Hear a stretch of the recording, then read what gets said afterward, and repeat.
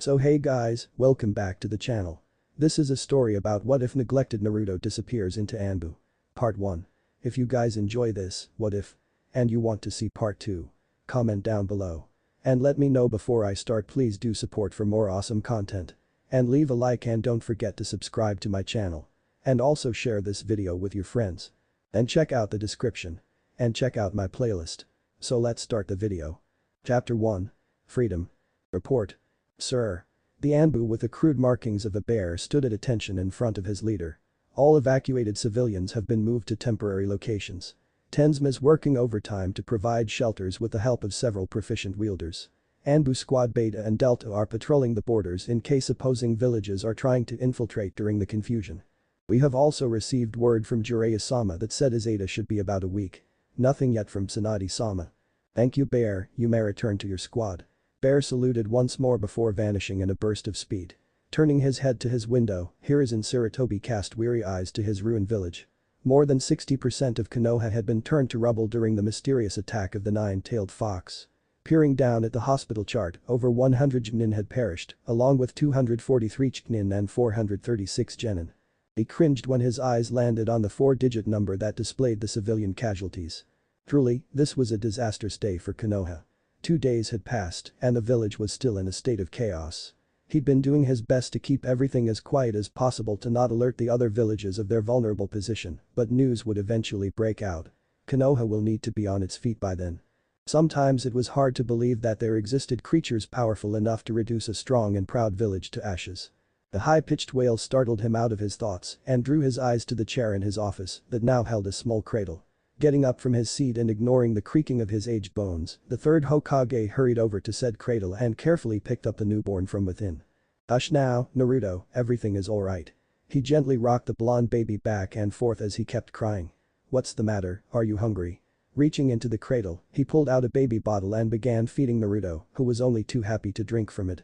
Hiruzen sadly watched the baby that looked so much like Minato. Kushina and Minato would have been the best parents for this baby, he was sure. They both looked absolutely giddy at the prospect of raising this child, so much so that they'd already started buying toys and clothes for him. But instead of being a day for celebration, it was now a day for grieving. You've been dealt a pretty bad hand, haven't you? Now finished with his meal, Naruto giggled softly before soon falling back asleep under Hiruzen's gentle rocking. God, he was bad at this. He never was any good at taking care of toddlers. His wife, Buwako, was the maternal one. Buwako. His heart clenched painfully as he closed his eyes at the thought of his now late wife. Her body had been found at the remote location that Kushina gave birth in with mysterious stab wounds. Truly a sad day for Konoha. A knock on the door brought him back to reality. Enter, he said softly, trying not to jostle the babe in his arms. The door opened and a familiar mop of lopsided gray hair walked in, with the face of a snarling dog that usually came with the hair. Ah, dog. Hiruzen gently set Naruto into his cradle and walked over to his desk, grunting softly as he sat back down. I've been expecting you. Dog's masked face seemed to linger on the cradle for a moment before he focused on his leader, saluting by force of habit. Hokage-sama. Please, Kakashi. Remove your mask. Kakashi reached up and unclipped his mask from his face, revealing the single bloodshot eye that wasn't covered by his village's headband. It seemed Hiruzen wasn't the only one to not have been getting any sleep. Kakashi once more looked back at the cradle. Reaching into his drawer, he searched around in it for a few seconds before taking out his pipe, filling it with tobacco, as he let the young teen gather his thoughts. So? This is Sensei's child, huh? He walked a bit closer to the cradle. He already looked so much like him. Indeed. All was silent save for the noise of tobacco being stuffed inside the wooden pipe. With a snap of his fingers, the pipe was lit and brought to the lips of the old Hokage. What will happen to him? The young prodigy asked without taking his eyes off the whiskered baby. Hiruzen inhaled deeply before blowing out a small cloud of smoke. He will be placed in the orphanage until he is of age to take care of himself. Kakashi finally tore his eyes away from Naruto. Hokage-sama, if I may. I know what you are about to ask, Kakashi, and the answer is no. He puffed once more on his pipe to settle his nerves and continued, ignoring the teen's irritated eye. You are much too young to be taking care of a child and are not in the right state of mind. As you are now, you would not be fit to be taking care of a baby. Not only that, Konoha needs you now more than ever. You are the squad captain of Anbu's primary team. We need you to take missions to acquire funds that this village so desperately needs right now. Kakashi clenched his fists in frustration. Do you really believe that he will be well treated in an orphanage? You and I both know what he is, what he contains. You know how people will react once they learn of it as well. Kakashi wasn't wrong, Hiruzen knew that. Mere moments after his birth, little Naruto had the greatest burden placed upon him. The massive monstrosity that ravaged the village was now sealed away into the belly of the baby. It's true, he will most likely be mistreated. The life of a Jinchuriki is never an easy one, but he raised his voice slightly when he saw Kakashi about to interject. Rest assured that I will have my most trusted people taking care of him. Kakashi once more turned his gaze to the sleeping baby. He was only 14 years old himself. He knew better than anyone that he was no father material for a baby. But still, this did not feel right. And what of Jiraiya-sama? On his way, was the short reply.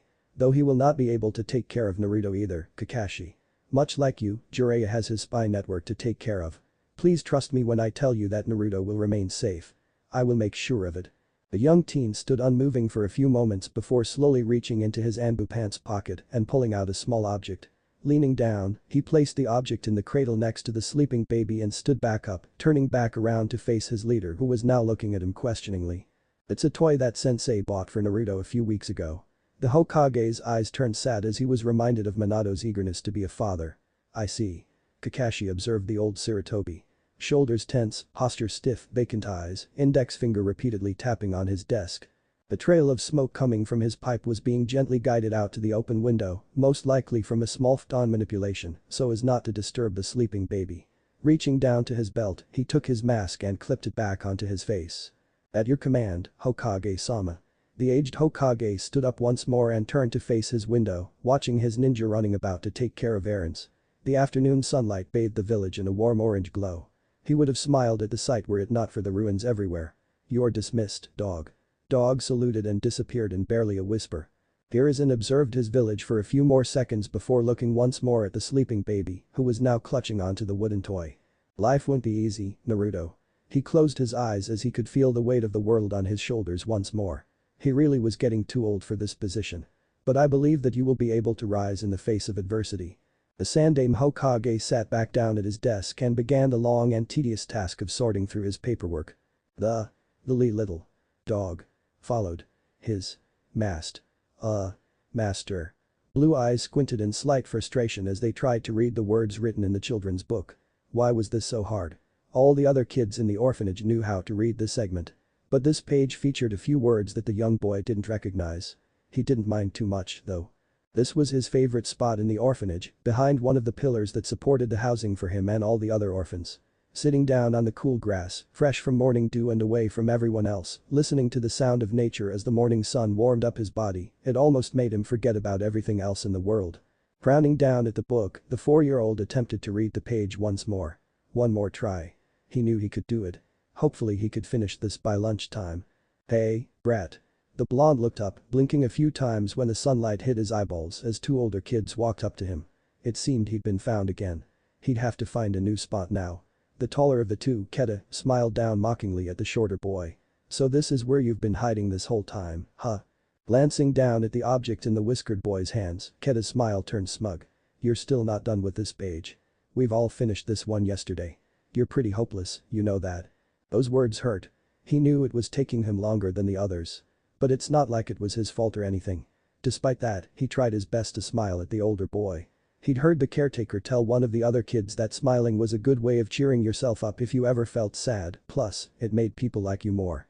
It's not my fault. The matron didn't help me at all. Suzu-san says it's because you're a little nuisance. The other boy, Tori, if he recalled correctly, shot back. Suzu was the orphanage's nurse, and like every other adult in this place, their eyes held nothing but contempt for him. She says that she wishes that you weren't in this orphanage because you're nothing but trouble. If you ask me, they must have made a mistake bringing you here. It's must have. Tori narrowed his eyes. What? Naruto kept smiling politely. It's must have, not must have. Tori grit his teeth together in anger and took a step forward. You think you're clever, you little monster. The smile on Naruto's face dropped. I'm not a monster. The hell you aren't. Tori slapped the book out of Naruto's hand and grabbed onto his collar. I'll show you. What's going on here? All heads turned towards the new voice as Kimi, the matron of the orphanage, rounded on them. She must have heard Keta and Tori's yelling. No one usually ventures around this area so far away from everyone else. Matron. Keta exclaimed and pointed an accusatory finger at the shorter blonde. Naruto insulted Tori just because he wanted to help him with his reading. The matron turned furious eyes towards a now scared Naruto. You. She marched towards Naruto and roughly grabbed him by the wrist. What have I told you about bothering the other kids? But I didn't. Quite. I don't want to hear anything out of you. She dragged him out of the courtyard and back into the hallway that led into his room. You stay in there and think about what you've done. I don't want to see your face again for the rest of the day. She shoved Naruto into his room and slammed the door closed as the small child stumbled in. Hearing the sound of a lock being turned from the outside, Naruto knew he could do nothing but comply. The matron was wrong. Smiling hadn't worked that time. Sighing as he flopped down onto his old mattress, Naruto fell around under his pillow and pulled out his treasure. A small wooden drum on a handle with 2 little beads attached on either side. He couldn't remember where he got it from, though it's been with him since the very beginning.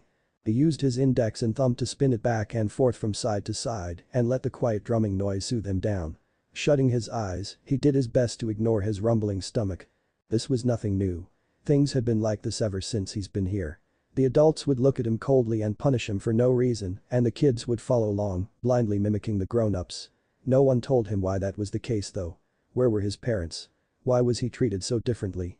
What could he have possibly done that the adult thought was so horrible that they'd treat him like an outcast? So many questions, and so little answers. He wanted to see the outside world. Explore what was beyond the brick walls that made up the perimeter of the building. He wanted to explore the trees that he could see in the distance. He wanted to see the markets that he could hear during the day when everything was quiet. He wanted a place where he could feel safe. Away from those cold eyes and harsh words. This place sucks. Hopefully, tomorrow will be a better day. Turns out he didn't have to wait that long. It hadn't taken much for the matron to finally snap. He was once more unfairly judged, and this time, Naruto hadn't wanted to take it quietly. He was so sick of smiling and pretending that everything was alright. For the first time, he'd yelled back at her, shouting out his innocence and trying to make her understand. He thought that maybe if he tried to stand up for himself, they would finally leave him be. They didn't. The whiskered boy stared back in the distance at the closed gates of the orphanage. Never in his wildest dreams did he think that they would throw him out to take care of himself. He was just glad that he'd kept his precious toy in his pocket that day. Turning his eyes towards the dirt road ahead of him, he frowned in uncertainty at the village that was laid out with twists and turns like some kind of rural maze. Now what? His feet began to take him forward, step by short step. He considered that question for a few moments. He obviously couldn't go back to the orphanage, and he didn't have any money. He could forage his own food, but he had no idea how to do that. Perhaps he could find a book on it. His reading skills had improved, so it shouldn't be a problem anymore. He was free now after all. That sudden thought made him stop short. He was free. A toothy grin made its way to his face as he began to laugh softly to himself, which soon turned into a full-blown laugh of joy. His feet began to move again before he was even aware of it. Only this time it was much faster. He was running. And there were no pesky walls in his way that forced him to slow down, no angry looks that made him shy away. He kept running, the wind whipping at his face in a way he'd never felt before. He could feel his heart pumping as he sprinted down the dirt road and into the village. This was great. This was awesome. He was finally free from this orphanage, and he hoped that he would never see it again. He was tired of seeing the faces of those old caretakers. The faces of new people would be a refreshing change. He was sure of it. The villagers sucked. He didn't know why that was, but people glared at him here as well, and whispers followed him around wherever he went. At first, people were curious at the sight of a blonde child running around with clothes that were obviously several sizes too big for him. But one look at the whisker marks made them realize just who that blonde child was. Hey, isn't that? Yeah, it's that boy. I was wondering where he'd been all this time. Maybe he was hiding. DCH, he should have just stayed hidden if you ask me. Why does Andame-sama even let him stay here? I mean, he contains the. Quiet. We're not allowed to talk about that. The young Jinchuriki clenched his little fists and did his best to ignore the people around him. Right now, I need to focus on getting something to eat. If only it were that easy. He waited. Holding his breath and eyes focused on his prize, like a hawk eyeing its prey. He'd been waiting for far too long for this to fail. He had one shot, and he had to make it count. Narrowing his eyes, he saw the guardian of his interest move away slightly as they tended to another customer. Now. The blonde blur suddenly shot forward and snatched the red apple right off the fruit rack before quickly rounding the corner and disappearing. What the hey? Get back here. The portly merchant attempted to run after the little boy, but he was just too fast for him. Bending down and resting his hands on his knee in an attempt to catch his breath. The merchant raised his fist angrily at the disappearing blur in the distance. You better not come back here. Haha, sucker. Naruto thought to himself victoriously as he clutched the apple close to his chest, making his way through the winding roads of the shopping district. Finally reaching his destination, he sat down against the wall of a back alley where he usually stayed and slept. He grinned as he brushed the strands of hair out of his eyes. It had gotten pretty long during those 4 months of living in the streets, reaching nearly up to his shoulders. The now 5-year-old looked down at his hand holding the apple and promptly devoured it in mere seconds. Ah, that hit the spot. He smiled and patted his stomach in satisfaction. Standing up, the blond boy peeked over the corner, looking left and right for any signs of anyone. After finding nothing and pocketing his wooden toy, Naruto made his way out of his alley and onto the main streets of Konoha. This was his routine. In the morning he'd steal whatever food he could find, and after he was done enjoying his spoils, he would step out of hiding and explore the village. A drop of cold water landing on his nose startled him. Looking up, he saw that the scorching hot midday sun had quickly been hidden behind a sea of gray clouds. Another drop fell on his face, followed by another and another, until the downpour increased in intensity, the rain bucketing down onto the unsuspecting villagers and merchants. Naruto smiled and looked at the sky through squinted eyes as he let the heavy rainfall wash his face. He didn't move from his position, even when the villagers around him shrieked and ran for cover, choosing to stretch his arms out on either side of him, as if welcoming back an old friend.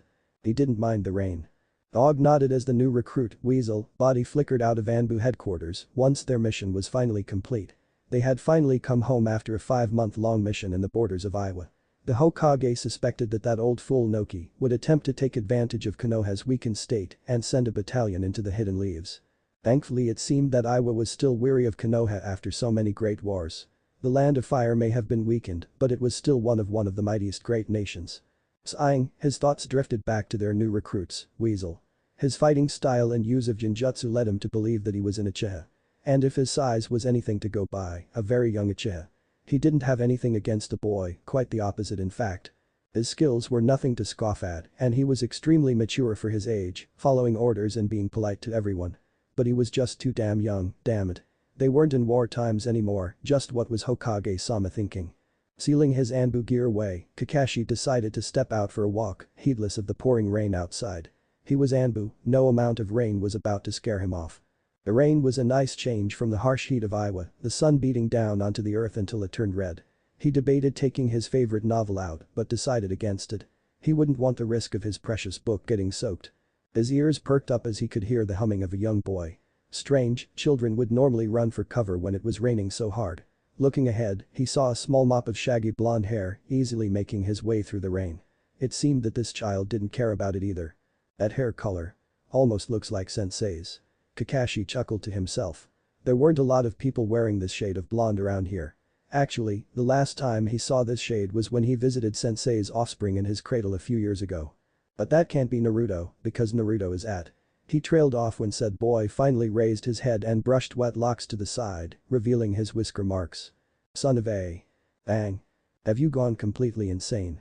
The Sandaime Hokage didn't even bother looking up his paperwork. Good evening Kakashi, how nice of you to visit, you may enter. He said in a sarcastic tone. Don't give me that bullshit. Kakashi seethed. You promised me that you would keep Naruto safe in the orphanage. The Hokage raised his head and observed the Anbu commander for a few moments. And I did, he started slowly. Naruto is being taken care of by my best friends. Then who the hell was that blonde homeless kid with whisker marks that I just saw, Sandaime? The temperature in the office seemed to drop several degrees. I beg your pardon. Naruto isn't in the orphanage. Kakashi narrowed his eyes on the older man. He's all by himself near the meat market in the main square. You mean to tell me that you didn't know that? The professor stood up, face full of fury and eyes frigid. Bear.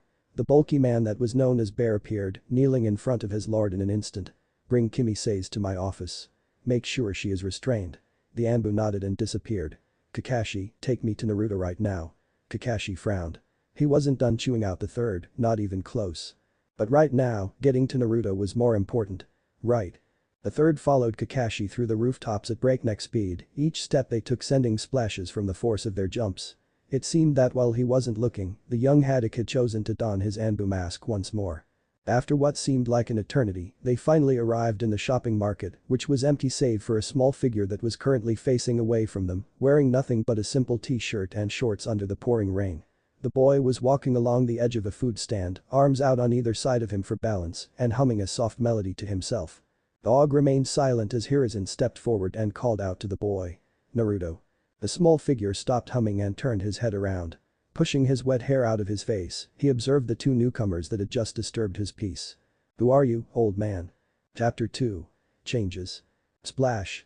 Hiruzen wondered how he had let things turn out the way they had. Splash. He was supposed to protect Naruto from life or torment. Instead, what had happened? Naruto was forced out of the orphanage and became homeless, having had to resort to stealing for survival. What a joke. How could he ever face Minato in the afterlife now? Splash. Though he supposed that was a moot point, considering Minato was in the belly of the Grim Reaper himself. But even the yellow flash didn't scare him as much as Kushina Uzumaki. Oh, that woman was a fierce one. There was a good reason why she was dubbed the Red Hot Habanero in the academy. Splash. Speaking of women, the professor was shocked to discover what Kimi had done to Naruto. Kimi was someone that he once trusted with his life. He'd known her ever since the Second Shinobi War.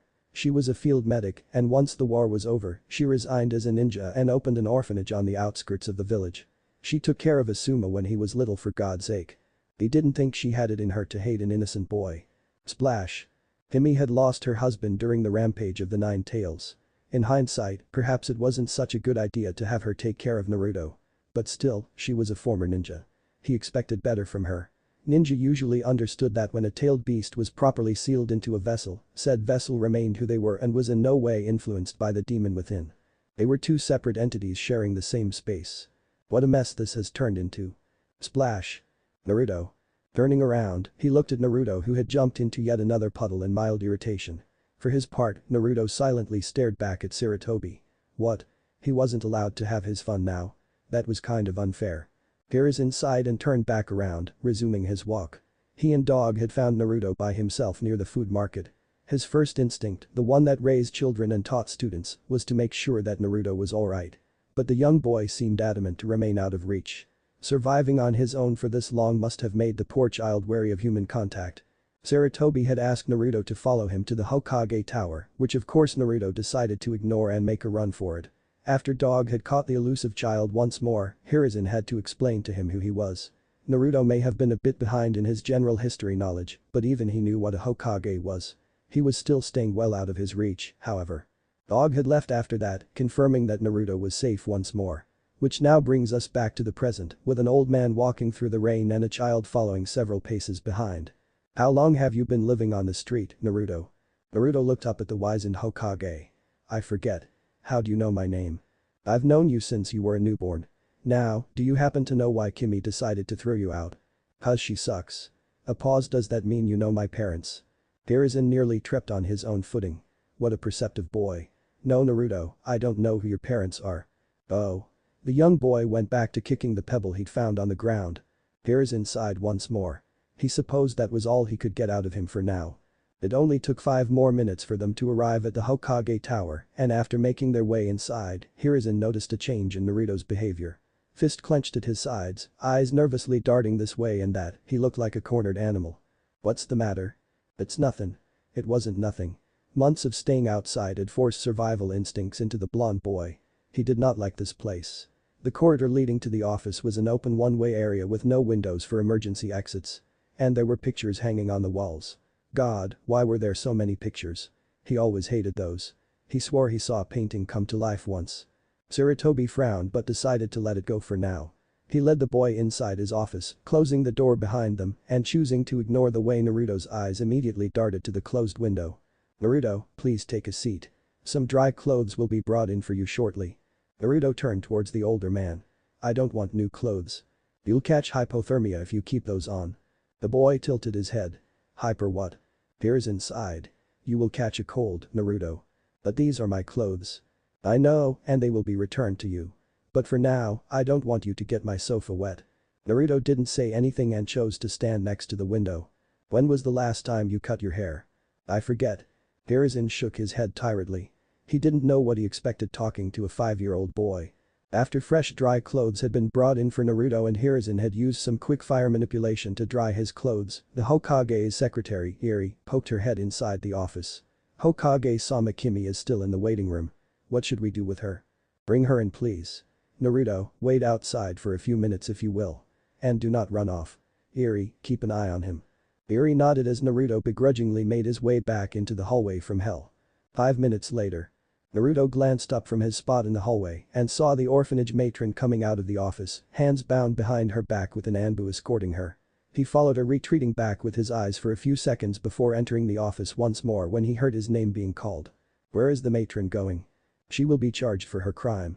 Expelling a child out of an orphanage without the Hokage's jurisdiction is a serious offense. Naruto frowned. He didn't understand half of those words, but as long as she was far away from him then he didn't care. Naruto. The young boy looked up at the old man again. Himi told me that she expelled you 4 months ago, coming on 5 months now. Why did you stay out for so long? Why didn't you come here to the Hokage Tower? He blinked in confusion. I didn't know what that was. You could have asked someone. I know the villagers aren't very friendly, but the patrolling shinobi would have helped you. Naruto frowned at that. I can't tell who's good or bad. I just avoided everyone and stayed hidden. Here's inside. I will arrange to have a home set up for you.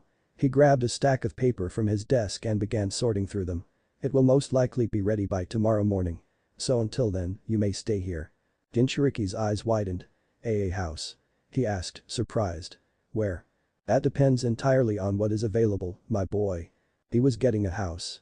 Just like that. He could hardly believe it. The old man was the Hokage, so he supposed it shouldn't be too hard for him to arrange something like that. But still, he doubted that this old man would just do that without expecting anything in return. Another thought crossed his mind as he sat down on the sofa. Don't people that live in houses have to pay for things? Like food and stuff?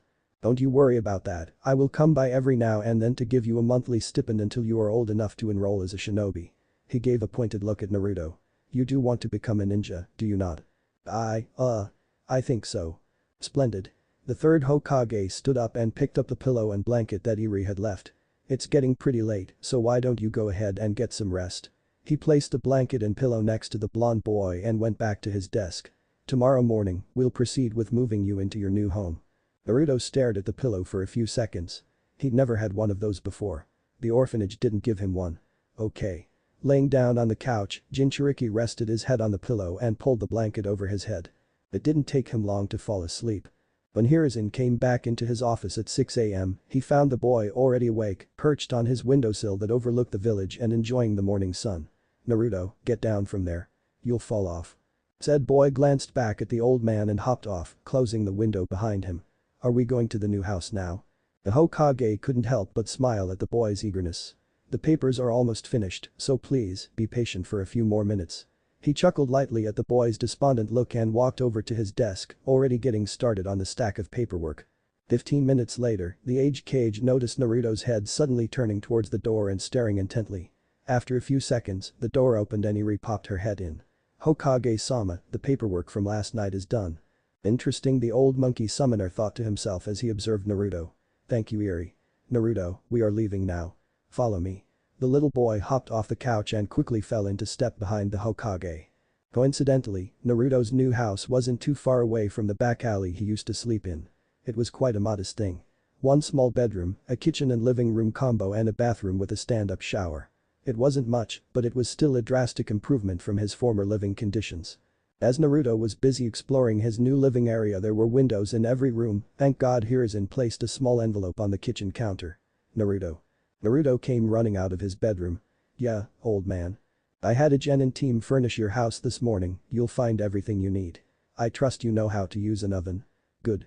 This here, he gestured towards the envelope, is your monthly allowance, use it to buy yourself food and pay your bills every week. Those will only come around once a month, so make sure you don't spend your money on unnecessary things. If you have any questions or you need anything, then you can find me in the Hokage Tower, where we were this morning. Naruto looked over at the envelope before looking over at the living room. A couch was there, as was a dinner table and a few chairs. The bedroom had a bed and a nightstand as well as a cupboard. The kitchen was already full with plates, glasses and silverware. There was a note on the kitchen cabinet that had a list of meats and vegetables he should buy. Even the bathroom already had a toothbrush and a tube of toothpaste. Naruto looked back over towards the Hokage, who was patiently waiting for Naruto to take everything in, before finally voicing the question that's been niggling at his mind since the previous night. Why? Hiruzen stared at Naruto. Why what? Why are you doing all this? The house, the furnitures. Furniture? Hiruzen corrected. Furniture? Naruto frowned once more.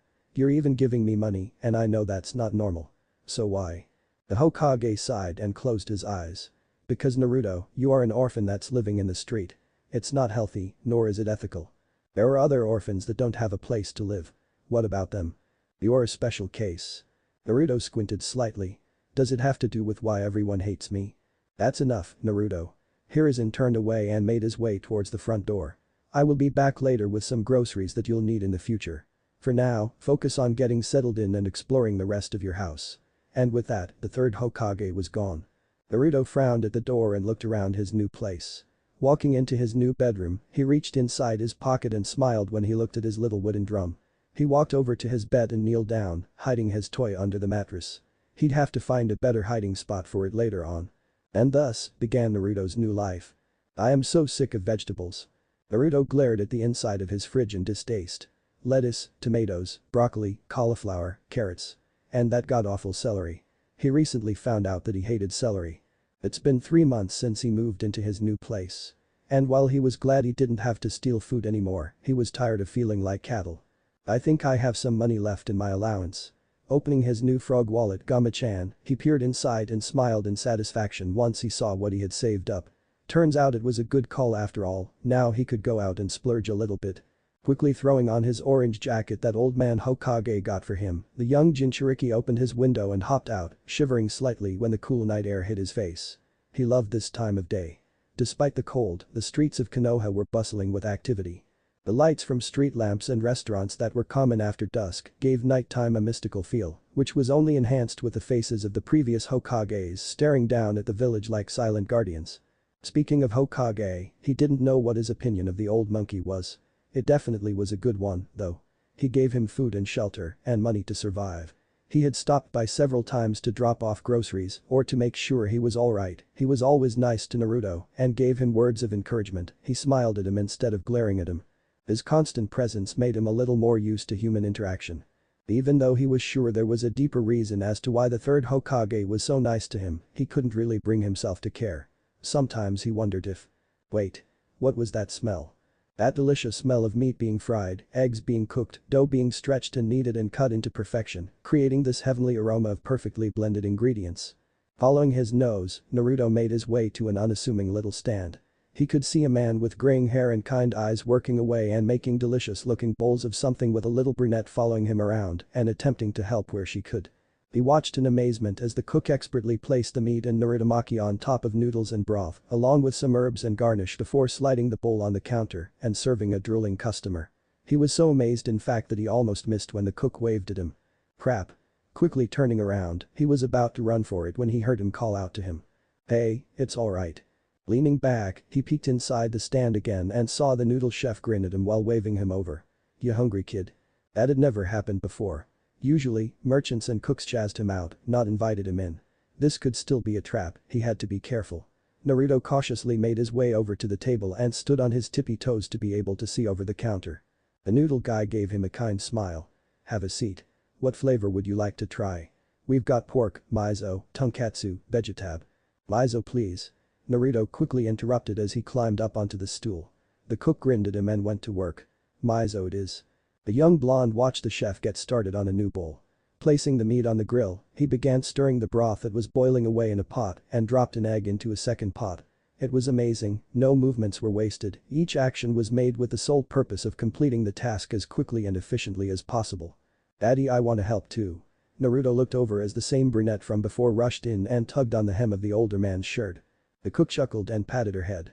Sure am, why don't you chop some peppers for me? The little girl am cheered and rushed to get the task completed. Be careful with the knife. He added quickly. Naruto smiled slightly at the sight. Is this what having a parent was like? It looked nice. It only took 5 more minutes for the bowl to be ready. Here we are, 1 bowl of miso ramen for the little mister. The cook said jovially as he placed the bowl in front of Naruto. Ramen? Naruto asked curiously, deeply inhaling the smell of the heavenly dish. The ramen cook suddenly turned back around, startling the young boy. You mean to tell me you've never had ramen before? At the blonde's head shake, the cook smiled at Naruto once more. What's your name, kid? Naruto. Naruto Uzumaki. The cook chuckled. Uzumaki, eh? Naruto nodded. Interesting name. The blonde looked up at him curiously. Well Naruto, you can call me Tucci. And this over here is my daughter, Am. He gestured behind him at the little girl that was putting some of the pots away. "And as a celebration for letting me serve you your first bowl of ramen, this one's in the house." "Really? Thanks Teshi." Tucci's eyebrow twitched as Naruto mispronounced his name and watched him break his chopsticks apart. "Thank you for the meal." The hungry blonde picked up a few strings of noodles with his chopsticks and quickly slurped them up. "Whoa. This ramen stuff is amazing." Tucci smiled proudly as Naruto began shoveling the ramen in his mouth like a starving man. "He's just like Kushina," he thought to himself fondly. "Hey daddy, I can't find the spatula." Am rushed up to Tucci and noticed the young customer. "Oh my gosh, your whiskers are so cute," the 9-year-old exclaimed. Naruto paused, an indignant look appearing on his face as his cheeks reddened slightly in embarrassment. "They're not whiskers, they're birthmarks. I think." He mumbled that last part to himself. "Whatever, your whiskers are still cute Mr. Whiskers." The whiskered boy groaned as he went back to his ramen. Tucci, who was watching the interaction, chuckled to himself. "Naruto," he called out getting the blonde's attention. The chef smiled at him. "You will always be welcome here." The warm alien feeling bloomed in his stomach and he could feel his eyes begin to sting a little. Thank you, Tucci-san." He quickly brought the bowl to his lips and pretended to drink from it to hide his moistening eyes. Maybe things weren't so bad after all. "So? You're guarding the Uzumaki kid now, eh? What did you do to get stuck with that, Yuzuki?" A man with a bandana queried playfully as he chewed on the in his mouth. "Genma," chided a woman with red eyes and curly black hair. "It's alright Kurenai," Yuzuki replied and smiled at Genma. "I requested it." "You requested it?" another man wearing shades asked in surprise. "I thought you only lived for the missions and all that stuff, what happened?" "Her last mission went south." Hade answered Aoba's question. Yugao, who was holding his hand in hers, squeezed it a little too tight, making Hade wince slightly. "It did not," Yugao said in a warning tone to her boyfriend. "I just needed a change of scenery. Taking mission after mission is having its toll on me." A man with a heavily scarred face laughed at that, making accusing eyes turn to him. "Don't even get me started on you, mister. I opted out of a mission because I had a stomachache." Raido's laugh abruptly stopped. "I did," he shouted indignantly, making Yugao roll her eyes. "Still," said Kurenai. "Don't you think it's a bit boring? I know that Naruto boy isn't exactly like the other kids, but he is still one." "It's not that bad," said the purple-haired swordsman as she took a sip from her drink.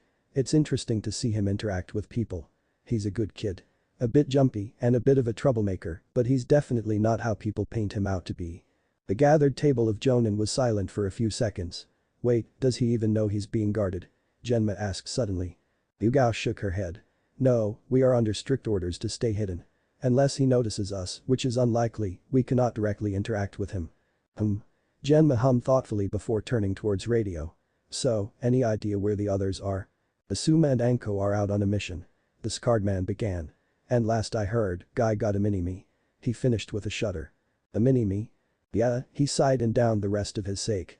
"An apprentice. He's making him wear the same horrid stuff as well." "And Kakashi?" "Yo." Everyone turned around to see a familiar masked face. "Kakashi." Aoba greeted me. "Did you hear that Yugao is babysitting kids now?" "Ow." The wearing shades yelped as he received a kick in the shin under the table. Kakashi's eyes curled up into a smile. "Oh, I know. She's my partner." Everyone stared at Kakashi in surprise, save for Yugao who laughed quietly to herself. "You mean to tell me that the Hokage saw fit to assign one of our best Anbu to a babysitting job?" Kakashi nodded. "Why?" "I requested it," he answered and was rewarded with the stupefied faces of his friends. He really did love messing with them. Naruto had made up his mind. He was going to become a ninja. He thought long and hard about that ever since the old man Hokage asked him 5 months ago. On one hand, being a ninja was probably super dangerous.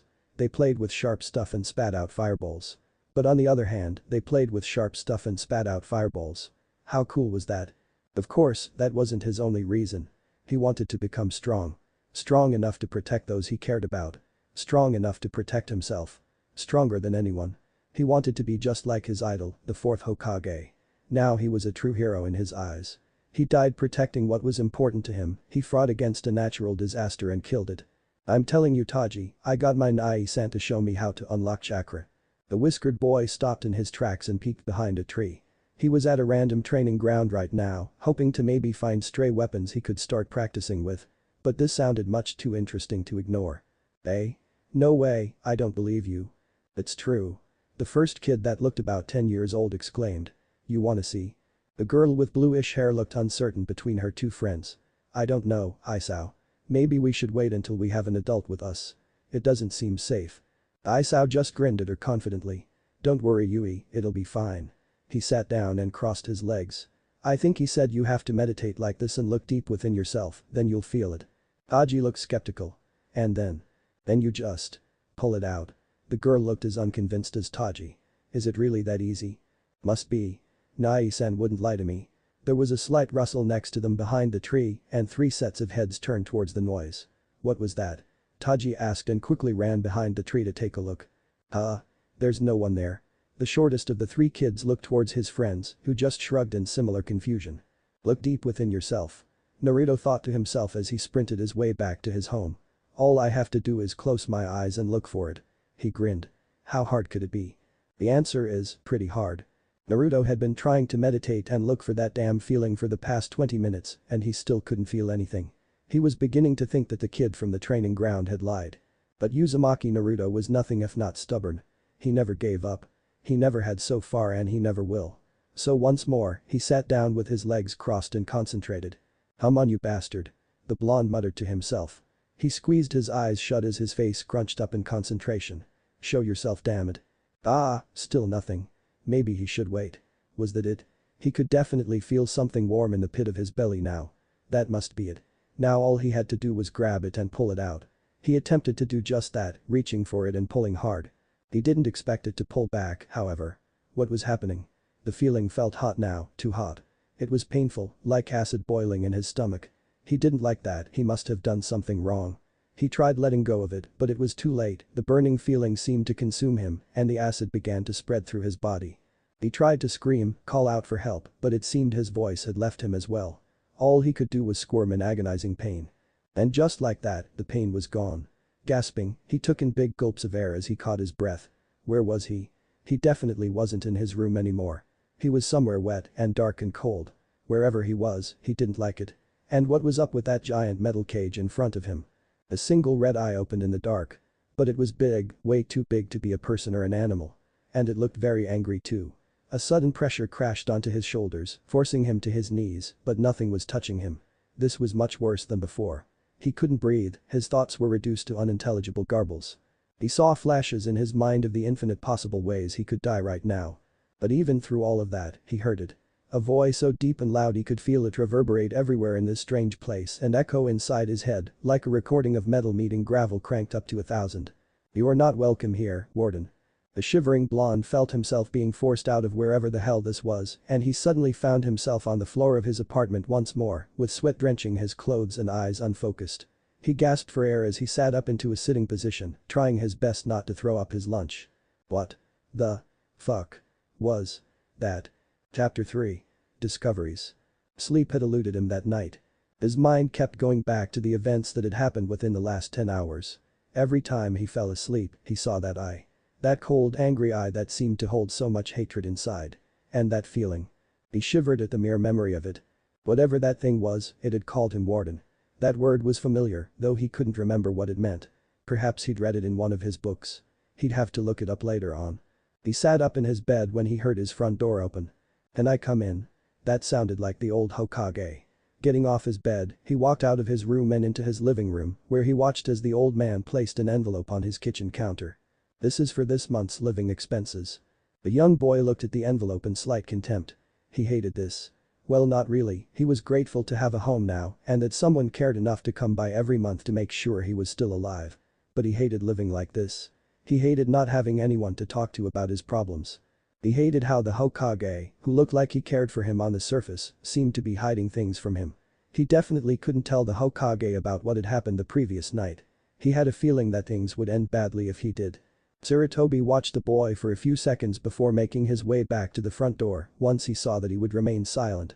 Hey. The Hokage paused in front of the door and turned to the young blonde as Naruto tilted his head back to look at him. Why don't I have a mom and dad?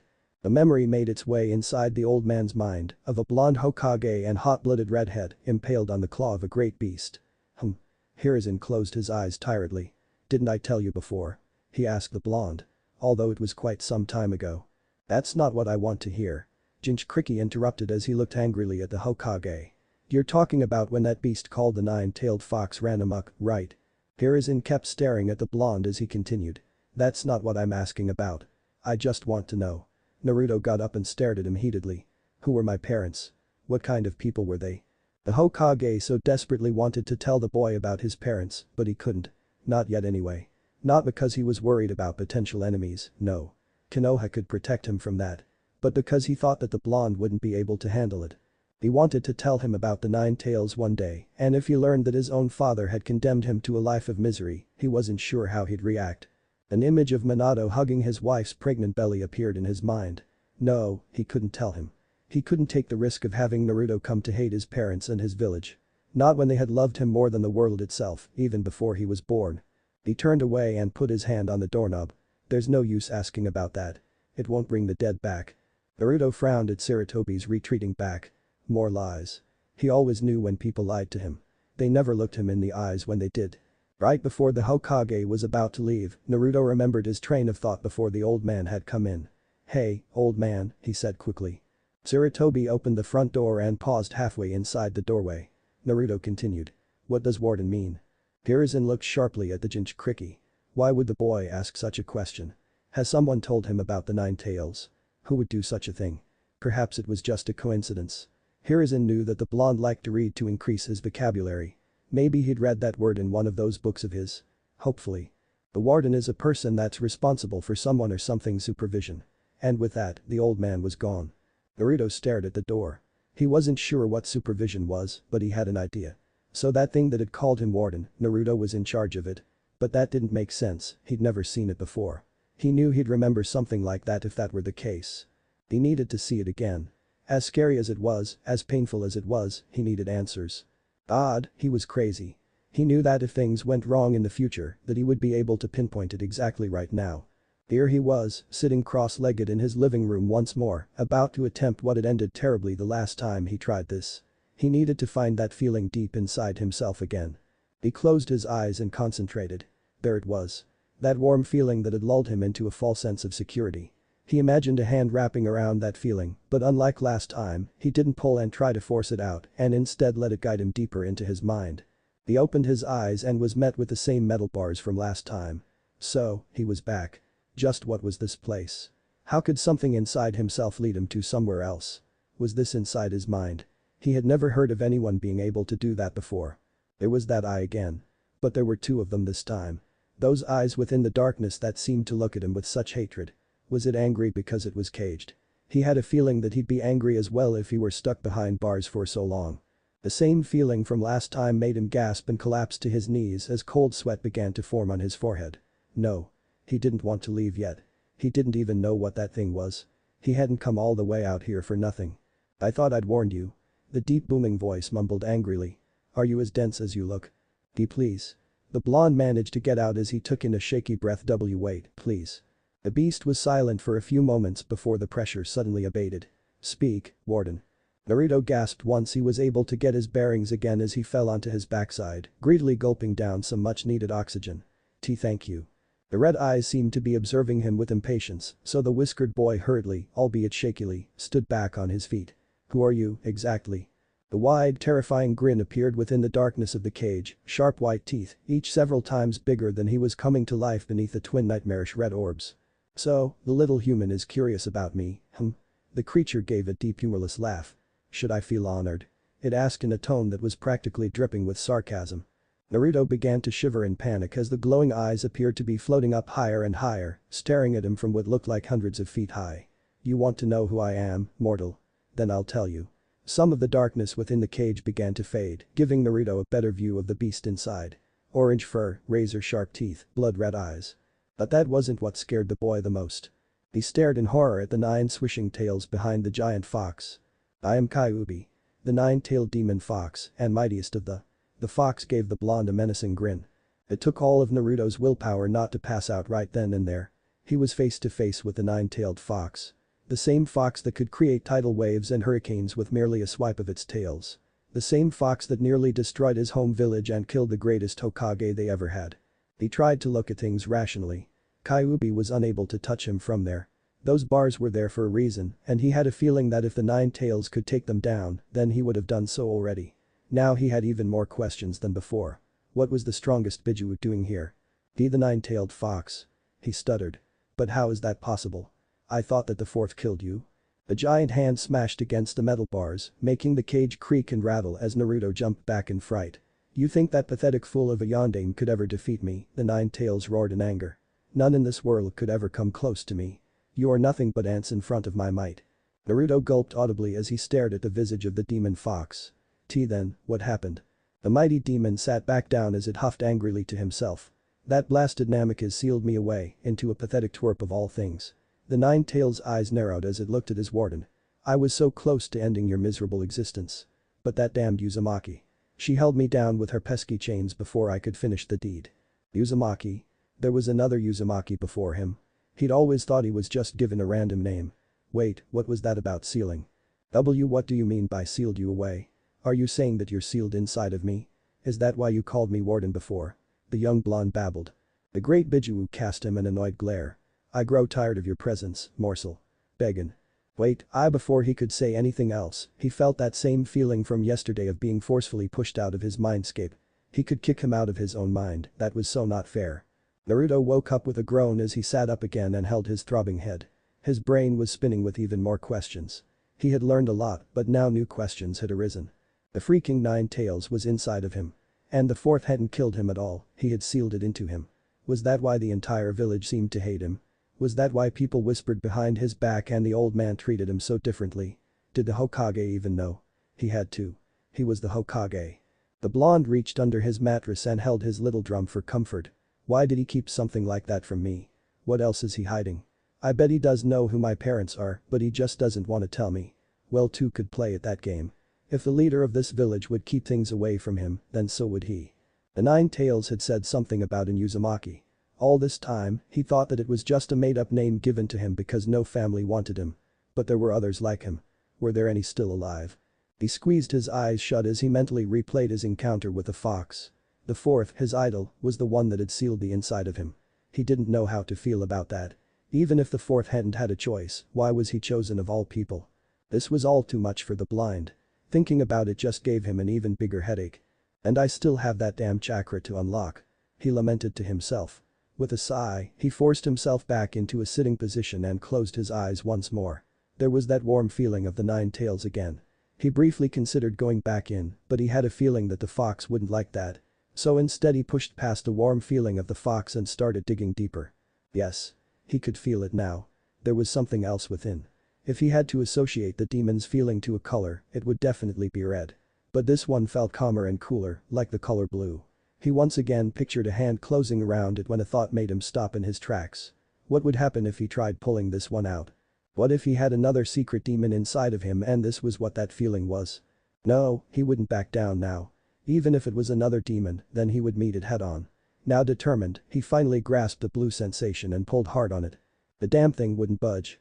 Well, it didn't violently pull back like the red color, this one just would not move at all. Gritting his teeth, he pictured a second hand wrapping around it and began to pull with all his might once more. Yes. He could feel it wobbling slightly. He was so close now, all he had to do was keep pulling. And he kept doing just that, pulling and pulling as hard as he could for several minutes. And finally, after one final tug, he felt it give. Chakra exploded out of him and knocked his surrounding furniture over. He could feel this warm comforting sensation flowing around his body, revitalizing him and making him feel stronger and healthier than he ever had in his short life. He had done it. He'd unlocked his chakra. Standing up, he marveled at this newfound feeling. He felt like he could run for miles and lift mountains. But the question was, what would he do now with this power? An idea came to his head as a mischievous smile blossomed onto his face. He's over there. Get him.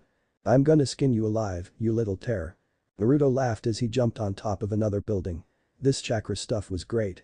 He could jump from roof to roof now, and he could outrun everyone. Even those people with the green vests that always gave him trouble before were left behind in his dust. For the past 3 hours, he'd been pulling prank after prank, terrorizing the villagers and ninja alike. No one who scorned him was safe from him. He could remember every face, every nasty insult and every store owner that had chazzed him out. One had had the front of his store graffitied with big bold text saying stupid and butthead. Another civilian had walked home only to be met with a pie being launched out of his opposing wall and nailing him in the face. Looking back, he saw that some of the people with green vests were catching up with him as he did his best to contain his laughter. One of them was bright pink. Another one was covered in feathers and looked like a giant chicken. Quickly hopping off the building and ducking into an alleyway, he waited until all of his pursuers were out of sight before finally coming out with a satisfied smile. That'll show them not to mess with Naruto Uzumaki. The crash behind him startled him as he whirled around. A man in a green vest and a long scar running along the bridge of his nose stumbled out from behind some trash cans, panting in exhaustion from chasing after him all day. "I finally found you," he panted out in between breaths. Naruto smiled at him challengingly and took off once more. "No, you didn't. Hey, get back here," he yelled out uselessly. He blinked in surprise though when the 5-year-old skidded to a stop and after a moment's pause, cautiously made his way back towards the man in the green vest. "Oh, you. Actually I did." Naruto tilted his head. "Yeah." The young Chunin scratched his head in confusion and looked around uncertainly. "Well, alright. I guess we're going to the Hokage's office now. Follow me." The man turned around and began to make his way towards the Hokage building, entirely missing the grin on Naruto's face. Element of surprise. The blonde pulled a water balloon off of his belt and flung it at the man, who turned around in surprise and spluttered as the balloon exploded in his face. "Ah!" the older man yelled as he fell onto his backside. He frantically wiped his face and opened his eyes to berate the little trickster, only to realize he was already long gone. Up above on the roofs, 2 masked figures observed the scene below in amusement. "Lively kid," the one in the weasel mask said with a small chuckle. The Anbu in the dog mask just smiled. The day was awesome. He'd gotten some sweet revenge on those annoying villagers that would always be mean to him. Right now, though, he was tired. He looked like quite the sight, paint and scuff marks adorned his clothes and his hair stuck to his forehead from the sweat. He was looking forward to getting home, showering and collapsing onto his bed. "Man, where did that troublesome kid go?" Naruto stopped and looked up as a voice drew his attention. There was an unassuming man with black hair in another one of those green vests. The man was looking around in search of something before sighing as he brought his hands together, hands closed save for his index and middle fingers that extended out to make a cross sign. "It can't be helped." Shadow Clone. A puff of smoke appeared next to him, surprising Naruto. His eyes nearly fell out of his sockets when he saw an exact copy of the black-haired man next to him. "You go this way, I'll check out this area over there." The clone nodded as he and the original vanished in different directions. Naruto looked on in amazement. The plan was to go home, take a shower and get some much-needed rest, but what he had witnessed earlier had made him way too excited. There was a technique that could make clones. What else could ninja do?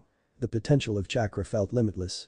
So here he was, standing in his living room once more as he stared at the ground in front of him with determined eyes. He had chakra now, so he could do this as well, right?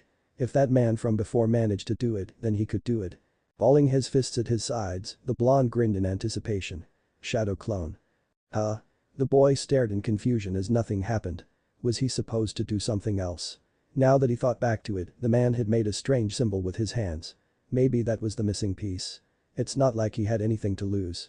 Crossing his fingers together just like how he saw the ninja do, he felt his chakra fluctuate in his body in an unfamiliar way. "Shadow Clone," he called out, even louder than before. A puff of smoke appeared in front of him as he felt a wave of dizziness. Damn, why did he suddenly feel so tired? Blinking, he stared at the spot where the smoke had come from. There was nothing there. Had he done the technique incorrectly? "Oi!" A squeaky high-pitched voice startled him as glanced around his room in confusion. "Hello? Down here?" The blonde Cricky looked down and was surprised to find himself. Except he was much smaller than him. "Why are you so tall, you bastard?" His mini-clone yelled at him angrily. The real Naruto could only stare in astonishment. "I'm not tall, you're the one that's small. What the hell happened?" The tiny clone crossed his arms in indignation as it opened his mouth to give a smart reply. Only to disappear in another puff of smoke. Naruto stared at the spot that his clone was just standing in as his tired brain attempted to process what had just happened. 3 months had gone by for our favorite blonde and life went on as usual. The Hokage came by to give him his allowance. Naruto terrorized the villagers by doing his new favorite pastime, pranking, and on his own time, Naruto had been doing some studying on his own. Turns out there is a whole island of Uzumakas. Well, there was. Not anymore. The island of Uzushiogakure had been eradicated during one of the wars, leaving only ruins to show that they had once been a prospering village within the land of whirlpools. Rumor has it that there were survivors that had managed to flee during the attack, obviously, given that he was here now. But as feeble as it was, hope began to take life inside of Naruto that other members of his family had managed to survive as well. Another thing that he had learned was that each major village had people that held demons in them, or jinchurikis as they called them. Well, the thought that there were others out there who were just like him made him happy. He couldn't help but wonder how they were being treated over there. "I hope they're alright," thought the blonde sadly. He wanted to meet them one day. He was sure that they could become friends. He needed more answers about why he had been chosen. The passing book in the library about the fourth had told him that Minato Namikaze had a genin team before he was anointed as the Hokage. Uchiha Obito, deceased. Nahara, deceased. Had a Kakashi, genin of Konoha. This Kakashi person might know something about Yondame's decision. He hoped so at least. A soft knock on his front door shook him out of his musings. Glancing at his clock, he saw that it was 9:38 p.m. Who could it be at this time? Slowly patting his way to the front door, he stopped in front of it as he pressed an ear to it. "Who is it?" No answer. That was weird. He slowly reached up for his handle and opened the door a crack, peeking his head behind the frame. No one there. But there was a package on the floor with writing scribbled on it that read to Naruto. His interest having been piqued, he opened the door fully and picked up the package in his small hands. Glancing from side to side once more, he turned back around once he saw no one and closed the door behind him. What is this? He stared at the package for a few seconds, suspicion steadily rising as he thought of what could be inside of this unassuming package. After shaking it gently and confirming that the material inside was soft and nothing dangerous, he ripped it open as a note fell out of it. He picked up the note curiously and opened it for those cold winter days. "Happy birthday, Naruto." Birthday? Yes, he'd heard that word before. Kids in the orphanage had used it several times, though he never really thought that he could have one as well. It made sense now that he thought about it. He glanced over to the calendar that was hanging from his wall. So October 10 was his birthday then. Placing the card down, he opened the package further to reveal a blue scarf with lines running horizontally across the fabric that were a lighter shade of blue. "It's so soft," he thought as he wrapped it around himself and marveled at the warmth it seemed to give him. But who would give him this scarf? There wasn't anyone behind the door. Running to his window, he threw it open as he looked around the dark street in the hopes of finding this mysterious person. Unfortunately, the area was barren at this time of night. Inhaling, Naruto cupped his hands around his mouth to project his voice even further. "Thank you," he yelled out into the night.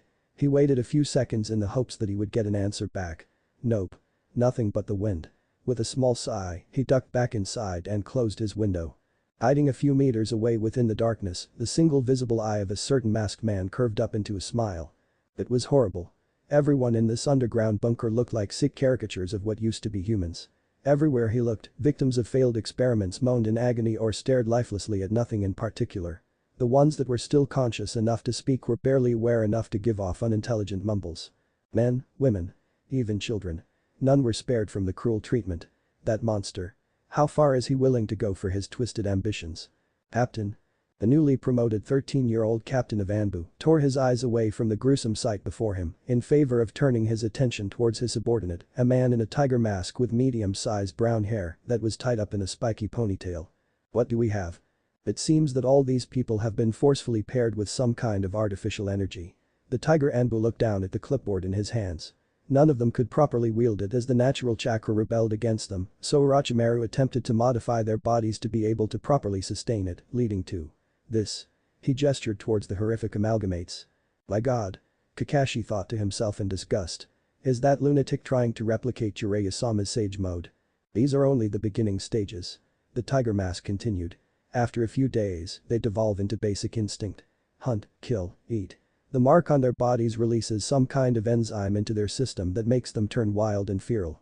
They become extremely dangerous and will attack anything on sight. "Have we tried removing the mark?" the team commander asked. "That's the thing, sir." Tiger looked uneasily at the disfigured victims. The mark seemed to hold a piece of Orochimaru's soul. It's impossible to remove it. It wasn't looking good. Kakashi stared hopelessly at what he assumed was a young female clutching a crying infant to her side. "Have any of the recovered bodies turned back to normal?" "None, sir. All of these people are done for," the subordinate replied grimly. The gray-haired Anbu squeezed his eyes shut as he debated what to do. He slowly walked over to the huddled figure of the young girl he saw before and crouched down to her level. She didn't seem to notice him. The deformed experiment was slowly rocking her child and muttering a lullaby as her empty eye socket stared right through him. He knew what he had to do. But could he do it? Could he really take the lives of these poor tortured souls? They hadn't done anything yet, they didn't deserve to die. They were just civilians living their lives who fell victim to a twisted man's corrupted desires. But it was too late for them.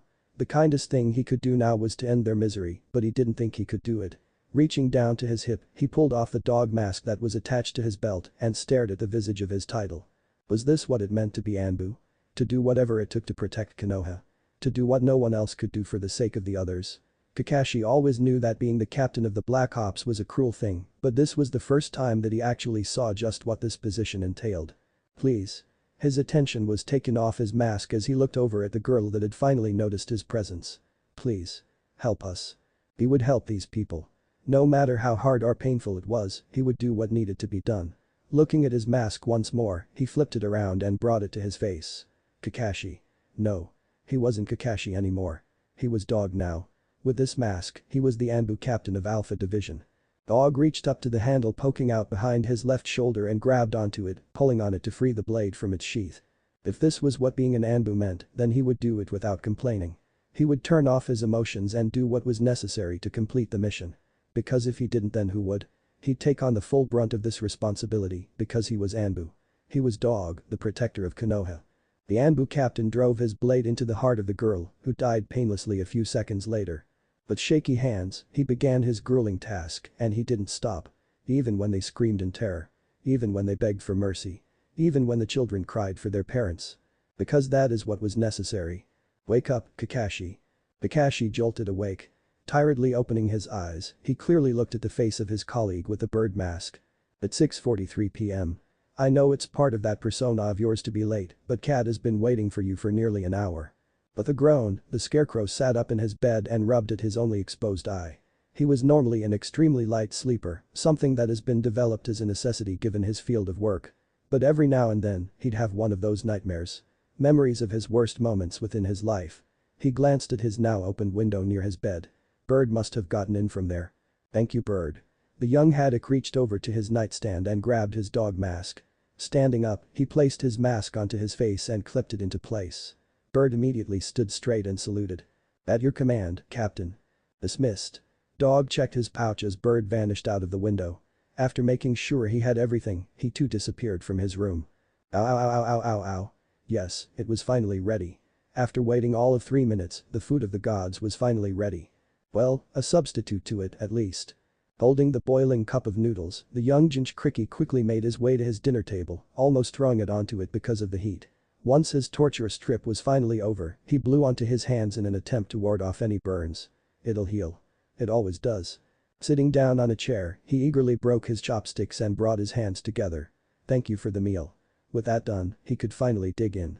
The cup of noodles never stood a chance. In merely a minute, the cup that once contained the heavenly dish had been completely emptied.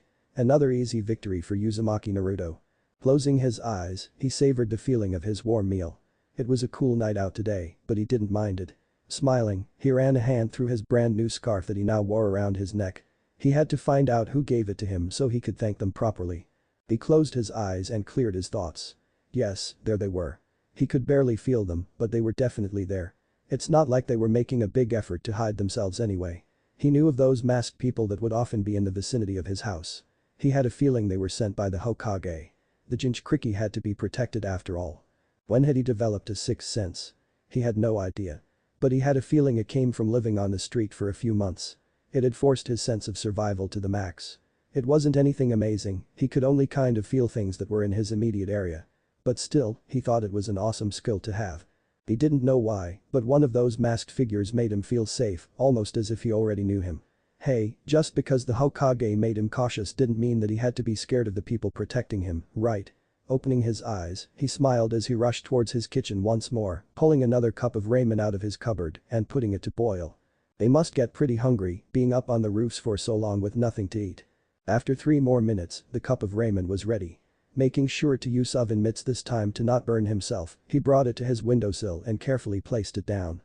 Well, that sucked, no one was coming down to get it. Maybe he'd been wrong and no one was there. He shrugged and made his way back to his living room. They'll take it whenever they see it. He needed to find the Kakashi guy. He was sure that he would be able to tell him more about why he was chosen as the jailer of the 9 Tails. Plus, being the student of the 4th, he had to be strong. Maybe he could get the Jimin to train him. He wanted no. He needed to become stronger. If he was going to become a strong shinobi one day, then he'd need training, lots of training. And he had a feeling it wasn't going to be easy. Yes, tomorrow, he will find him. And he would find his answers. His eyes went back to his windowsill.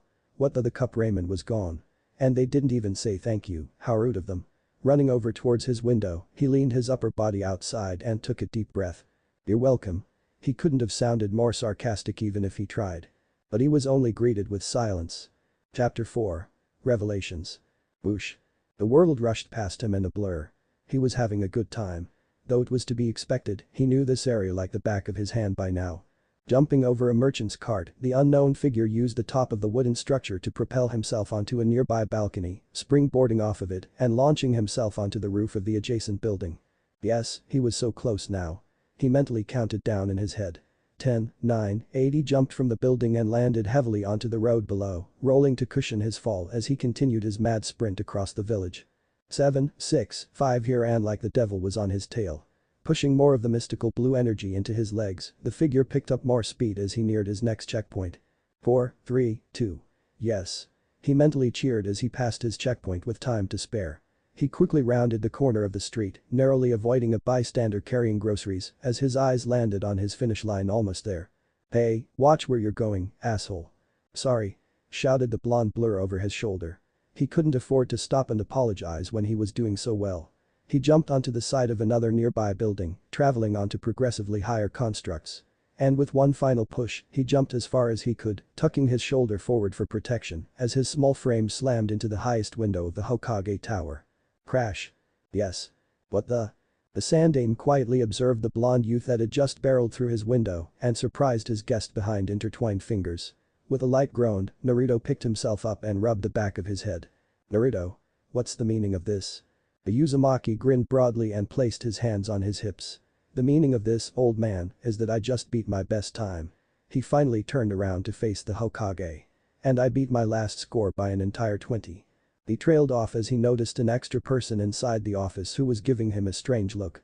Sarutobi pinched the bridge of his nose in exasperation. I am in a meeting, you impetuous child. Naruto faced the Hokage and scratched the back of his head sheepishly. Heh, my bad. Hiruzen groaned and turned back towards his guest. Uramono-san, a Chunin guard outside will escort you to the market district, you will be able to replenish your stocks there. Right. Thank you Hokage-sama. The merchant sent one last look towards Naruto's direction before taking his leave. The third Hokage gave a weary sigh as he turned his attention towards the nervous-looking Jinchuriki. Naruto. How many times have I told you to not barge in like that? Sorry old man. I mean, really. What if I was in an important meeting? How would I look in front of the daimyo or an allied leader if they saw that I can't even keep my own citizens in check? I said I'm sorry. For goodness sake. It's like it's in your genes to give this poor man a hard time. Naruto looked at the Hokage strangely. But I'm not wearing any jeans. HNGH. The Hokage shook his head in exasperation. He really needed to curb his vocabulary when he talked to Naruto, sometimes he forgot he was only 6. Hey old man, Hold that thought, the monkey summoner reached for a package that was on his desk and gave it a quick glance over. Making sure that everything was in order, he nodded and gestured the blonde child over. I apologize for giving you your gift so late, but I had pressing matters to attend to. Happy birthday, Naruto. The young Jinchuriki looked at the package in surprise. Thanks old man. He still wasn't used to receiving presents. Nevertheless, he smiled bashfully and quickly opened it. The old Hokage smiled as Naruto freed the jacket from within its plastic confines. Well my boy, what do you think? I remember you telling me that orange was your favorite color. Naruto stared at the orange monstrosity that was being held in his hands with mouth agape and poorly veiled shock. Old man. Orange was his favorite color, but wasn't this a bit too much? Sarutobi smiled, oblivious to the boy's horror. Well. Do you like it? Try it on. Why yeah, I love it, thank you. Smiling nervously, the young Uzumaki folded the jacket and tucked it under his arm. I'll try it on a bit later if that's okay with you, I actually had something I wanted to ask. The Hokage nodded and leaned back into his chair. Ah, that's right. Well then, what can I help you with? Well, the whiskered boy fumbled nervously. I was wondering if you knew a ninja called Kakashi. It was hard not to notice the immediate tension that settled in the room once those words had left his mouth. All of a sudden, it felt like the temperature had dropped several degrees. A slight frown marred the Hokage's face. Hiruzen carefully observed the face of the Uzumaki in front of him. I do know the man that you are talking about. What is your issue with him? Ah, no issue. I'd just like to find him, that's all. I read he was the fourth student of the fourth, so I kinda wanna see what he's like, you know. So, you would like to know about his whereabouts, then? The blonde nodded vigorously. Yeah, that's right. The Hokage narrowed his eyes slightly. You're not hiding anything from me, are you? Naruto gulped nervously and quickly shook his head. No sir. Sarutobi stayed silent for a few more minutes. Technically, Kakashi wasn't prohibited to interact with the boy outside of his Anbu hours. But still, part of him couldn't help but feel apprehensive about it. Kakashi is a very busy person, Naruto, one of our best. He is on a mission right now at the Fire Temple and shall return tomorrow. When he has not been assigned a mission however, he can usually be found either at the Memorial Stone or resting at his home, which is opposite to Kinta-san's literature shop. The third hummed thoughtfully. Although, he began. I have a feeling that if you're looking for him, then he probably already knows it. Naruto nodded gratefully and tried his best to ignore that last part. Man, that sounded creepy. Alright, thanks old man. I'll try this jacket on at home alright. See ya. He quickly placed his foot on the windowsill and launched himself out. Sarutobi sighed, his gaze remaining on the outside world. What are you going to reveal to him, Kakashi? There were no actual laws prohibiting people to tell Naruto about his heritage, but it was still a consensus among those who knew that he was just not ready for that kind of knowledge yet. The Hokage's thoughtful stare morphed into one of slight annoyance as he looked over at a seemingly random corner of his office. I don't know whether it's a good or bad thing that my Anbu doesn't even react to Naruto's sudden entrances anymore. He received no answer, but the light noise of fabric shuffling nervously told him more than enough. Naruto stuffed his hands inside the pockets of his black shorts in annoyance as he walked along the streets of Konoha. Man, this Kakashi guy isn't even here right now, this sucks. He groaned and casually placed his hands behind his head as he stared at the sky in boredom. What to do, what to do. His half-lidded gaze turned towards the sound of a shop's rolling metal gate being lifted up. Huh, he recognized that place. The man owning the shop had overcharged him for a pack of lollies once. The grin slowly crept onto his face. Oh, he knew what he would do. You damned hoodlum, you're gonna pay for this. The running form of Naruto grinned and looked over his shoulder, using his index finger to mockingly pull down onto his bottom eyelid. Catch me if you can, loser. The shopkeeper growled and looked at the street his shop resided in. He, along with several of his neighbors, have had faces and insults drawn on their walls in bright red paint, courtesy of their resident Jinchuriki. Was it him again? A villager complained in annoyance. Yeah, the boy whose name is Taboo. He's made a big mess. Sighed the owner of an artisanal shop. The villager standing next to him nodded and glared at the boy in the distance. Even if we want to file a complaint, he doesn't have any parents that we can complain to. The Uzumaki's grin slowly faded into a half-hearted smile. He couldn't let these people see how hurtful those words were. Their opinion on him wouldn't change anyway. What a nuisance. He's so unpleasant. I'll say. He's such a pain. Yet despite that, he couldn't help the sad frown that managed to worm its way onto his face. Shikamaru. Quit lazing around. Troublesome. He didn't know why, but he somehow found himself near the playground next door to the Shinobi Academy. He knew that he shouldn't come here, it was bad for his mental health. Every time he did, he'd leave feeling sad and dejected. And he had a feeling today would be no different. Leave Shiko alone, Ino. Chided a plump boy with red swirls on his cheeks. Ino merely HMPH''D and crossed her arms. Naruto watched as children his age and over played within the playground.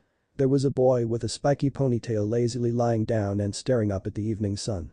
Next to him was a small bossy-looking girl with platinum hair and aquamarine eyes.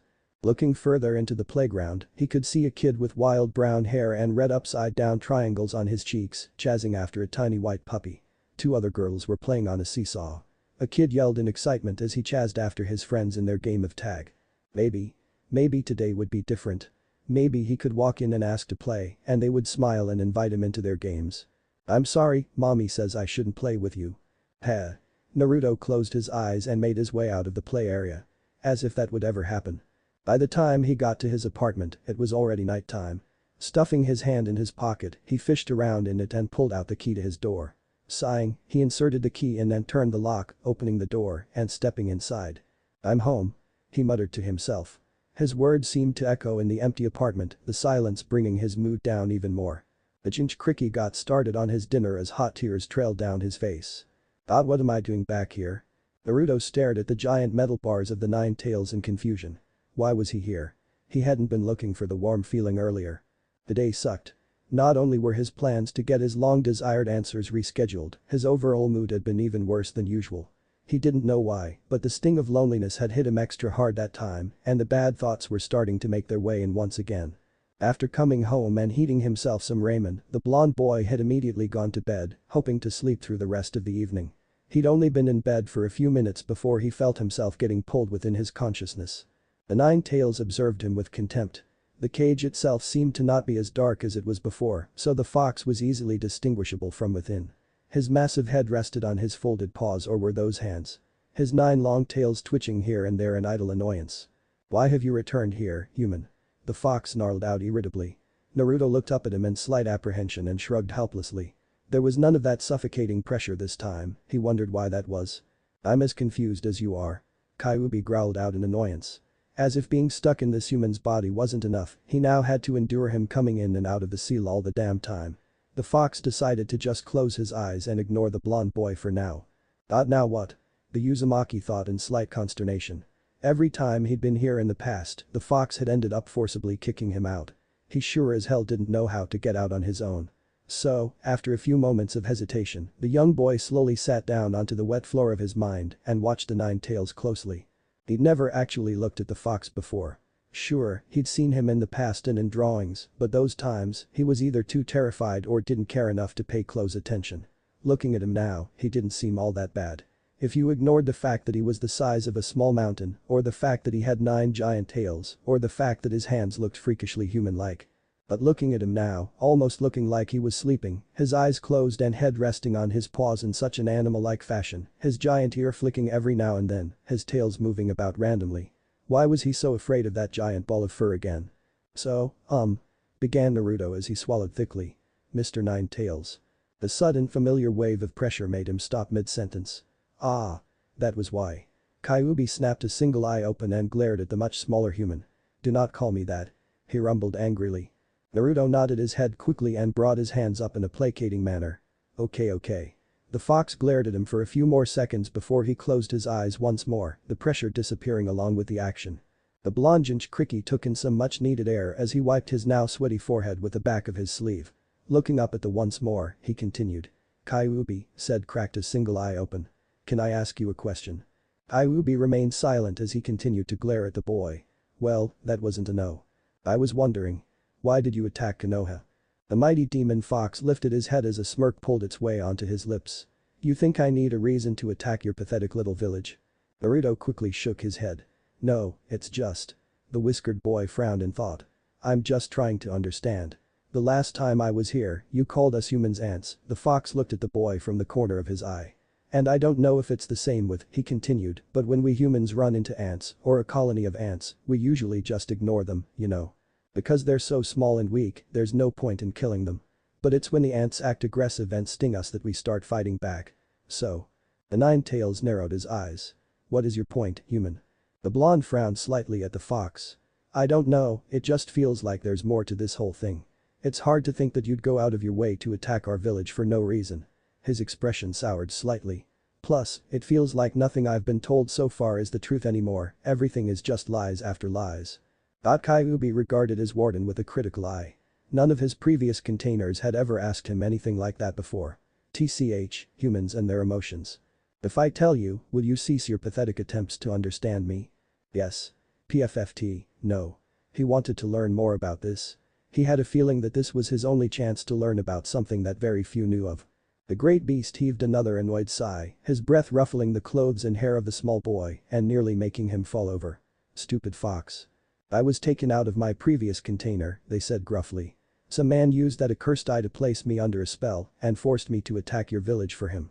Wait, I'm not your first container," the boy interrupted. The giant fox glared down at him, making Naruto scratch the back of his head sheepishly. "Sorry." Kyuubi huffed aggressively.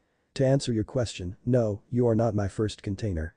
A look of anger appeared on the fox's face, his lips pulling into another snarl. "I've had 3 containers in total.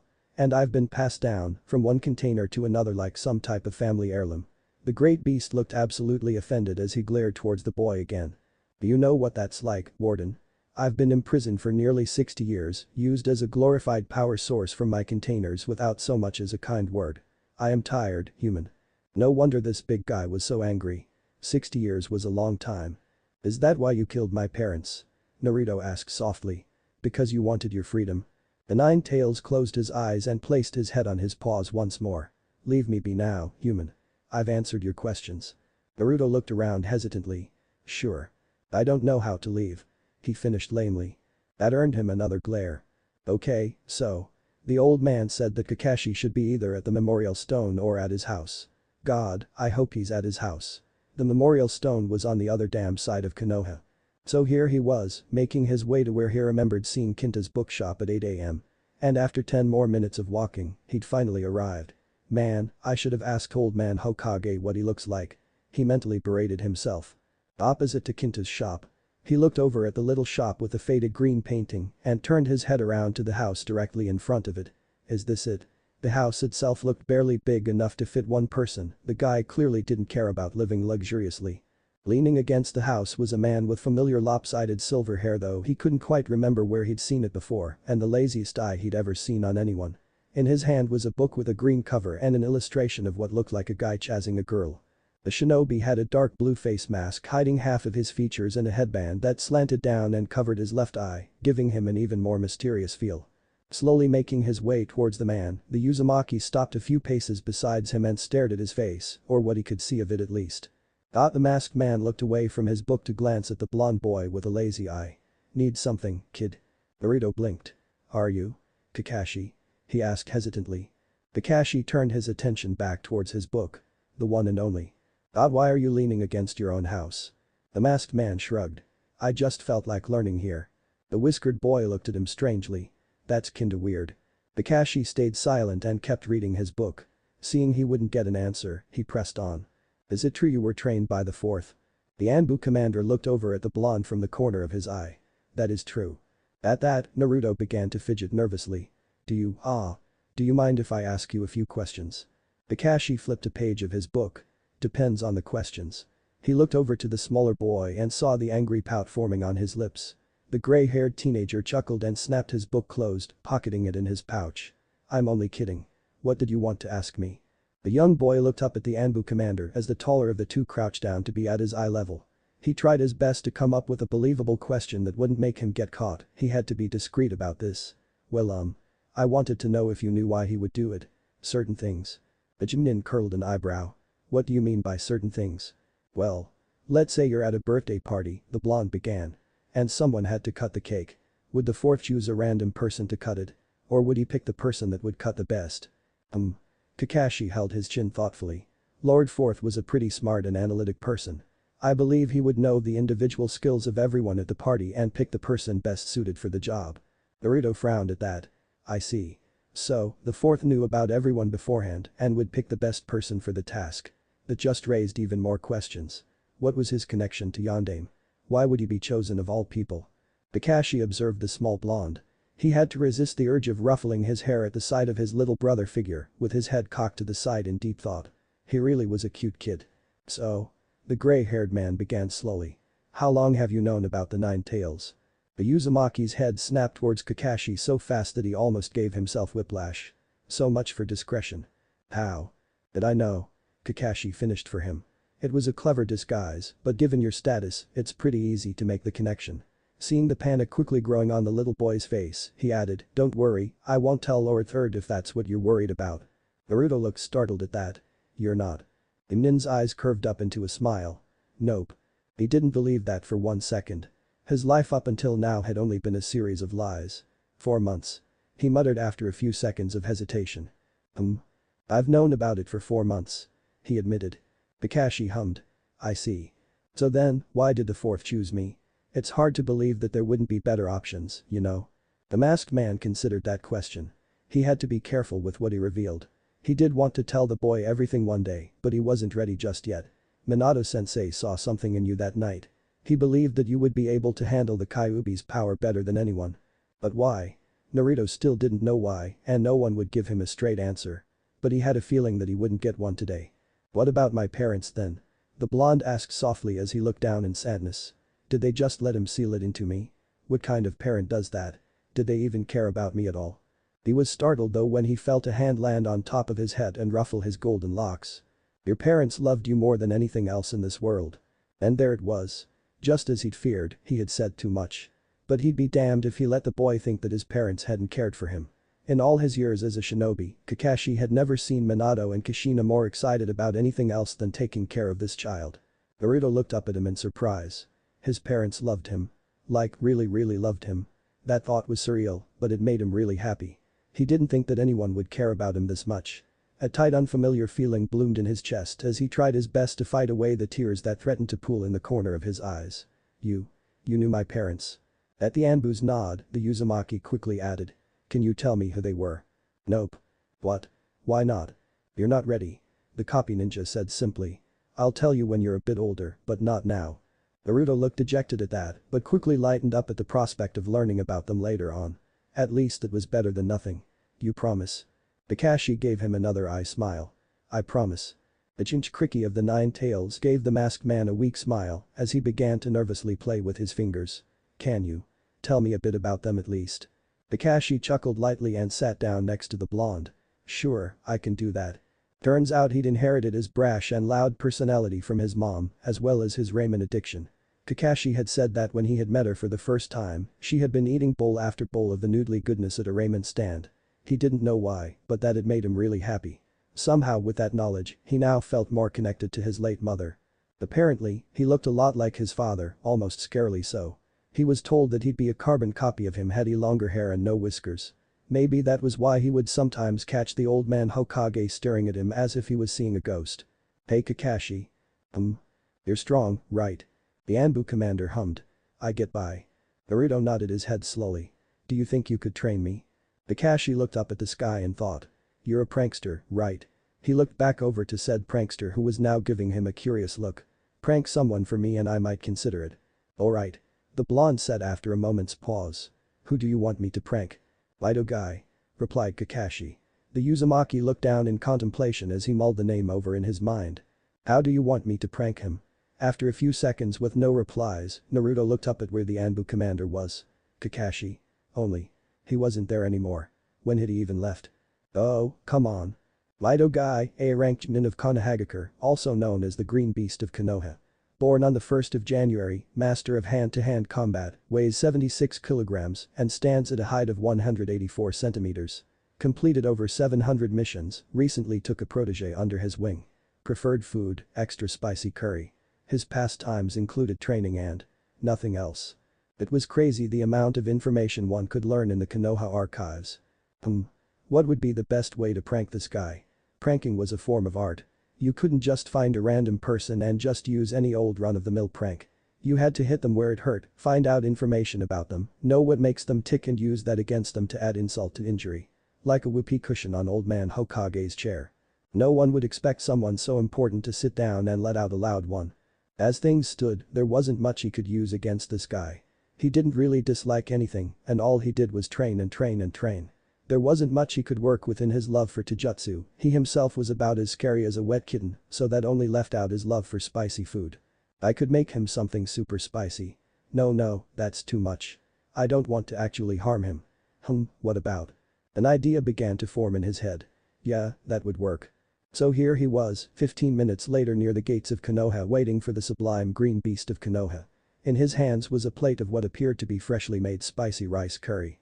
I read that he starts his laps near the front gates, so maybe I can find him there. And true to his words, there he was. Doing some sort of over-the-top stretching and screaming something about youth was a person wearing green spandex, a bowl cut and the thickest goddamn eyebrows he'd ever seen. Were those things alive? Grinning to himself, he quickly made his way over to the man with the thick eyebrows. Guy-san. Stopping his stretching, Guy turned towards the voice that called out to him and flashed a blindingly bright smile. What can I help you with, my youthful friend? Man, this guy is loud. I was told that you like super spicy curry, so a friend of yours wanted me to give you this. He held out his hands and presented the plate he was holding. What? A kind soul made spicy curry just for me, the green man bellowed. Tears began to form in his eyes as he took the plate of curry in his hands. Thank you, my young friend. Such a youthful act cannot go unrewarded. I must find this person and thank them properly. Actually, Naruto interrupted quickly. They said they preferred to remain anonymous. I flashed another boisterous grin that seemed to reflect the light of 1,000 suns. Ah, so a mystery fan then, well, no matter. I will eventually find them, and if I cannot do that, then I shall run 100 laps around Konoha with my hands. And if I cannot do that, then I will. Please Guy-san, the curry is getting cold. Interrupted the blonde through gritted teeth as he held out a spoon to the man. Seriously, what was up with this guy? The look of horror appeared on the loud man's face. Oh no, I must not let such youthful behavior go to waste. I shall devour this entire plate as if it was the last meal I'd ever receive. Guy took the spoon, scooped up a heaping serving and brought it to his mouth. Thank you for the meal. Naruto waited with bated breath. Guy's hand began to tremble. Did it work? What is this? The Jimin specialist dropped the plate, making it shatter onto the ground. He backed away a few steps, bringing a hand up to cover his mouth in horror as he pointed an accusatory finger at the food on the ground. This isn't extra spicy rice curry, this is just mildly spicy curry. Yes. I turned around in horror and pulled onto his hair. How could I have fallen for such an unyouthful trick? It seems that my flames of youth have been diminishing during these peaceful times. I must work extra hard to fan those flames back to life once again. And if I cannot do that, then I shall run all the way to Suna on my hands with a boulder attached to my legs. And with that, the Jinnin was gone within the blink of an eye, leaving only a trail of dust in his wake. The blonde pumped his fist victoriously. That had totally worked. He had a feeling that a guy like that would have had an over-the-top reaction. And if the two laughing chiknin over at the booth near the entrance were any indication, then it was a pretty successful prank. Looks like you got him good. Wow.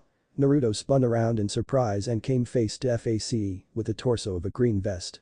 Jumping back a few meters, he gave the Anbu commander an irritated stare. How do you keep doing that? Kakashi tilted his head innocently. Keep doing what? Naruto shook his head. Never mind, did you see that? I got him. But you did. So, does this mean that you'll train me now? Asked the blonde in excitement. Kakashi hummed thoughtfully. Nope. The excited grin immediately fell off the boy's face as an indignant look replaced it. What? Why not? I told you I'd think about it and I thought about it. The answer is no.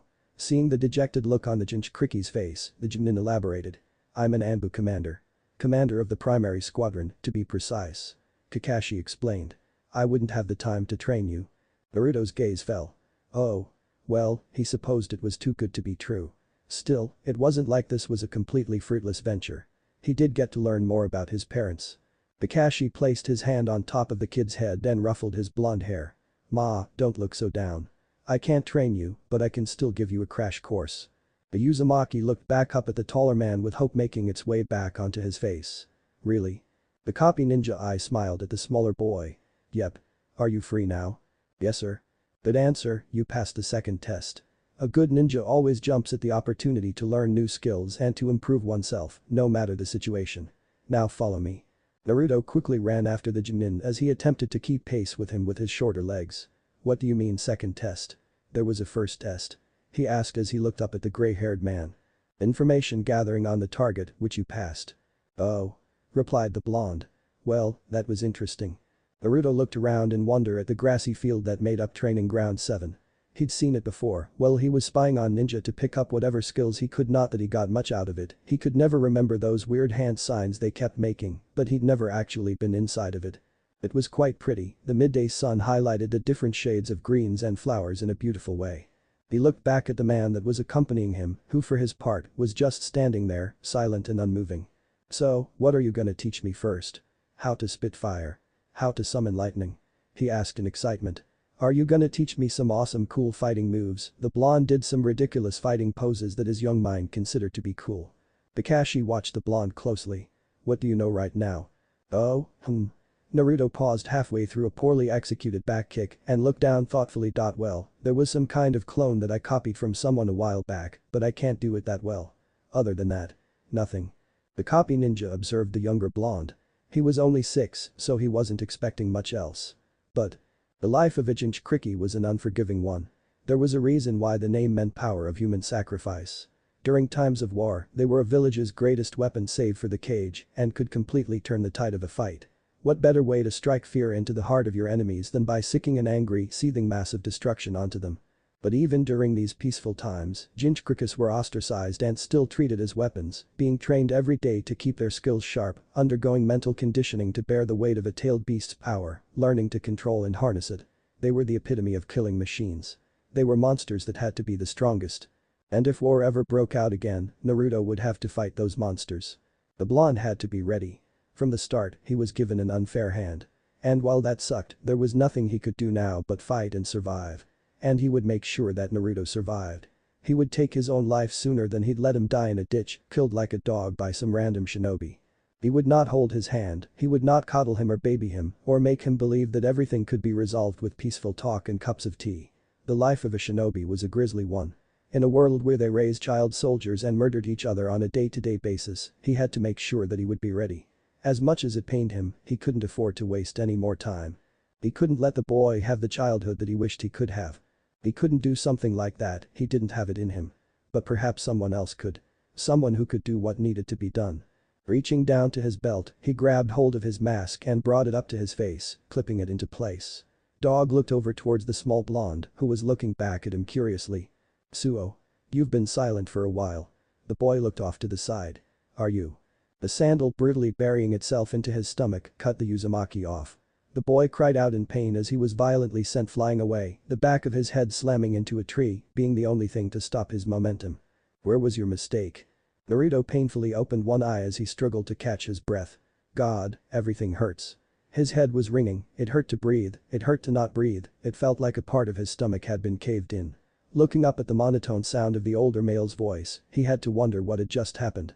It was still Kakashi standing in front of him, yet it didn't feel like Kakashi. Everything was still there, the hair, the clothes, the blue face mask that he could kind of see around the edges of the dog mask. Everything was the same besides that mask. The person standing in front of him felt completely different. While Kakashi stood with a slight slouch and a lazy feel, this man was standing rigid and at the ready, a cold and terrifying aura surrounding his body. What the heck had just happened? My mistake. He struggled to get out. "You took your eyes off the enemy." But you're not my enemy." Wheezed out the blonde. Dog said nothing in reply and slowly stalked his way forward. What was this? Was this the crash course he was talking about? He didn't like the idea of training all that much anymore, he felt scared. That pressure surrounding the man was so familiar yet unfamiliar. "Get up." The Anbu commander said coldly. Naruto panted harshly. I don't think I can." "You said you wanted to be strong, right?" Dog snarled. "Stronger than anyone." How did he know that? He'd only said that to himself while he was at home. "Then, get up." Dog disappeared from his view, and it was only his instincts screaming at him to move away that saved him from a deadly stomp that cracked the earth beneath.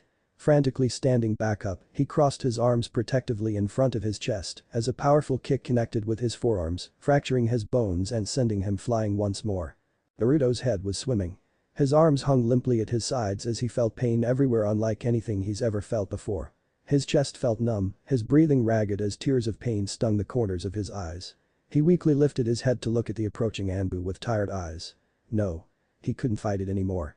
His eyes closed slowly as his brain finally granted him blissful darkness. Dog stopped in his tracks as he watched the boy's head droop into unconsciousness. With a sigh, he brought a hand up to his mask and pulled it off his face, returning it to his belt. Perhaps he'd been a little harsh, but it was necessary. After all, one didn't repeat the same mistakes again when pain was a penalty. Kakashi sat down next to the blonde and rummaged through his pouch for medical supplies. Not that it even matters, he thought. They will probably take care of those by the time I'm done applying them. Naruto slowly blinked and his eyes opened. God, what had happened to him? He felt like he just got run over by one of those big trains he'd heard about from the land of snow.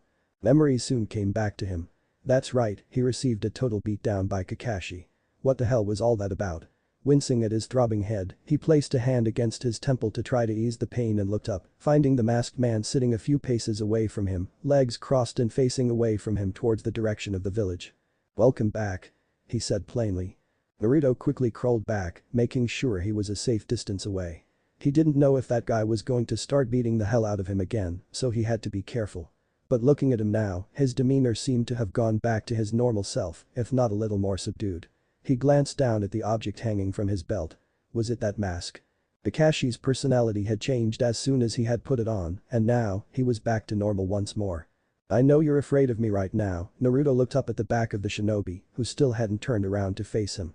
"But please trust me when I tell you that this is the quickest way." The blonde boy brought his knees up to his chest and wrapped his arms around them for comfort. The quickest way? What did he mean by that? "I know you did your research," Kakashi continued. "You know what being a Jinchuriki entails." Naruto looked down at that. "I want you to be ready," the copy ninja said. I want you to be able to take care of yourself, which is why I'm being so harsh on you right now. It's only against the worst odds possible that a shinobi truly shines. This is how you become strong. You fight, you survive, you adapt. And the next time, you won't be the one that will be trying to survive. Kakashi slowly stood up and dusted his pants. Naruto looked up once more at the taller male before his gaze drifted back to his belt, eyeing the mask hanging from it. That mask. What is it? The Anbu commander looked back at the boy. That mask is my duty. That mask is what lets me do what needs to be done. When there is something that Kakashi, Junin of the Hidden Leaf can't do, then I put on this mask and let Dog take over. Dog? Are you kidding me? Naruto frowned up at the man. It's just a mask. Nothing changes when you put this on, it's still you. It's much more than just a mask. Kakashi reached behind into his pouch and pulled out his green book from earlier. It's what keeps me sane. It lets me be able to look my friends in the eyes and be able to genuinely smile with them. The blonde stared up at the Junin in disbelief, who only chuckled in return. I don't expect you to understand right now. But maybe you will one day. For now though. Kakashi reached into his pouch once more and pulled a rolled up scroll out from within. I want you to get stronger. I can't train you, but I can point you in the right direction. He tossed the scroll over to Naruto, who only managed to raise his hands up to catch it before it whacked him on the head. I will find you again in 1 year. Until then, train your body. Train until you sweat and bleed. Train until your muscles are begging you to stop. Train until you can't anymore. And in 1 year, we will meet once more. And with that, the mysterious shinobi was gone. Looking down at the scroll in his hands, Naruto unfurled it and saw that it contained a list of training exercises. Running, air punches, air kicks, rock throws. He wants me to do the exercises on this list for a whole year. The blonde wasn't too sure, but that seemed like the most logical explanation. His eyes went back towards where the masked ninja had been before. Was this really the path he wanted to take? This felt like a turning point where whichever decision he took would change his life forever. Naruto glanced back down at the scroll in his hands. He promised to himself that he would be stronger, and now he'll promise to himself that next time, he'll put up a better fight. His grip around the scroll tightened as determination shone within his eyes. He had work to do. Chapter 5. Training. Ah. A young boy exclaimed as he fell onto his back in exhaustion. Man, those high kicks were tough. Taking in loud gulps of air, half-lidded blue eyes stared up at the midday sky. It had been 6 months since his crash course with Kakashi. 6 months since his training had begun. 6 months since he'd started pushing himself harder and harder every day. His new training regimen took some getting used to, but he eventually managed to find a good rhythm. Using the tips and advice in the scroll that the Anbu commander had left him with, Naruto had sorted every exercise into a weekly routine. Every Monday morning, he'd wake up at 7 a.m. and run a few laps around training ground 7. Once he was sufficiently warmed up, he would then proceed to practice his kicks and punches on a wooden post by doing 100 punches on each arm and 100 high kicks on each leg. After that was rock throw practice. Because he was too young to be handling sharp objects, he was stuck with practicing with decent-sized rocks, roughly the size of a golf ball. He'd draw a target on a nearby tree and tried his best to throw the rock as close as possible to the middle point. After each successful attempt, he'd go back a foot, doing so until he couldn't hit the center anymore. Tuesdays were his physical building training. First he would run a full lap around Konoha. Man, that part sucked. Konoha was big as hell, and once he was done and his blood was pumping, he would proceed to do 50 sit-ups, 50 push-ups, 50 squats and 50 pull-ups. Thursdays were his chakra control practice days. At around 9 a.m., he would come to training ground 7 to meditate for an hour. The scroll that Kakashi had given him contained a few helpful tips in doing so. The idea of the exercise was to look within himself and get a better feel and understanding on the way that his chakra felt and worked, to visualize the amount that was contained within his body, know his limits, and be able to differentiate which parts of his chakra were good and which ones were bad. Thursdays and Fridays were similar to Mondays and Tuesdays respectively. His weekends were used as rest days, where he'd allow his body to heal and grow stronger. Strangely enough, he'd never gotten any sore muscles the following day, always feeling as fresh as a daisy when he woke up. Weird. Instead, the scroll had instructed him to spend his Saturdays at a library and read everything he could about history and anatomy, making his sparse vocabulary a bit more distinguished. Much to his consternation, more than 60% of his ramen stock had been thrown out, and his fridge that was once mostly empty all the time was now full of different types of fruits and vegetables, with his little freezer containing frozen meats. Naruto could not believe the audacity of these Anbu. First they broke into his apartment and now they took his ramen and replaced it with vegetables. Just what was the world coming to, where a man couldn't enjoy the small things in life anymore? And if that infuriating Hinohinamahechi scribbled into the wall of his kitchen was any indication, then he knew exactly who the culprit was. Oh, he was going to make him pay in 6 months' time. Even though the exercises were, in the small boy's opinion, boring and totally not ninja-like, he'd taken solace in the fact that he did notice some differences. He could now complete his sets in the afternoon without stopping halfway, and he could run faster and for a longer period of time. His kicks felt stronger, his punches faster, his chakra calmer and less erratic than it used to be. Even though he was making great progress, he couldn't help but hope that next year would bring more exciting training. Opening his eyes, the blond boy heaved a small sigh as he pushed himself back onto his feet. Alright, next up is rock throws. My best score so far is 13 meters, so all I have to do is… crunch. Naruto spun around in surprise and looked upon the bewildered face of a boy around his age with dark hair that spiked up at the back of his head.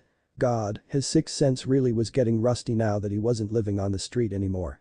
It wasn't his fault, no one usually came to this training ground. What are you doing? Asked the boy with black hair. Naruto looked at him uneasily. Training. He replied cautiously. What are you doing? The other kid's thoughtful frown morphed into an excited smile. I'm hiding from my Nai-san. He ran to one of the many trees that were within training ground 7 and placed his hands on the bark, looking up high into the canopy.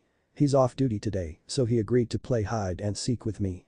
The blond boy remained silent as he watched the unknown newcomer start climbing the length of the trunk. Once he reached the first set of branches, he looked back down at Naruto and placed his index finger in front of his lips in a shushing motion. SHHH, don't tell him you saw me. Sure. Naruto slowly turned back towards the pile of rock he was about to use for his target practice. The other kid wasn't doing anything wrong, and he seemed friendly enough. He just wasn't used to training while someone else was there, it messed with his concentration. Ugh, let's just get this over with. He picked up a few rocks and walked 10 meters away from the target carved onto the tree. Placing down the rocks at his feet but keeping one in his hand, he took his throwing stance and glared at his mark. With a small grunt, he threw the rock and watched it sail through the air, impacting the tree bark with a dull thunk. So close. He was within the target, but he was still a few centimeters off the middle. He threw a couple more. 2 of them were a bit closer, while one was a bit further than the rest. He let out a frustrated sigh. None of them had hit the center yet. He got into his throwing stance once more and pulled his arm back, getting ready to throw the rock again. Your arm isn't straight enough. Ah. Naruto spun around in surprise for the second time that day, his hand that had been drawn back continuing the throwing motion, despite his sudden shift in movement. The blonde watched on helplessly as the rock flew towards the newcomer, though his fears were for naught, as said newcomer didn't even flinch, his hand effortlessly shooting up to catch the rock. The new person looked like an older version of the kid from earlier, though his hair was longer and tied into a small ponytail, line marks adorned his face starting from under his eyes and reaching past his nose. Naruto took a cautious step back, being instantly unnerved by the guy in front of him. Earlier, he hadn't expected anyone to enter the training ground, so it was understandable that someone had managed to sneak up on him. But this time, his guard had been fully up and the newcomer had still managed to get past his senses. Who are you? He silently cursed himself for the slight tremor in his voice. The man just smiled back pleasantly at him. Itachi. He replied simply. He gestured towards the target with a nod of his head and repeated, your arm isn't straight enough, it's flailing around too much, and your overall stance is too rigid. You need to relax a little. Naruto stared at the man in uncertainty. When Itachi saw that the boy wasn't about to move, he walked closer until he was a few meters away from him and crossed his arms. Go on, try again. The Uzumaki gulped slightly and slowly turned back around. Well, it's not like he had anything to lose. Getting back into his stance, he relaxed his body slightly and held his arm straighter.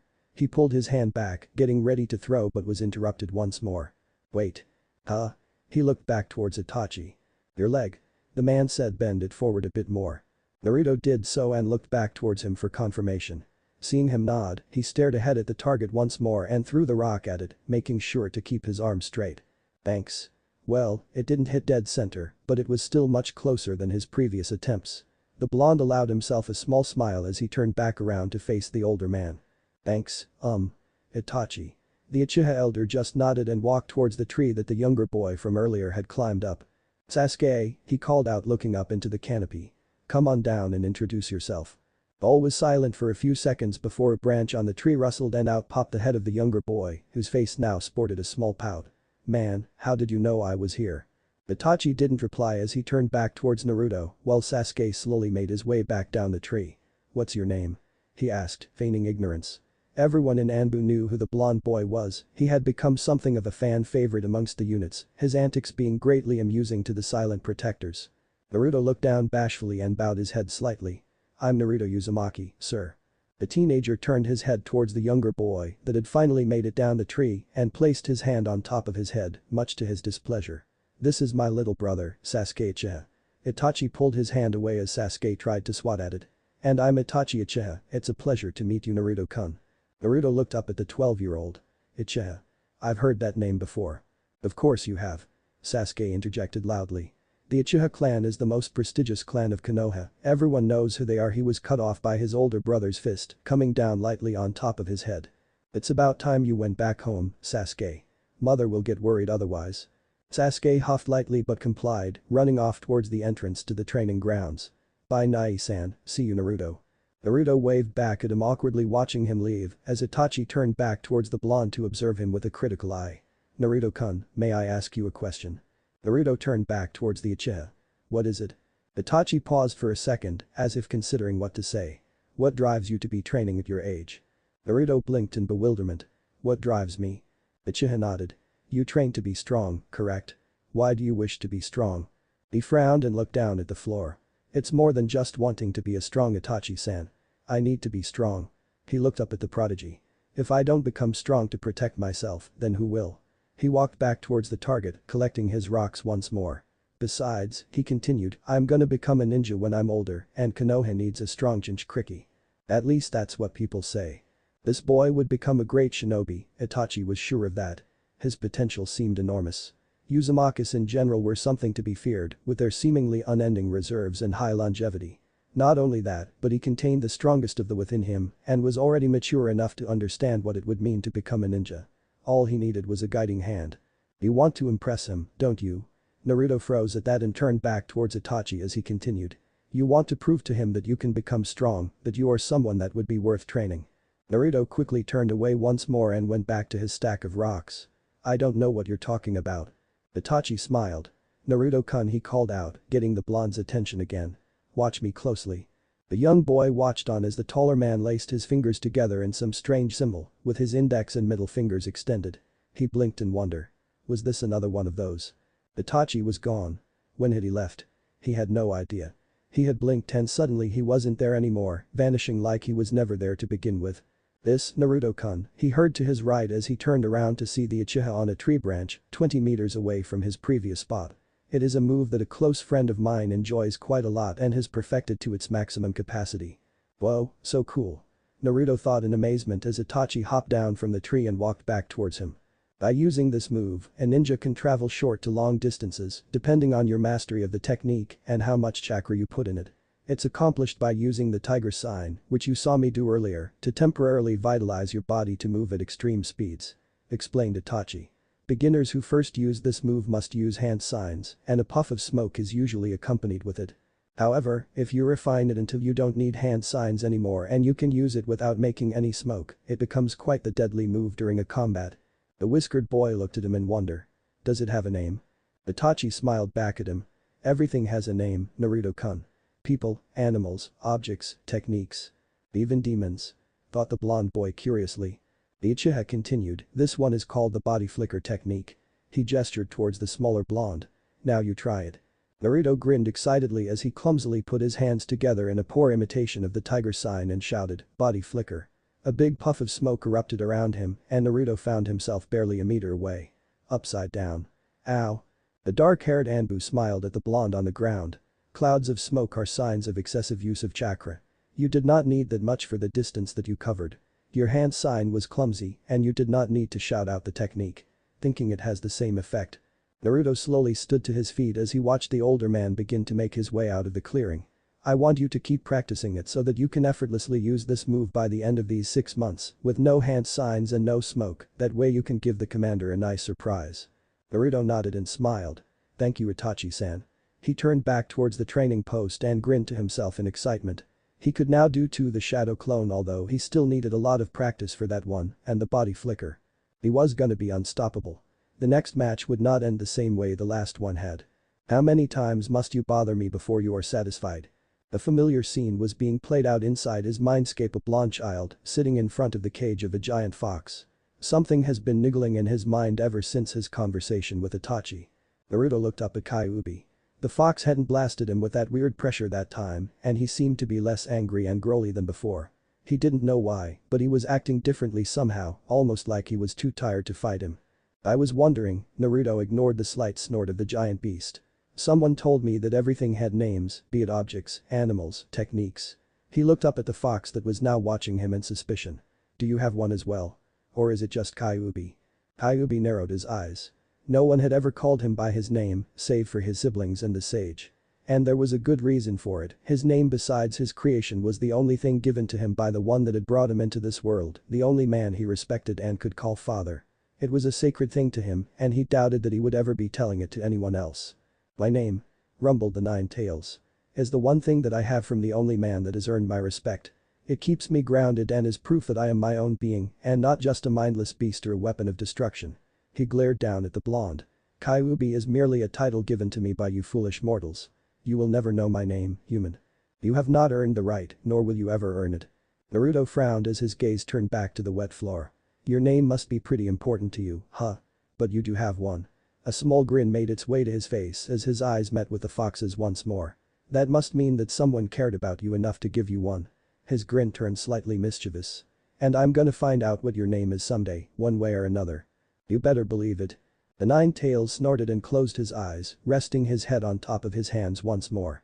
Naruto pushed himself up onto his legs and walked a bit closer to the cage. Hey, are there other Nine Tails? Or are you the only one? There is only one of me, morsel. Growled out, not bothering to open his eyes. Naruto's eyes softened. I see. That must be pretty lonely. The giant eye cracked open, a single red orb staring intensely at the much smaller human. Why couldn't this annoying human just leave him alone? After a moment's hesitation, the Nine Tails decided to answer. I have siblings, though they are different creatures, each having an increasing amount of tails. I am the one with the most. The blonde nodded slowly. Yeah, I've heard there were others. They've all been sealed off as well. He frowned as an angry look appeared on his face, much to the Nine Tails' interest. It's not right. Bijuus are living, breathing creatures, just like you. They don't deserve to be imprisoned, they should be free. All was silent in the cage, save for the continuous dripping of the sewers of his mind. The Nine Tails stared at the blonde impassively as said boy shook his head to dismiss his thoughts. What's it like to have siblings? The Nine Tails gave a small scoff that nearly toppled the Jinchuriki over. Stupid fox. He was doing that on purpose. It's like being stuck in a never-ending nightmare of fights, rivalry and continuous bouts for dominance. Especially with Jai. He stopped suddenly, a frown marring his face as he caught himself before he revealed too much. He wasn't used to this, he hadn't had a long conversation like this with anyone in a while. If Naruto noticed his abrupt stop, he didn't show it. Instead, he continued to smile wistfully. Do you miss them? The Nine Tails closed his eyes once more in disinterest. Why would I ever miss those blithering fools? Even if he said that, the way the fox's tails suddenly curled up behind him told the blonde boy a whole different story. The holder of the Nine Tails smiled knowingly. He didn't have any siblings, but he was sure that if he did, he would be missing them immensely. And that person who gave you a name. Is he still around? Kyuubi's eyes remained closed. It's time for you to leave, human. You've overstayed your welcome. Naruto grinned sheepishly as he held up two hands placatingly. Alright, no need to snap. He turned around and began walking away. Once he reached the middle of the room, he turned back towards the Nine Tails. Hey Kyuubi. Kyuubi's eyelids cracked open, watching his warden from the corner of his eyes. Said warden gave him a small smile. I just wanted you to know, I forgive you. For killing my parents, I mean. At the fox's silence, he continued, you were just trying to be free and I would have probably done the same in your shoes. So, I can't really be upset. Your forgiveness means nothing to me. Growled out the great beast. Naruto shrugged and offered the fox a peace sign. And after mere moments, vanished from the mindscape. The Nine Tails stared at the spot that the blonde boy was in for a few seconds before closing his eyes and placing his head on his hands once more. Thanks, Midori-san. A blonde youth yelled over his shoulder as he ran out of the weapons shop. Today marked the last day of his training regimen given to him by the mysterious bipolar commander, and to celebrate, he had bought himself his very first kunai. The now 7-year-old ran through the streets of Konoha, the midday sun shining its rays upon the populace of the village hidden in the leaves. Gotta get there in time. He was cutting it close. He was supposed to be meeting Kakashi back at Training Ground 7 at exactly the same time that they had arrived there the previous year, which was in exactly 3 minutes. But with his training, he was now able to travel at much greater speed than before. Jumping out of the foliage, he finally arrived at his destination right as the sun was leaving its zenith, marking the start of the afternoon. Panting lightly and wiping the sweat from his forehead with the back of his hand, Naruto looked around for any signs of the one-eyed scarecrow. Strange, no one was here. He was sure that. The foot crashing into his back interrupted his train of thoughts. The Jinchuriki yelped as he was pinned down onto the floor, the foot from earlier holding him down. Tilting his head slightly, Naruto was met with the snarling mask of Anbu Commander Dog, who was staring back at him coldly. "You weren't ready," he said stoically. Naruto grunted and attempted to wriggle himself free from beneath the older man's foot. "How the hell was I supposed to know? You would sneak up on me like that?" He struggled to get out. "That's not fair." "Life isn't fair," replied the Anbu commander. "The sooner you learn that, the better." Dog removed his foot from the boy's back and kicked him in his side, launching him into the same damn tree from last year, much to the Uzumaki's chagrin. "Ow." Naruto rubbed the sore spot on his ribs. Looking up, he saw Dog already in front of him, throwing a fist towards him. Quickly grabbing onto the oncoming wrist that had come dangerously close to his face with both hands, the young blonde struggled with all his might to keep the offending limb at bay. "Oh? Interesting." Dog thought, intrigued, and the boy's reflexes were impressive. Sadly, it wasn't enough. Quickly yanking his hand out of the boy's grasp, he spun around on his foot and drove his heel on the side of the blonde's cranium, sending him flying away once more. Hearing a rumbling noise behind him, he spun around only to see a second Naruto. The clone rushed at him, brandishing a deadly kunai from his pocket as it began to swing the sharp object at him wildly in an attempt to catch him. Dog easily caught the wrist of the smaller boy and twisted it, making it yell out in pain. Bending low, he delivered a straight punch into the doppelganger's sternum, making it dispel. Turning around once more to face the original, he found him higher up the tree on a low-hanging branch, having used the distraction to get onto higher ground. Making the tiger seal, Dog took in a large amount of air and blew a medium-sized fireball at him. Naruto gasped as he threw himself to the side, narrowly avoiding the giant ball of heat. Glaring down at the Anbu, he pulled out his kunai, the metal glinting slightly in the sunlight. He quickly wiped the blood dripping in his eye that had appeared because of the man's kick from earlier and crouched down low, pushing himself off the tree and vanishing from view. Shunshin no. Dog wasn't one of Konoha's greatest shinobi for nothing, however, his eyes easily keeping track of the blonde soaring towards him. Using the back of his hand to knock away the oncoming kunai being held by the boy, his other hand went to the blonde's throat, wrapping around it tightly and crashing him into the floor once more. His foot quickly came down on the boy's wrist, pinning his hand down and subsequently rendering his kunai useless. Dog stared into the stubborn face of the young boy beneath him, meeting his glare unflinchingly. With a slight nod of his head, he removed his foot and stood up, walking back a few paces to allow room for the boy to recollect himself. Naruto coughed slightly and rubbed his sore throat, slowly picking himself up as he watched a man in front of him remove his Anbu mask. "You've improved," remarked Kakashi as he lazily placed his hands in his pockets. "And picked up a few tricks as well, I see." The man looked like he barely even broke a sweat while Naruto was standing there, painting with drying blood on his face. He still had a long way to go. Kakashi inclined his head towards the wound apologetically, his eye curving up in a sheepish manner. "Sorry about that." Naruto shrugged. "It'll heal." Kakashi nodded and sat down on the grass, crossing his legs as Naruto followed suit. "Your reflexes have improved and I see you've pulled off the clone and Shunshin with no hand seals, well done. That's not an easy feat." Naruto lowered his head bashfully. He wasn't used to receiving compliments. "Ah, thanks." The copy nin reached into his pouch to take out a scroll, one looking identical to the one he'd given to him last year, and tossed it to the boy. The blonde caught it clumsily, fumbling slightly as his hands were still shaky from the adrenaline. Opening the scroll a quarter of the way, he caught a quick glimpse of the contents. Hand seals, tree walking, fighting katas. "Now," chided Kakashi lightly as the boy quickly closed the scroll. "You can read through it later on.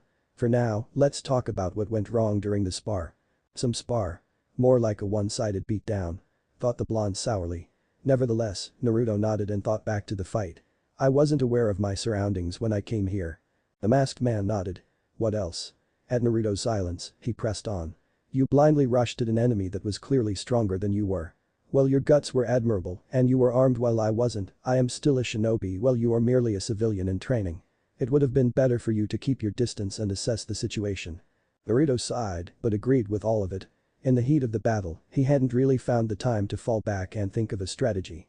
He was startled as Kakashi was suddenly in front of him, with a hand resting on top of his head. "Good work kid, I'm proud of you. Don't slack off with your training." With a small wave of his hand, the shinobi disappeared. Naruto didn't move for a few minutes, staring down at the grass as he let the nine tails work its magic on his wounds. Those words echoed within his mind, playing back like a recording. "Good work, I'm proud of you." A small smile appeared on his face as a warm feeling fluttered within his chest. Maybe that guy wasn't so bad after all. The Hokage puffed on his wooden pipe as he stared out his window into the streets of Konoha, a futile attempt of calming his frayed nerves. Subtly glancing to his right, he looked upon the stoic as ever figure of his former teammate, Danzo Shimura, also known as the Shinobi no Yami, because of his frequent unsanctioned actions. Danzo was an old man, about Hiruzen's age with short dark hair that framed bandages wrapped around his forehead and right eye. He had a scar in the shape of an X on his chin and wore a black robe that hid his right arm from view. The warmonger was a shinobi that liked things done in a particularly. Where Hiruzen wanted things resolved peacefully, Danzo wanted to take action with extreme prejudice. He was the yin to his yang, the shadow to his light. Their difference of opinion has caused a rift to form between the two teammates over the years, with neither of them ever seeing eye to eye. Both veterans were waiting for the arrival of an extra guest, one that had piqued the old Warhawk's interest ever since the beginning of the Third Shinobi War. Though, the subject of this night's meeting was about another of Danzo's person of interest, one certain Jinchuriki. The door opened and both men turned towards the entrance, watching as a man in a dog mask immediately kneeled down in front of the old Sarutobi.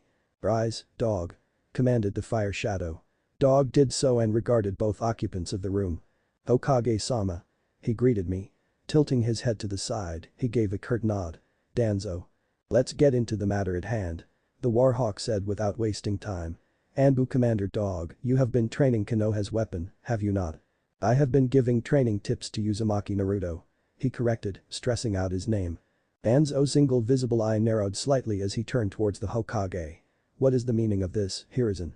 He drew out in a low tone. "I was told that the Jinchuriki wouldn't be receiving training in order to form bonds within the village and assure his loyalty. That was the reasoning behind you not allowing me custody of the child."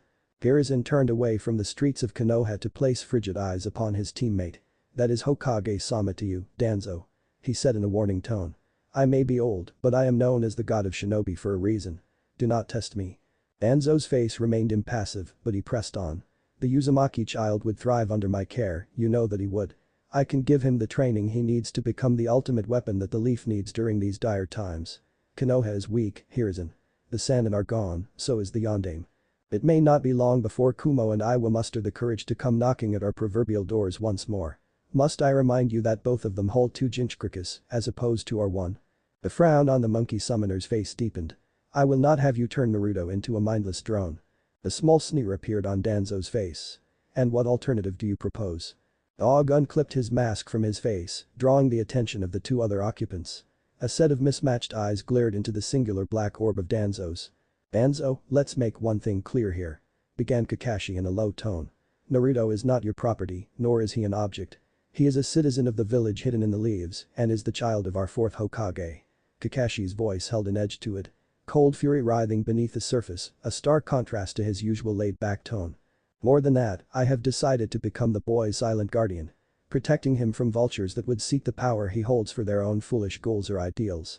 The young Haddock took a step forward, his red eye spinning threateningly, putting the shadow shinobi on edge. "I am not able to be a real part of his life due to my duties as an Anbu. But that will not stop me from shielding him from people like you. Hear me Danzo, hell will freeze over before I let you come near him. If one day, somehow, you or anyone else were to get a hold of him, then so help me I will raze this village to the ground. As long as I draw breath, no harm will come to the boy. No matter who the culprit may be, I will stop at nothing to protect my teacher's legacy." Danzo frowned at the copy nin. "Those words you speak are those of a traitor. Is this really the path that you would choose, Haddock?" Kakashi met the warmonger's glare head-on. If that is what it would come to, then so be it. And he meant those words. He had nothing left to lose. Nothing except for this small boy who was given a burden too great to carry by himself. Hiruzen glanced towards the teenager. "Kakashi. Remember where you are," he warned. "Danzo, this conversation is over. Speak no more on the matter." Danzo's eyes narrowed further as he made his way to the exit. "I hope you know what you're doing, Hokage-sama," he said as he opened the door. "For the sake of Konoha. The village that our fathers have built." The war veteran stepped out and closed the door with a small click. Silence consumed the office once more, neither residents moving or saying anything. With a small sigh, Saratobi turned back towards the window, an action that always seemed to relax him. Kakashi said softly, getting the Anbu agent's attention. I know where your loyalties lie. If it ever came down to the wire, I know that you would choose Naruto over the village. When he received no reply, he continued. You are the least strongest shinobi right now. I cannot afford to lose you or to suspend you. For that, I have allowed you some leniency. But know this. Hiruzen turned towards Kakashi and locked eyes with him. If the time ever comes, know that I will do whatever must be done to protect Konoha. If it comes down to it, I will put you down myself. Student of the fourth or not, protector of Arginch-Kriki or not, I will not let another Orochimaru come to be. You have been warned. Kakashi said nothing, choosing to only give him a small tilt of the head instead. His message was clear. Run if you must, do not fight Konoha. With a salute, Kakashi disappeared from the room, leaving the old Sandame alone with his thoughts once more. He really was getting too old for this shit. Haha. Itachi turned his head to look at his younger brother that was being carried onto his back. How come the one who twisted his ankle is the one who's laughing? He asked with a small knowing smile. Or maybe you were just looking for a way to get out of walking home. A small pout appeared on the face of the 7-year-old. That's not it. I just can't stop thinking about how I'm gonna start the academy tomorrow. Now I'll finally get the chance to catch up to you. As Sasuke was lost in his daydreaming, Itachi's smile disappeared and was replaced by a frown as he stared at the ground. Itachi, have you made up your mind yet? Asked a man wearing a mask and a thick black coat. If you haven't, then we will be forced to take action instead. Itachi looked up quickly from his kneeling position. No, please wait. I need more time. He said frantically. It will be too late once things start to move. Said the man in the cloak. The situation is dire. A pained frown settled upon the face of the Uchiha. I understand. I shall settle this with my own hands. Big brother. Sasuke said as he saw Itachi lost in his thoughts again. He'd been doing that a lot recently. Itachi glanced behind him and offered him a small smile. It's nothing, Sasuke. Hummed Sasuke. I wonder if that blonde kid we met a while ago will be there as well. He seemed nice. An idea popped up in Itachi's head. Sasuke. His little brother snapped out of his reverie and looked at him. Once you start the academy, I want you to become friends with him. Sasuke raised an eyebrow. Why? Itachi merely chuckled. It will be good for you. You don't have any friends of your own age. His gaze turned back to the road ahead as a small frown found its way back onto his face, ignoring his brother's indignant grumbling behind his back. Chapter 6. Kindred. Training and more training. That was all he'd been doing these past 2 months. And while he did like growing stronger and learning new things, he was quickly becoming tired of the unending routine of getting up, running through the village in a half-awake daze, practicing the stupid tree walking or whatever it was called, doing those strange hand movements from the scroll over and over again incessantly. He needed a change in scenery. Which was why you could now see the small frame of a blonde boy sneaking his way through the Uchiha compound. Those police force people or whatever they were called were always being mean to him, always sneering at him and carelessly bumping into him with all the care of an inebriated bovine farm animal. It was time for a little revenge. He'd hatched a brilliant prank. Uchihas were all about their stuck-up attitudes and their high and mighty shirts with those fans on them, so why not dye them pink? It was perfect. Not only would it stick it to those Uchihas that a 7-year-old had managed to sneak past them, but it would also make a joke out of their beloved crests. Hopefully that dreadful eye of theirs would burn the image of their defaced symbol into their mind for a long while. Yes, this was just what he needed. He missed that rush, that daring feeling of going into the unknown and becoming the mastermind behind an unsuspecting victim's bad day. Everything was going well. Almost too well. Okay, what the hell? Is security always this lax? Perhaps it was because of the fact that the clan estates were now on the outskirts of Konoha. Or maybe they believed that no one would ever dare to break into the esteemed manors. Regardless, this worked well for him, so he wasn't about to complain. He managed to tiptoe his way through the mini-market district of the compound, making his way on a random porch and ever so slowly, sliding one of the paper doors open. Weren't proficient with fire. Those flimsy walls were definitely a health hazard. Get back here, you pervert. He briefly considered following those orders and going back to mess with her. After all, there was nothing funnier than seeing people's gobsmacked expressions when he did that. But even he knew not to test the righteous fury of an angered woman. He'd managed to sneak inside the bedroom of an unsuspecting Uchiha and, after making sure that it was indeed empty, had started looking for one of those blue shirts that all the clan members seemed to wear. What he hadn't expected was to reach inside the first drawer and pull out a pair of black undergarments which had Izumi etched in girly writing on the label. He'd been so surprised that he quickly shut the drawer closed once more. a bit too loudly. The door slammed open and lights were turned on, revealing the 7-year-old with a hand on the underwear drawer.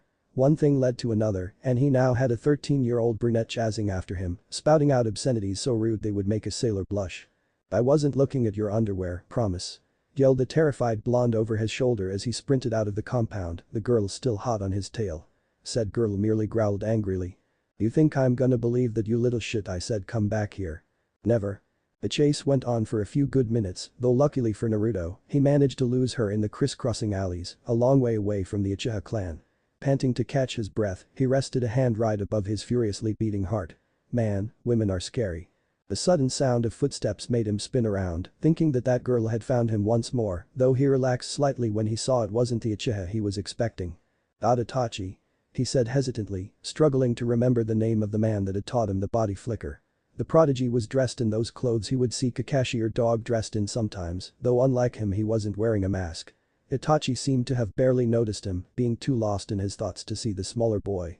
Itachi looked up slowly, startled out of his musings. "Oh, Naruto-kun." He greeted me in that same soft tone that he remembered. Naruto smiled and ran up to him in excitement. Hey, thanks again for teaching me that body flicker," crowded Naruto. "Kakashi was really impressed thanks to you." Itachi offered him a weak smile. "I'm glad." The Uzumaki frowned in worry. The Uchiha seemed like he was carrying a lot of guilt, if the tense shoulders and slightly bowed head was of any indication. Maybe one of those Anbu missions he'd heard Kakashi talk about had gone wrong. "Naruto," began Itachi hesitantly. The blonde looked up at the taller man, head tilted to the side in acknowledgement. The dark-haired teen's eyes left the ground and locked onto the ones of the blonde. "Please. Look after Sasuke for me." "Huh?" was his confused reply.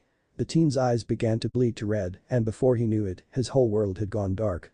When he came the next morning, an entire clan had been slaughtered by the hands of the pacifist prodigy. None had been spared. None save for Sasuke and Izumi Uchiha. 10 months later. He could feel him. Last time, he had taken him by surprise. But this time, he was ready. He had been training relentlessly for this moment. He quickly strapped his short blade to his back, one of his most recent purchases. The scroll had made him practice Kenjutsu katas with a stick, and after a year of that, he thought he was finally ready to wield the real thing. He threw his window open and jumped out into the streets of Konoha. Left, right, he was moving far faster than he was last year, easily traveling through the streets in record time, thanks to the help of chakra and quick bursts of the Shunshin. One thing that made it difficult to use that move too much was the tunnel vision that usually came with it. But after spending a whole year and a half practicing, he was now so accustomed to it he could now barely feel a thing. He burst through the foliage, heedless of anything but the feel of his chakra. His gaze locked onto the lazy hunched figure of the Jonin reading his book. There he was. Placing his hand on the hilt of his tanto, he closed the distance in the blink of an eye with another use of the Shunshin and freed his blade from its hilt.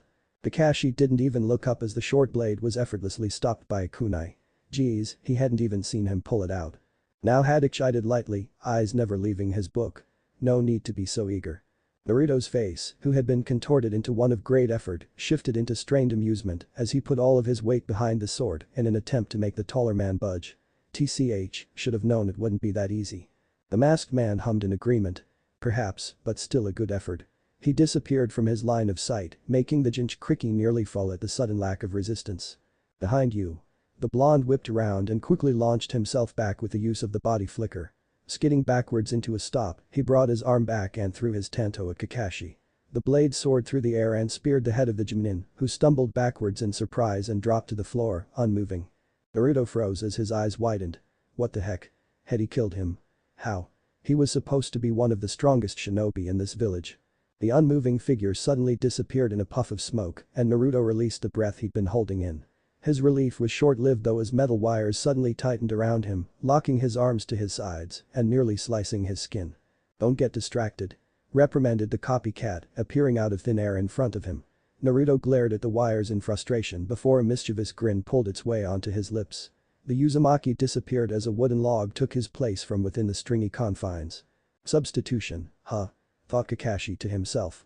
He was impressed, the boy was making great progress with his training. His strikes felt stronger and his movements faster and more fluid. The sound of footsteps on grass drew his attention as he blocked a tanto strike aimed at the back of his neck with a kunai, the longer blade coming dangerously close to his skin. And his stealth, at least all those pranks were good for something. He jumped away as a second Tanto rushed at him, two blonde blurs now swinging the deadly blades around. He easily weaved in between their surprisingly coordinated strikes, ducking under an overhead slash and using his low center of gravity to sweep at the clone's feet. The doppelganger tripped and was struck in the head with the butt of the kunai. Although he wouldn't admit it to the blonde in fear of stroking his ego, the Sharingan wielder admired the way Naruto learned new techniques. He would practice them relentlessly every single day until he could do them instinctually with minimal effort. The three moves that he knew, the shadow clone, body flicker, the substitution, they were all trained to perfection, each manifested with no smoke and no hand seals. It really was impressive. Kakashi had met Junins that hadn't had that level of mastery. The second clone quickly put his Tanto away and rushed at Kakashi, jumping high to make up for the height difference and throwing a punch at Junin's face. Predictably, the punch was easily caught and Kakashi yanked the blonde towards him, delivering a powerful punch to its face. Being rid of the two clones, the masked man decided to switch to offense and flipped his reverse hold of the kunai to a normal hold. He was upon the blonde in seconds, the knife already in motion to be plunged into the boy's larynx. It took every ounce of Naruto's newfound reflexes and speed to raise his Tanto for protection, both blades clashing in between them. The two stared into each other's eyes, one aloof with a slight edge behind it and the other blazing with fierce determination. Kakashi put more force behind his weapon, forcing the Tanto away and landing a painful front kick into the boy's sternum. Naruto grunted and was pushed back, though he managed to remain on his feet this time. He ducked under a kunai swing from Kakashi and did his best to deflect the following ones. Sparks flew as steel met steel repeatedly, the only thing standing between Naruto and painful cuts being his liberal use of shunshin. Time to end this, thought the copycat. He'd seen enough. Disappearing in a burst of speed, Kakashi reappeared behind Naruto far faster than the blonde could see, his hand coming down into a downwards chop. His hand never made contact with the soft squishy feel of skin however, instead being stopped by something hard and cold. His eyes opened wide in surprise as an ethereal golden chain stopped him from striking his neck. A feral grin appeared on the face of the Jinchuriki. This isn't over yet. The chain lashed out, pushing the Junin back as Naruto sprang into action, his chain following behind him like a golden tail. He threw a right hook at the taller man which was avoided, then spun around quickly, the chain whipping around and striking Kakashi in the side.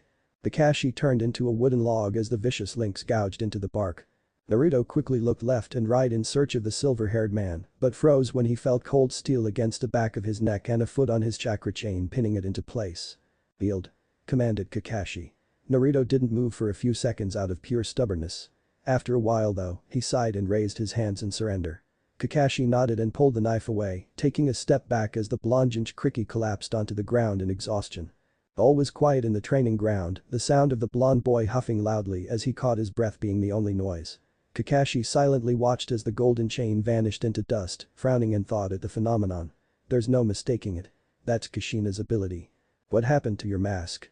The haddock blinked and looked up at the blonde. What was that? Naruto pointed at his hip. Your mask, you're usually always with it. Where did it go? True enough, Kakashi felt the clear uncomfortable absence of weight of the familiar carved face on his hip. Oh. That. He winced and glanced down, debating how to explain it. Dog is gone. For now. The blonde raised an eyebrow, but in the end decided to flop back down onto his back. He was too tired to care about some stupid mask. Dog sucked anyway. The Junin slowly approached him and sat down next to him.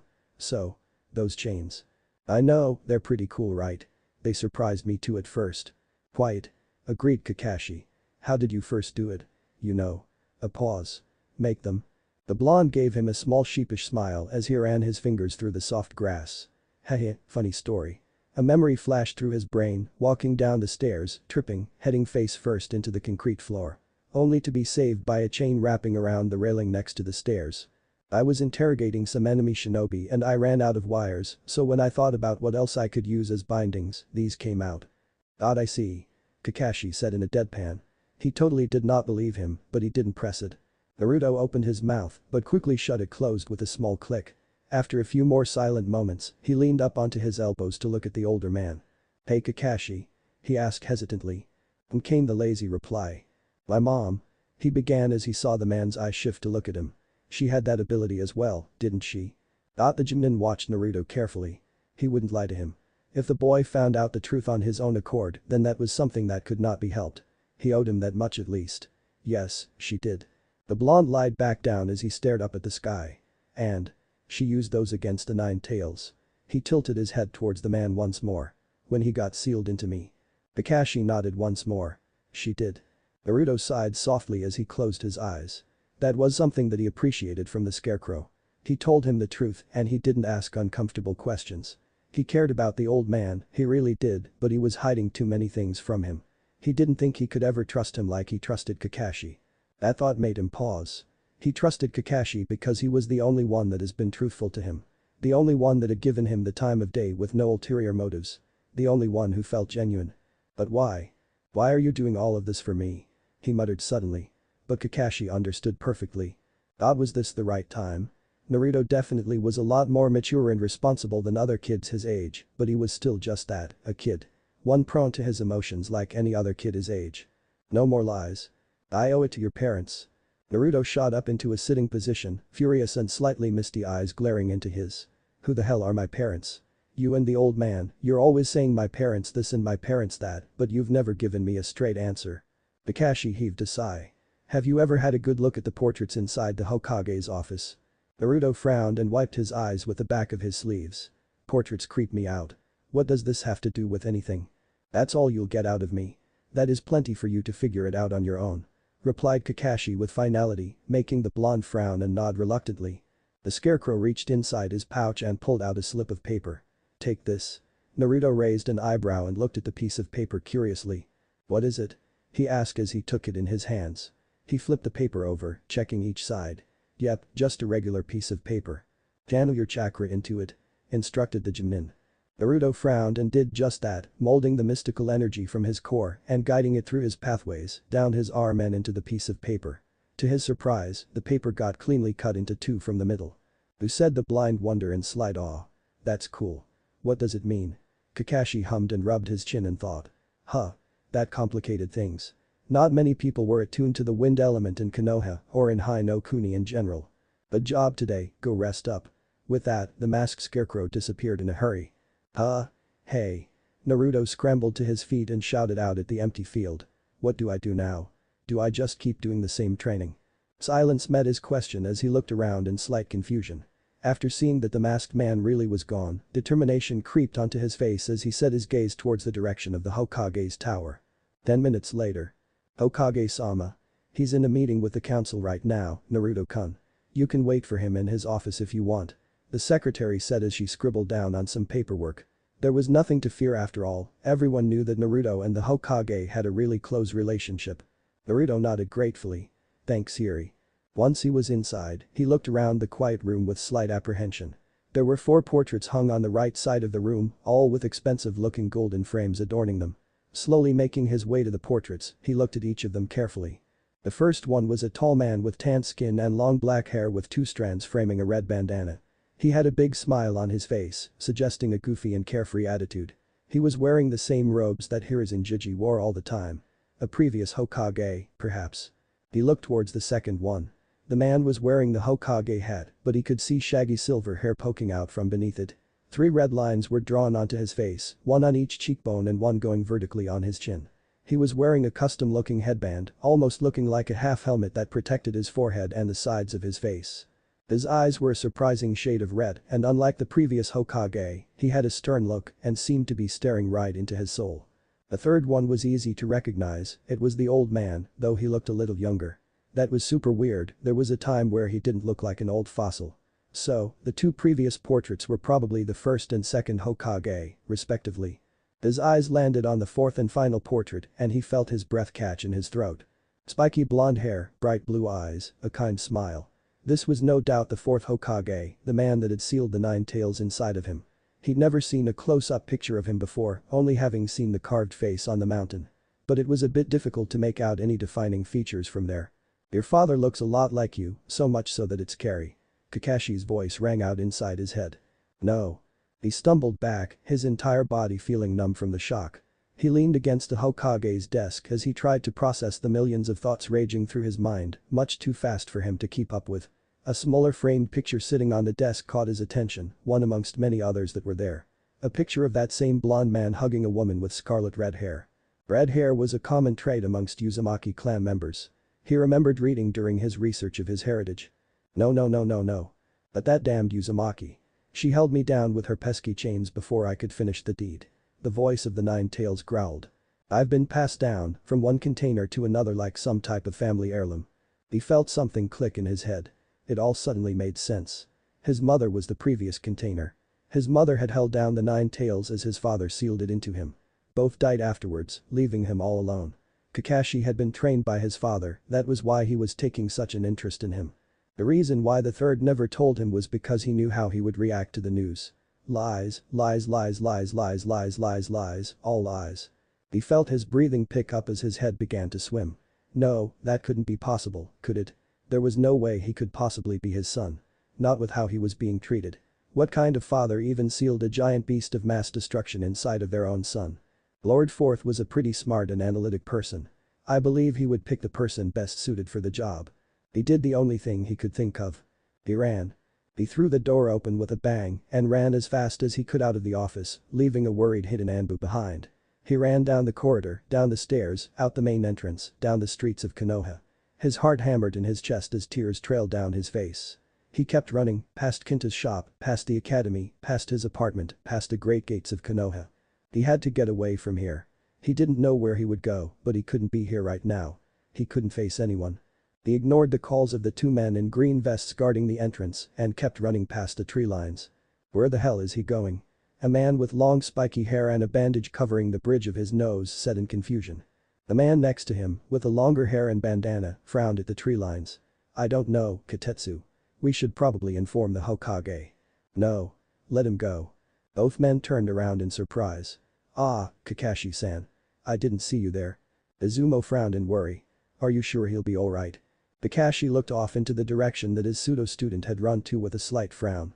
He'll be fine. Both gate guards looked at each other in confusion. Sasuke-kun, Sasuke-kun. Do you want me to walk you home? Sasuke-kun, I can carry your bag for you. Sasuke-kun, you look so cool during the spars today. Sasuke turned away and stuffed his hands inside of his pockets in disinterest as a group of annoying academy girls fought for his attention. He was used to it though. Ever since he started the academy exactly a year ago, it has been like that. He was the class idol, the boy who everybody wanted to befriend. The prodigy. One of the last remaining Uchiha. This last year had been something else. So much had happened and it felt like it had been dragging on for so long, yet 12 months ago seemed like it was just yesterday. He'd started the academy, hoping to do well there and impress his big brother. Yet, that same big brother went crazy and ended up murdering his entire clan, with the exception of him and Izumi. Speaking of Izumi, she had insisted that he move in with her. Her reasoning being that she didn't think he'd be able to take care of himself and that she wanted him away from the place he found his parents' corpse to avoid phantom memories. He didn't quite understand her reasoning though, the entire clan compound was tainted in his opinion. Despite that, he was really grateful for her. He was sure that he would have lost it all by himself. Even though he'd never interacted with her before the genocide, the two became closer, almost becoming like brother and sister. He didn't know what drove Itachi to spare her as well, but he was glad. He arrived near the gated entrances and pushed one of the doors opened, the metal gates creaking and groaning in protest. He made his way further down the estate, walking past several residences and only pausing when his old home came into view. Is that you, Sasuke? He heard Izumi call out to him. The 8-year-old Uchiha sighed and made his way inside the house of the brunette, who was sorting through her ninja equipment in her shinobi attire. Going on a mission? He questioned as he tossed his bag on the table of the living room. Izumi looked towards him and smiled as she stood up. Yup, got assigned today. How was the academy? She asked while attaching her pouch to her pants. Sasuke just shrugged and sat on one of the chairs in the living room. It was fine. He answered simply. The girl nodded, used to his short replies by now.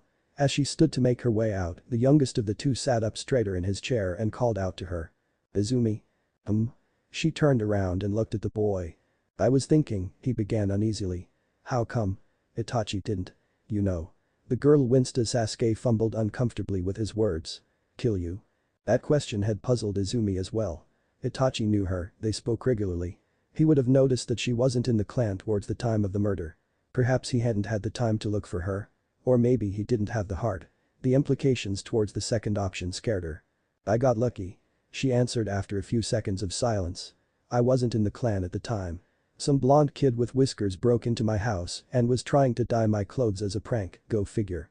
She smiled grimly and shrugged. If it wasn't for him, I'd probably be dead as well. He saved my life in a weird way. Sasuke remained quiet as Izumi waved at him and exited her house. He'd only seen one blonde kid with whiskers around the village. That same blonde kid that he'd met training. That same blonde kid that Itachi had asked him to befriend. That same blonde kid that seemed to be unanimously hated around the village. He was beginning to see a pattern. He'd been running for at least an hour northwest of Konoha by now, and the trees were becoming fewer and fewer. His fuzzy mind absently recalled the maps he remembered seeing and estimated being a few kilometers away from the borders of Yugakure, also known as the land of hot water. His mad sprint soon slowed into a rapid run, then to a jog and soon into a slow walk. His eyes never looked ahead of him though, staying locked onto the ground below him. His half-lidded dejected eyes stared blankly at the dirt. It's not like anyone will miss me there. That's not true. What about old man Tucci and Am? What about the Hokage? And Kakashi? He screwed his eyes shut as he shook his head stubbornly and wiped at his eyes furiously. No. They didn't care. No one did. If they did, they would have told him the truth from the start. He was so lost in his thoughts and his self-wallowing that he barely even noticed the tall muscular man facing away from him with his arms crossed until he bumped into him. Now Naruto bounced back and landed on his behind. The man in front of him didn't even move an inch. Yo, that ain't cool bro.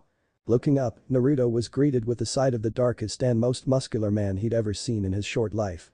He had white hair that was combed back and tucked into a white headband depicting the symbol of Kumagakure, the village hidden in the clouds. He had a goatee and wore shades that somehow stayed on, even though they had no branches to hold them in place, and carried 8 freaking swords on his back. He had the kanji for iron tattooed in blue on his left shoulder, as well as 2 parallel horns under his right eye. Other than that, he seemed to be wearing some stylized version of a cloud ninja uniform. Sorry. I wasn't watching where I was going. Naruto quickly got back up to his feet and wiped his eyes with a sniffle.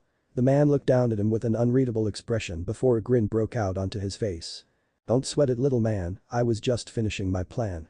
What are you doing on your own when evening has just begun? Naruto blinked slowly as his tired brain tried to process what the strange man had just said. I'm just taking a walk I guess. He looked up at the headband tied around his head. What's a shinobi doing all the way in a fire country? The man crossed his arms and bobbed his head to an invisible beat. Had some business to take care of in the land of iron, but I thought I'd take a detour down south. That kid is a jinchuriki. A booming voice said inside the Kumonin's head. You ain't gotta tell me that mighty Hachibi-sama. It's like I'm standing next to Yujito, only cranked up to 100, yo. That's probably because this boy holds the 9 tails. I've told you in the past that the power difference between each tail is increasingly more powerful, be careful with this one. Oh, alright. I'll see you I guess. Naruto was about to walk off when the man put a hand on his shoulder. Hold on now friendo, I know you're not leaving without telling me your name, don't be giving me no woes. Oh, I'm sorry. Naruto scratched the back of his head awkwardly. I'm Naruto Uzumaki. A big grin appeared on the shade-wearing man's face once more as his head and arms made those weird motions once more. You seem to be a cool little fish cake, so I'll tell you my name, make no mistake. You can call me Master Kurabi, cause I float like a butterfly and I sting like a killer bee. Naruto took a cautious step back as he slowly nodded his head. Better stay on that guy's good side. I see. Well it was nice to meet you Kurabi, but I better get. He was interrupted as the man was suddenly next to him, an arm thrown over his shoulder in an amicable way. Now little fox, you don't need to gawk. But I can't let you leave when I see you so down, you gotta tell me what made you frown, fool, you fool. The blonde's eyes narrowed slightly. Why do you want to know that? His brain finally caught up with the rest of the man's sentence. Wait, fox. He threw Kurabi's arm away from his shoulder and jumped back a few meters away. How do you know about that? Kurabi ignored the smaller boy's suspicion as he began to make some rapping movements that matched his lyrics. You gotta keep it cool, otherwise that would just be cruel. I gotta make sure my fellow jinchuriki is happy or my name ain't the mighty killer bee. He finished his dance with a hand thrown in the air, all fingers curled in, except for the index and pinky making a crude imitation of horns. The blonde's eyes widened as he took a step towards the man that could probably understand him better than anyone. You mean you're? That's right sucker, anything else would be a. He is a child. Watch your language. Hachibi yelled inside his head. He winced and massaged his now throbbing temple, making Naruto look at him in concern. Are you alright Mr. Kurabi? He nodded carelessly and went on. Just the old partner in crime giving me a hard time. Naruto took another step forward in amazement. You can talk to him. Kurabi grinned widely, idly taking note on how Naruto addressed Hachibi as he nodded his head. You better believe it bro, if you don't, then I can prove it for show. Just bump yo fist against mine and we'll be done in no time. Fool, you fool. Naruto looked at the extended fist in confusion and stared at his own for a few seconds. After a moment's thought, he walked forward and extended his arm, touching his fist against Kurabi's. A strange sensation of vertigo assaulted his senses as he closed his eyes in an effort to contain his lunch. Once the feeling was gone, he slowly opened them to find himself standing in a white void with Kurabi in front of him, and a giant bull with the body of an octopus. What the hell was that? No need to fret, lil bro, Hachibi ain't gonna bite you, yo. The Eight Tails lowered his head to be a better level with the little boy. B is right, I asked him to bring you in here to meet you. You said your name was Naruto, right? Naruto nodded quickly as sweat trickled down his face. Why yes. It's nice to meet you Mr. I mean Hachibi. One of the Eight Tails' tentacles flicked idly behind him. You don't have to worry about that title. My name is Jiki. Though that fool down here still calls me Hachibi for some reason. Said fool crossed his arms. Nah Hachibi, I mean no disrespect, there's no way I would be, paused abruptly and took out a notepad from his pocket, flipping it open and putting one finger under his chin thoughtfully. Expect, direct, reflect. Anyway, the ox hybrid began after a few seconds of silence. I wanted to speak to you about something. You were planning on leaving your village, right? Don't. You will be hunted down once they see that you're trying to leave, they will kill you and put Kurama inside another vessel. He doesn't need to be subjected to another sealing. The guy's been in enough of those already. Naruto looked up into the giant eyes of the ox topus. Kurama. Jiki frowned. That's the name of Mr. Doom and Gloom inside of you. At the look of panic appearing on the whiskered boy's face, he continued. I'm not surprised he didn't tell you. Naruto looked down glumly. I wanted him to tell me. When I finally gained his trust. That's no doubt an admirable trait, though it sure ain't no piece of cake. He is right. We are naturally wary of humans, the old fox even more so. Said Jiki. He probably wouldn't tell you even if you were friends just to prove a point. That did nothing to lift Naruto's spirits. Yo Mr. 9, why were you leaving the all tree anyhow? B asked suddenly, no doubt referring to Konoha. Because. Naruto stopped suddenly. Because, he repeated, calmer this time. No one will miss me there. Plus, they've done nothing but lie to me ever since I was born. About my parents, about what happened to them, about Kura. Kyuubi inside my stomach. The blonde paced angrily as both ox and man watched him. I'm better off somewhere else. Kurabi pointed at the blue scarf wrapped around the blonde's neck. That scarf around your neck is looking mighty fine, correct me if I'm wrong, but that looks like a gift Mr. 9. What B is trying to say, Naruto, is that this scarf looks handmade, someone took the time to make it. But above all that, my point about the fox still stands. He doesn't need that grief. Naruto looked down at the floor that seemed bottomless. They were right, it was a gift, and someone did care. He'd finally remembered why Kakashi seemed so familiar a while ago, he felt just like the Anbu that would guard his house the most and who probably left him this scarf. Even though he had his own strange way of showing it, Kakashi really did care and was the closest thing he had to family now. You're right, I've been acting selfish. I'm sorry. It ain't us you gotta apologize to, you witch, you one mighty sonofab. B was once again interrupted when a massive tentacle crashed against the back of his head, sending him to the ground. It's time to go home, Naruto. Naruto nodded slowly and soon, the area began to fade away.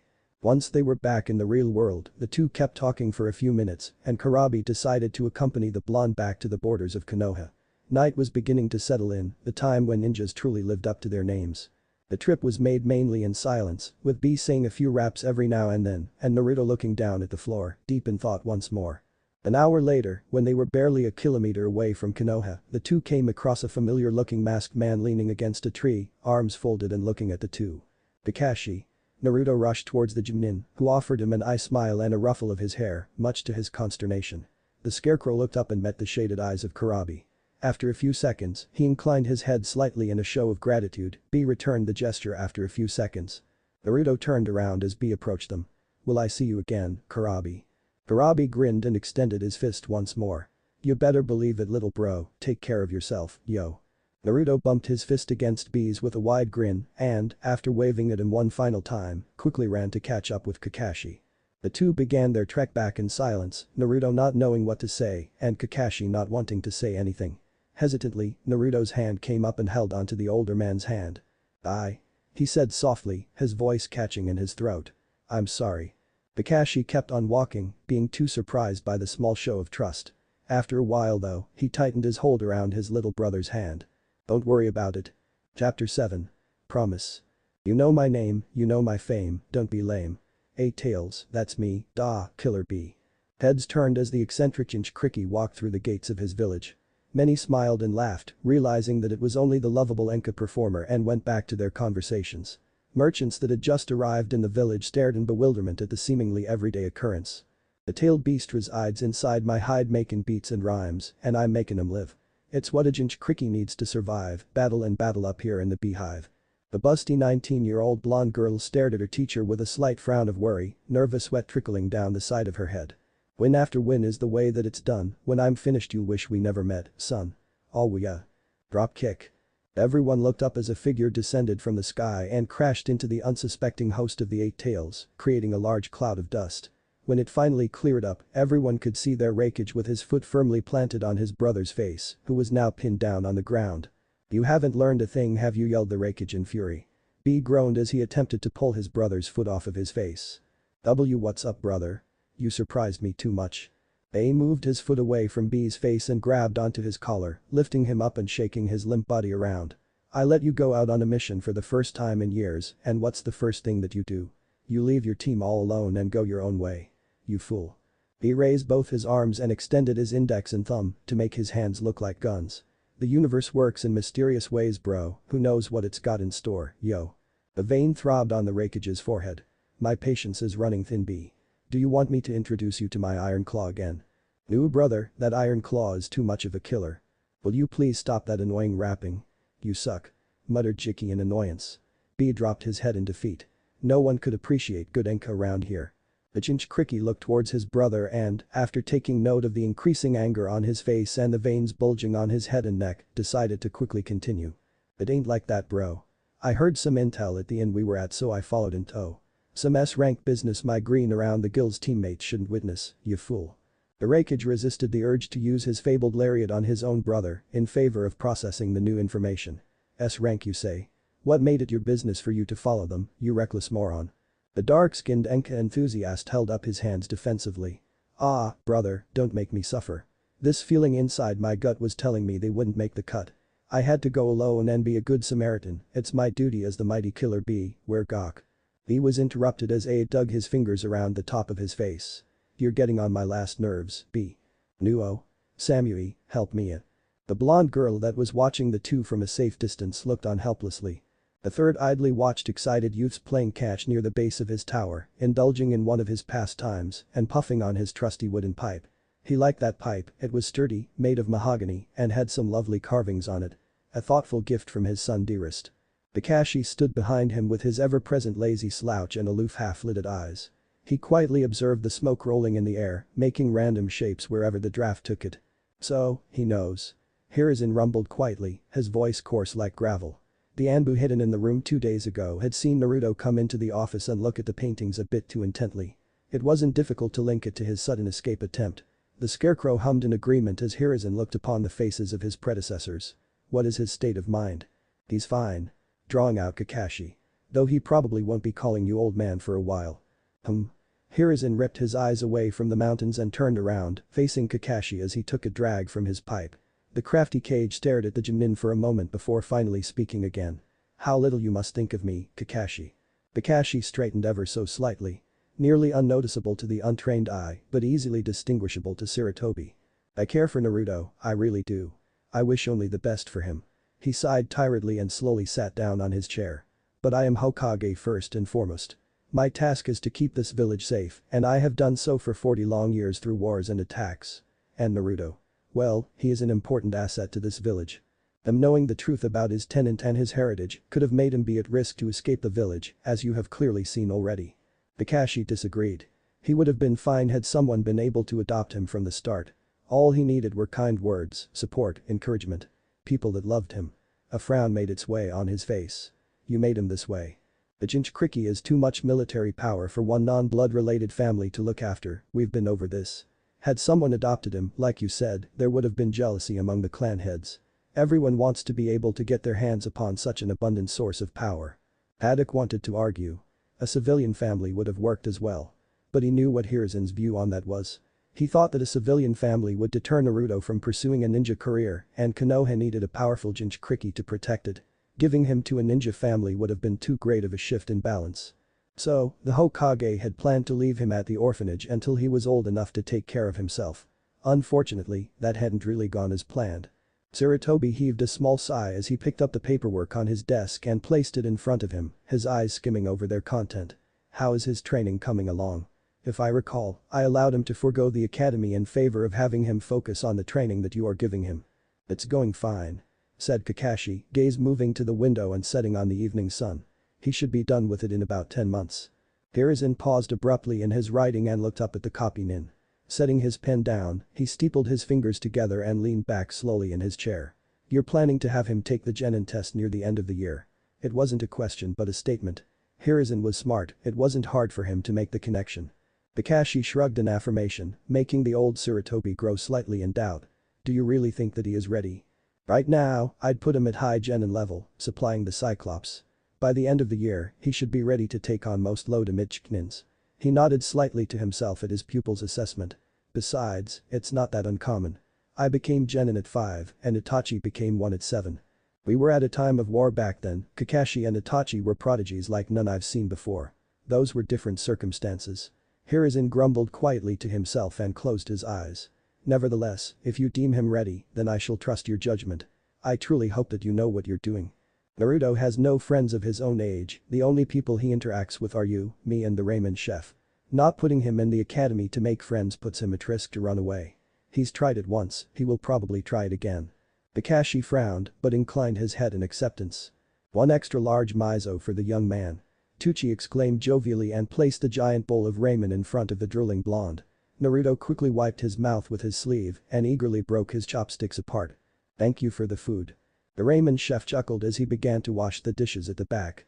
Meanwhile, AM smiled at the blonde as she leaned over the counter and watched him devour his food. So, Whiskers. You've been keeping up with your training. Naruto nodded vigorously. Ish is going well. AM reached over and bonked the top of his head with a ladle, making him yelp in pain. Naruto. Don't talk with your mouth full. He quickly swallowed his food and rubbed the sore spot on his forehead. Then don't ask me questions when I'm eating. Uchiha smiled fondly at the two bickering kids.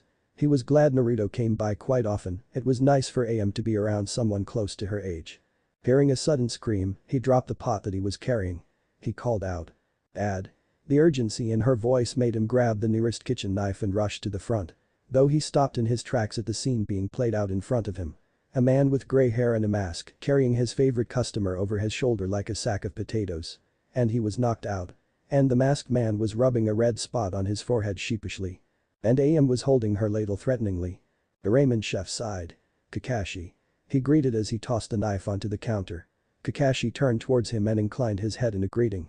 Uchiha, it's nice to see you. Oh whoa wait, you know this guy Dad. He just knocked out Naruto. It's fine AM, reassured the older man. Kakashi is a friend. He turned back towards the Jonin. Though knocking him unconscious might have been a bit much, don't you think? He reprimanded. Kakashi shrugged. Had to be done. He turned around and sent a lazy wave over his shoulder. Later. AM blinked as the weird man suddenly disappeared from her line of sight. Where is he taking him? Uchiha just sighed. The hard impact of his back meeting the ground woke him up from unconsciousness. Opening his eyes, he winced as the sun blinded him momentarily. Where the hell am I? Wakey wakey. Came a voice he recognized as Kakashi. Quickly scrambling to his feet, the 8-year-old glared up at the masked man. What the hell was that asshole? I was enjoying my ramen. Kakashi gave him an eye smile. This year's training starts now. He turned around and gestured to the area around him. This here is Training Ground 44, also known as the Forest of Death, home to many giant and ferocious creatures, carnivorous plants and man-eating super-sized insects. Even Chunin's would think twice before venturing in here. Naruto gulped nervously as the distant roar of something could be heard, almost as if to emphasize his point. And you want me to? Kakashi's smile seemed to grow bigger. Why survive of course. I'll come get you once I think you've been in there long enough. Oh, and don't leave the forest, or I'll make you start over from zero. Good luck. The Jonin gave him a two-fingered salute and disappeared in a puff of smoke, leaving a stupefied blonde behind. What the fuck? In reality, Kakashi was still close by, he wanted to see what the blonde would be doing first. He'd been debating this for a while, putting him in the forest. It was dangerous and incredibly unethical, but the boy had surprising survival skills and instincts. Living 3 months on the streets had done wonders, he wanted to see just what 6 months in a deadly forest would do. This place had plenty of animals and plants that he could eat, and he knew that he was ready to defend himself if need be. He was going to be fine. God, I hate this place, I hate this place, I hate this place. Naruto lamented to himself. Only 10 minutes in this forest and he'd already been attacked twice. By rabbits of all things. Since when did he have to be wary of rabbits? When I see that damn Kakashi again, I am gonna make him pay. He placed a hand on the hilt of his tento for comfort. At least he still had that. Though his pouch and scarf had been removed from him. He'd have to make do. He lifted up the dead rabbit by the ears and looked at its limp bloody corpse in slight guilt. He hadn't had the chance to eat that much at Ichiraku's and he was quickly getting hungry. Sorry buddy, but it's either you or me. And he definitely wasn't planning on dying in this forest. 3 weeks later. Ah.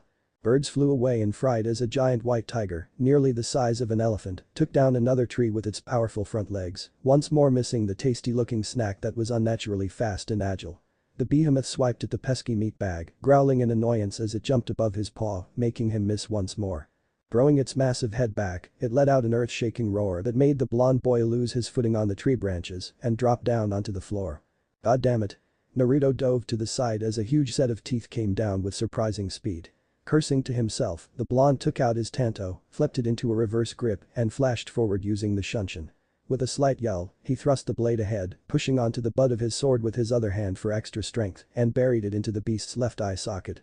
The tiger roared in pain and sent a vicious paw swipe at the blonde, the giant appendage crashing into his side and sending him violently through the forest. Coughing, he shakily stood back up and glared at the giant feline. He winced lightly and pressed his hand against his side, making him hiss in pain. Just great, one of his ribs was either fractured or broken. He couldn't tell which, but he couldn't bring himself to care which one it was either. It hurt like a bitch regardless. Just what the hell was he supposed to do against that? And what was Kakashi thinking about dumping him in a place like this? The white feline regained its bearings and set its angry slitted blue eye back onto the blonde. One eye was now closed, though the fury in the other one was clearly evident. It growled and slowly stalked forward. Naruto watched it getting closer and closer as hopelessness settled in his stomach. There was nothing he could do against that thing. He tried using his chains when he first encountered it, but it easily snapped them off like wet paper. His sword had disappeared somewhere in the bushes when the beast had lashed out, and a part of his mind was telling him that he wouldn't achieve much with hand to hand. After everything. This was how it ended. During his training. How pathetic. Naruto's eyes snapped open in surprise. He knew that voice. Only one person had such a deep tone. Kyuubi? The blonde muttered to himself in surprise. He heard a faint growl inside his mind once more. Are you really going to let such a harmless kitten snuff you out so early? Naruto said nothing in return. He'd already accepted his fate, there really was nothing he could do to fight it and it probably could easily smell him if he tried to hide. HMPH.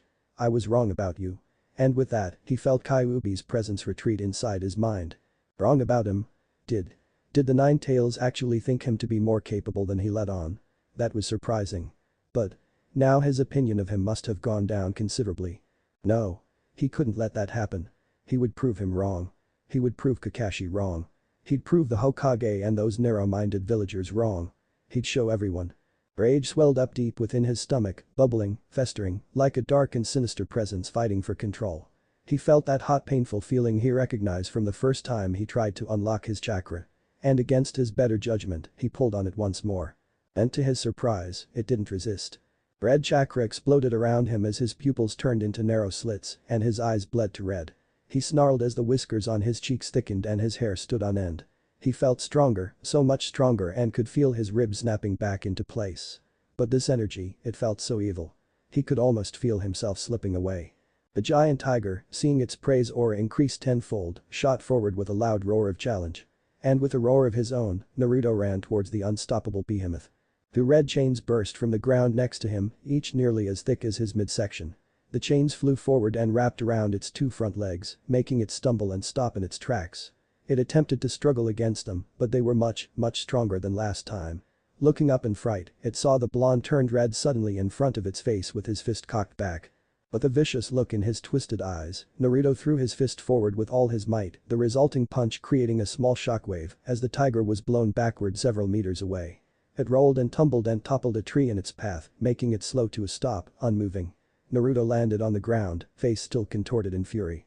He growled and walked forwards, a chain through the brain would be more than enough to end it. Though when he got to the downed animal, something inside its glacial eye made him stop suddenly. Its eye was wide open, pupil dilated as it stared at him with a weird mixture of sentient fear and grim acceptance. It knew it was going to die. This time, it had bitten off more than it could chew. And now, there was nothing it could do but accept its fate against a more powerful enemy. Human and animal stared at each other for the duration of several heartbeats. The red aura around Naruto began to shrink more and more until it had finally faded away, whisker marks and eyes returning to their original look. The tiger lifted its head ever so slightly and inclined it in submission.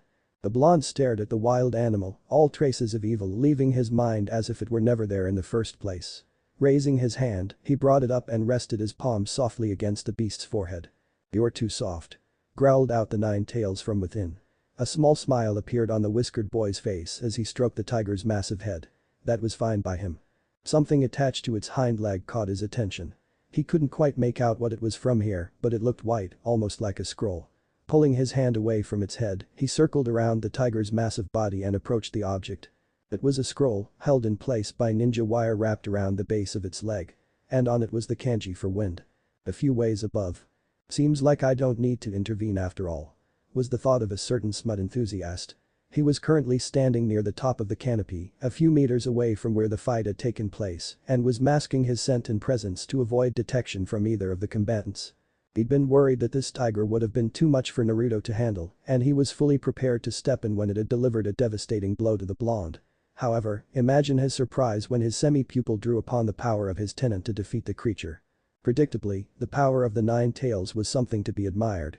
Drawing upon merely a fraction of its power, the boy had managed to completely overpower the much larger animal. The inhabitants of this place were much bigger and stronger than regular ones due to the very nature of the forest. These woodlands had been created by none other than the first Hokage himself with the use of his wood style, and the creatures that took residence here have been within direct contact with the Shadame's potent chakra ever since. What surprised him even more though was when the enraged blonde had beaten the tiger with a single punch, mind you. Instead of killing it, he decided to tame it, the menacing aura of the retreating back into the seal. He didn't know why the blonde decided to do that, but it was definitely a smart move. This tiger was at the top of the food chain around here and would definitely be a powerful ally. How interesting. He wondered if he'd be able to find the rest of the scrolls he had hidden away. 1 month later. Brip. Brip. Brip. Naruto slowly opened his eyes and looked at the leaky pipe in surprise. He was back in his seal. He didn't remember coming here. Last thing he remembered was finding refuge in a quiet area of the forest as Cory, the white tiger he named after the word ice, went back to its den. He'd quickly fallen asleep, lulled by the sounds of the forest.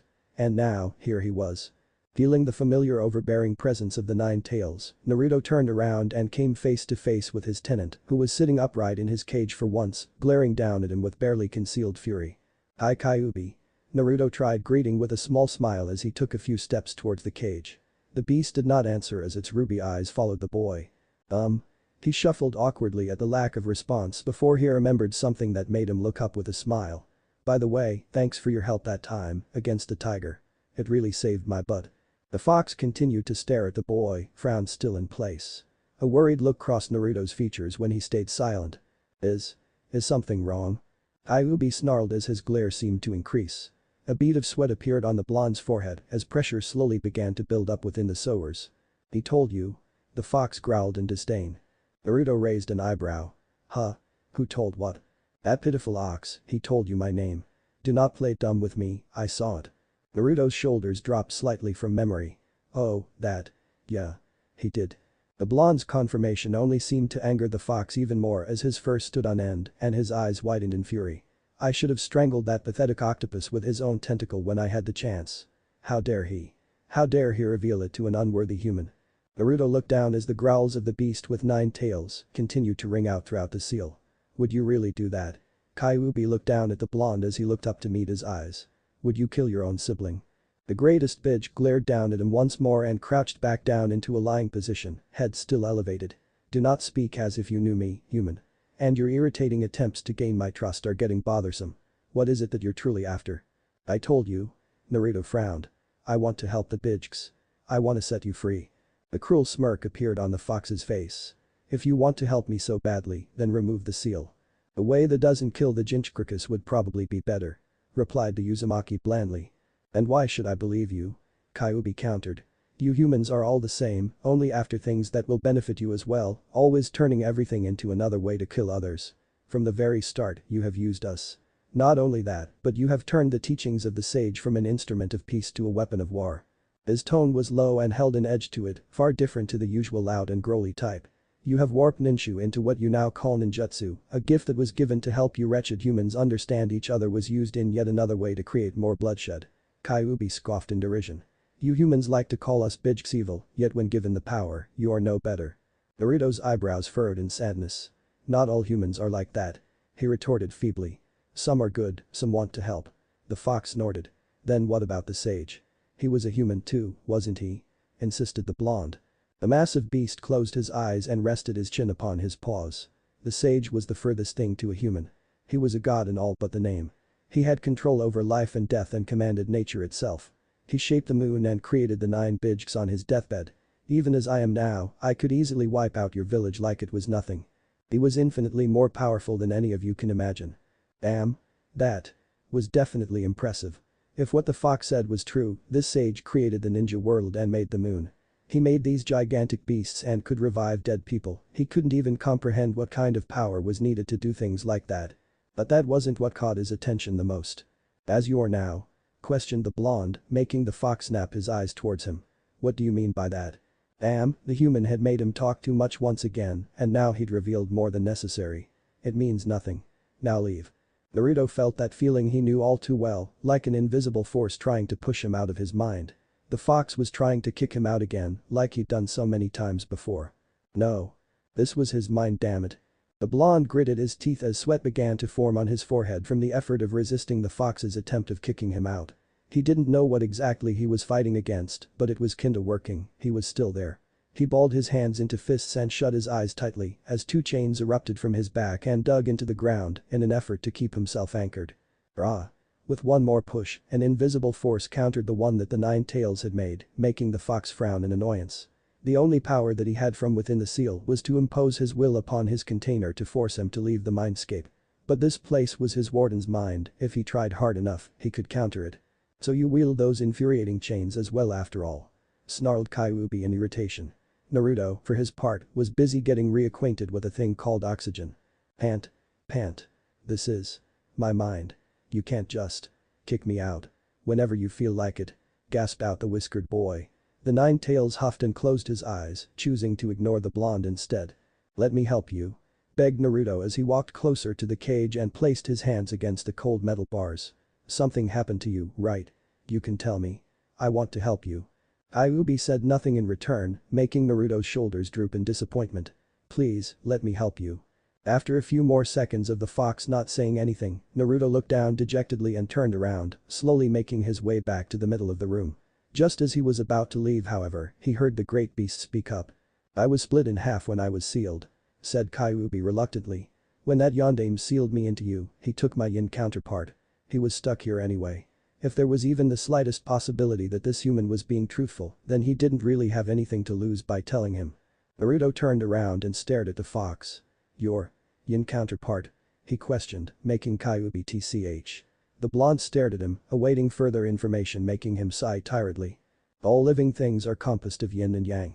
Yin is mental and spiritual, while yang is the physical aspect of our biological form. He informed me. To put it simply, yin is your energy while yang is your body. Chakra itself is made by mixing yin and yang. It takes form when you combine your spiritual energy with your physical energy. Naruto blinked at the explanation as he tried to understand everything that was being said. So, you're saying that you only have your physical form right now and your energy was taken from you, right? Kyuubi huffed at the crude explanation. A very dumbed-down explanation, but yes, I suppose it will do. Naruto smiled widely in determination and pointed a finger at him. I'm gonna get you your half back. And when I have, I'm gonna find all the bij can free them and keep all the Jinchurikis alive while doing so. I promise it, declared the blonde in conviction. Good luck with that, said the 9 tails sarcastically. My yin half is sealed inside of the yondaime, who now dwells within the Shinigami's stomach. Naruto blanched at that. Oh man, the Reaper. The god of death himself. That made things a lot harder. He would have to find a way to talk to it and hopefully convince it to release the 4th. And if he agrees, he will have to convince him. Father. To release the yin half and return it to him. Easy? Right. That won't stop me. Once I make a promise, I don't go back on it. That's my way of the ninja. The fox narrowed his eyes on the boy. How foolish. But I suppose that right now, you are my only hope, as much as I loathe to admit it. Naruto smirked at the fox. A promise had been made, and now, he had a reason to keep fighting. 4 months later. Dark blue sandals landed on the forest floor of training ground 44. Sighing softly, Kakashi stretched his neck, making a few satisfying pops ring out in the deathly silent woodlands. He wasn't worried however, nothing in this place could hurt him. He hummed as he looked around the forestry. He wasn't exactly hiding his presence, and he was near enough his student that he knew it would only be a matter of time before he would notice him in the area and come find him, so he opted to instead lean against a tree and pull out his favorite book in the hopes of getting some reading done. Or at least, that was the plan. Until he felt something tugging at his feet. Looking down, he saw a small black fox of all things gnawing on his pants leg, making a few angry yipping sounds at the same time. What do we have here? Mused Kakashi to himself as he crouched down to get a better view of the frisky creature. It looked up at him with its cute little amber eyes and growled, white-tipped tail flicking behind him angrily. Just as he was about to reach out to pet it, a tanto came flying through the bushes, its intended target being Jinin's head. The copy nin easily leaned back, his eye never changing from its half-lidded bored look, even as the blade buried itself on the trunk of the tree he was previously leaning against. Looking into the direction the blade had come from, he saw the small form of the 8-and-a-half-year-old boy that he'd taken under his wing those past few years. He looked different. Well, that wasn't exactly correct, he looked exactly the same save for him being a bit taller, his hair a bit longer, and that small scar he could see behind his ear close to his neck. It was his aura that felt different. It was subtle, but it was there. More refined, cautious, in control. So you finally decided to show up. Remarked Naruto ironically. It had been 6 whole months since he dumped him in this place after all. He bent down when the black fox rushed over towards him and yipped at him in excitement. Smiling, he reached out and opened his hand to reveal a few red berries, which the small animal wasted no time to devour in seconds. Kakashi watched the interaction in silence for a few moments, letting his student do his thing with the animals that he'd befriended in this place over the months. Are you ready to go back now? He finally called out after waiting long enough. MMH. Naruto confirmed as he waved at the fox, he yipped happily and disappeared into the bushes. Standing up, he raised himself to his full height and walked off into the direction of the gates without a word. They made the trip back in silence. Got any coffee? Naruto sent his teacher an irritated glare as he dried his wet hair with a towel. I don't know, I haven't been here in 6 months. He probably did, the Hokage had brought some over a while ago, but he wasn't about to give him the satisfaction of telling him. No need to snap. Making his way to the kitchen, the Sharingan wielder opened one of the cupboards and rummaged around in it in search of the heavenly black powder. The whiskered boy sighed and threw the towel on a chair. A warm shower had felt nice, and his clothes were in dire need of some complete washing. For 6 months, the only way he'd been able to clean himself and his clothes was by bathing in the little river near the center of the forest. Find it, you can stop looking. Called out Kakashi from the kitchen. Naruto rolled his eyes as he gave his plants some much-needed water. He was sure that they would have been dead by now, but it seemed like someone had stopped by every now and then to make sure they didn't dry out. He was grateful for that. Walking back to his kitchen, he saw Kakashi finishing up his coffee as he turned the dial of the gas plates to the off setting. Pouring it into a cup, he put a few spoonfuls of sugar, unscrewed the lid of the milk carton, and tipped it upside down to pour it into the mug. But nothing came out. The carton definitely felt full though. He ignored the blonde's deadpan stare as he sheepishly thought to himself. Right, civilian. No stasis seals. That was fine, he didn't mind having it black. So? Began Kakashi as Naruto sat in front of him on the dining table. How was it? The glare was his response. You dumped me in a forest. Yeah. Replied Kakashi. Full of giant animals. Fuck you. Kakashi feigned shock and dramatically pressed the back of his hand to his forehead. Such language, did the animals teach you that? The FFT. The whiskered boy scoffed and decided to ignore him for now. Kakashi began to sip on his coffee, somehow managing to keep his mask on in the process. Leaning back, he sighed contentedly as the drink warmed his body. There's something I haven't asked you yet, I wanted to give you time to come to terms with it. Naruto turned back to look at him. Ask me what? Your parents. He said bluntly, making Naruto flinch. How do you feel about the whole thing? The boy looked down, tracing his finger along the wooden shapes of his dinner table. I'm not sure. I'm glad I know the truth now, but… He paused. Now there's just a whole bunch of other questions that come up. Kakashi nodded in understanding. And? He trailed off. The masked man waited a few seconds for his student to continue. And? He prodded when he said nothing else. Naruto looked up furtively at him, but bashfully reset his focus on the table. Well. It sounds selfish, but. It would have been nice to have something from them, you know. He said dejectedly. He'd been thinking about that for a while. It's stupid. He muttered as he watched the steam rolling from the hot coffee. Kakashi's eyes curved up in amusement. Ah, but they did. The blonde's eyes snapped up to him. What? He asked in apprehension. They did leave things for you. Repeated Kakashi. That scarf, the Jinchuriki, reflexively placed a hand on his blue scarf at the mention of it. He didn't have it with him in the forest, so when he'd gotten home, he'd immediately put it back on. It was the second thing he'd done. It made him feel safe. Your mother made it for you. The knot formed in his throat as he lifted up the end of the scarf. She did. Sure did. He said jovially. And that toy you love so much, Naruto blushed slightly at the mention of it. It was embarrassing, but it was the first thing he'd gone to see upon arriving home. Your father bought it for you before you were even born. He was sure that you would have had loads of fun with that little drum. The knot in his throat seemed to manifest in his belly as well, and moisture began to gather in the corner of his eyes. He couldn't believe it this whole time. His two most prized possessions had come from his parents. Kakashi had told him that they were excited to have him, but there was always that little doubt in his mind. But now he was sure. They did love him. Kakashi smiled slightly as he stood up from his chair, coffee in hand. Guess I'll take this one to go. He thought to himself. He should let the kid have the rest of the week off, he deserved it. Making his way to the door, he opened it and stepped out, leaving the shaking blonde with his thoughts. Everything is in order? Questioned a calm and commanding voice. Ringed Purple's eyes flickered to his subordinate, a man half black and half white, with a Venus flytrap surrounding his head. Yes, Leader Sama. All traces of his trip from the leaf to here have been erased. While the black half had a deep and raspy voice, the white part had a more jovial and normal tone. The ring is also ready. He said as he handed a red ring to his leader. The leader nodded and fixed his gaze onto the Uchiha prodigy. Now, Itachi. You know what you must do. Itachi nodded as he was handed the ring and slipped it onto his right ring finger. It was kind of tight, but he could manage. Pulling his leaf headband out of his new Akatsuki cloak, he stared at it for a few moments, almost with a longing look before he placed it on the tree post in front of him and dragged a kunai across Konoha's motif. Looking at his work, he picked up the headband and tied it back onto his head. Then it settled. Itachi Uchiha, you are now a member of the Akatsuki. Welcome. He said in the same monotonous tone he had become accustomed to. My name is Pain, but you will refer to me as Leader Sama. You shall wear the red ring crimson and take on the missions you will be assigned to. Kneeling in front of his new leader, Itachi nodded. Yes, Leader Sama. Good. Said Pain as he turned around and walked off. Juzo Biwa will be your partner. I trust you two will work well together. Itachi turned around and laid his eyes on Juzo, who inclined his head in greeting. All around him, the other members of the Akatsuki who were overseeing the arrival of the new recruit dispersed in their own direction. JKZM was a tall slender shinobi about the same height as the sword he wielded. He had no eyebrows, creases under his eyes, and a cross-shaped scar on his right cheek.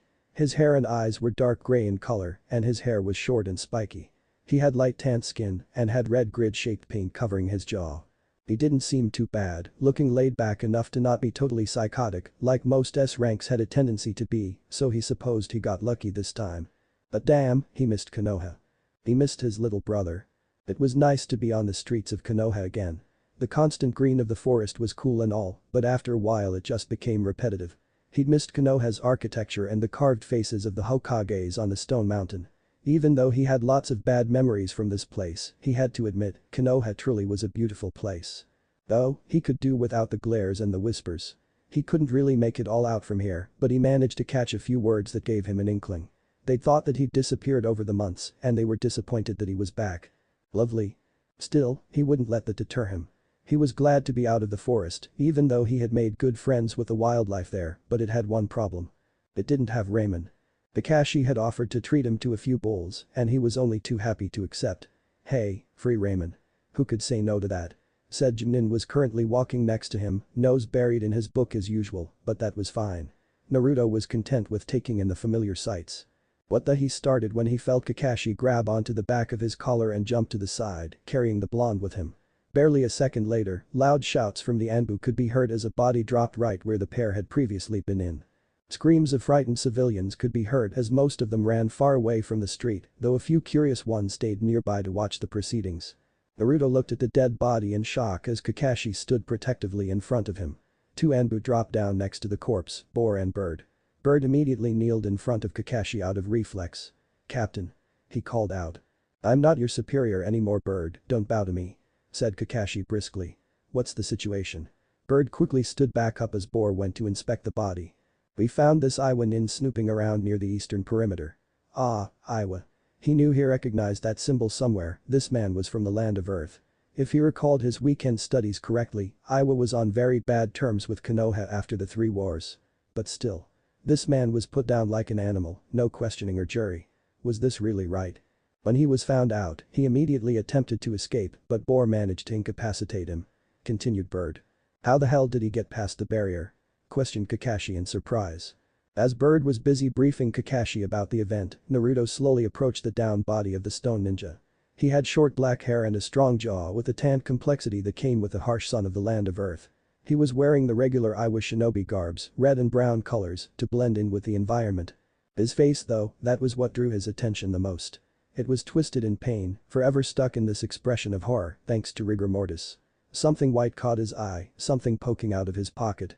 Bending down, he reached inside and pulled out a small slip of paper. Only. It wasn't paper, but a photograph. That same man, grinning broadly as a small girl looking to be about 5 or 6, hung off his strong arm like a little monkey. They both looked so happy. This man was a father. What would this girl think when her father wouldn't be coming home?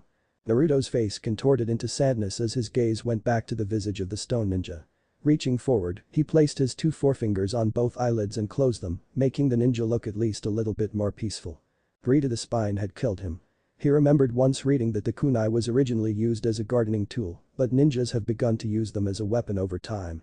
You humans are all the same, always turning everything into another way to kill others.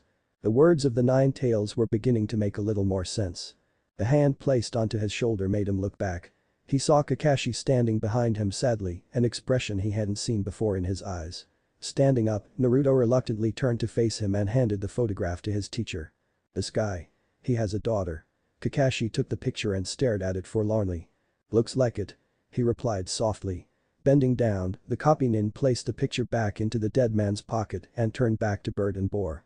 "Your superior will be here shortly. Await his instructions." Standing back up and ignoring the replies of "yes sir," he put his hand on Naruto's shoulder again and nudged him in a different direction.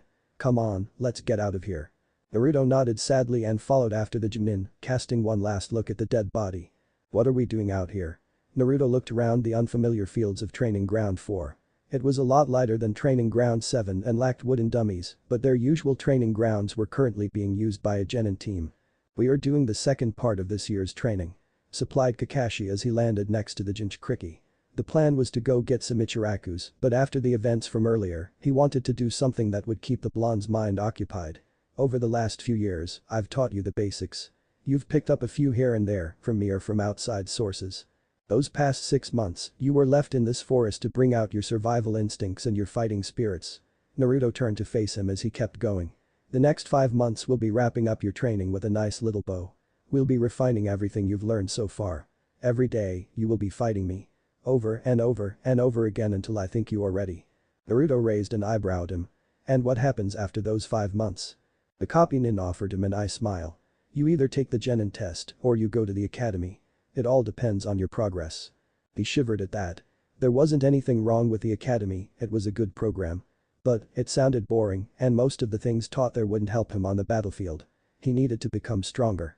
Besides, he was not really good at social interaction.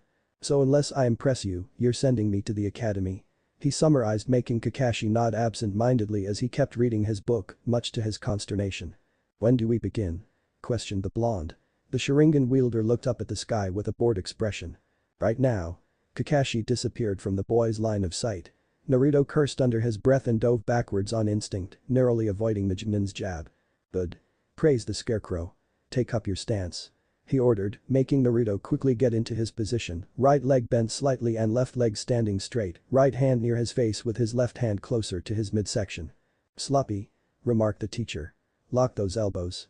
Naruto quickly did so as his teacher slowly circled him, watching his stance with a critical eye.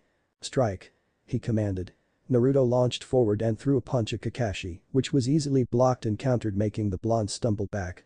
"You're not in a circus," he admonished. Don't waste energy in big movements, strike fast and strike true. Naruto righted himself and nodded, sweat rolling down his forehead. Naruto engaged him once more but was easily taken down again by a leg sweep. Wrong, footwork. The blonde shot back to his feet and planted his feet down firmly, taking up his fighting stance once more. Better, strike. And he did as instructed, better and stronger this time, but still no match to the might of the Sharingan wielder. He was launched back within seconds but managed to remain on his feet. Wind style. Air bullets.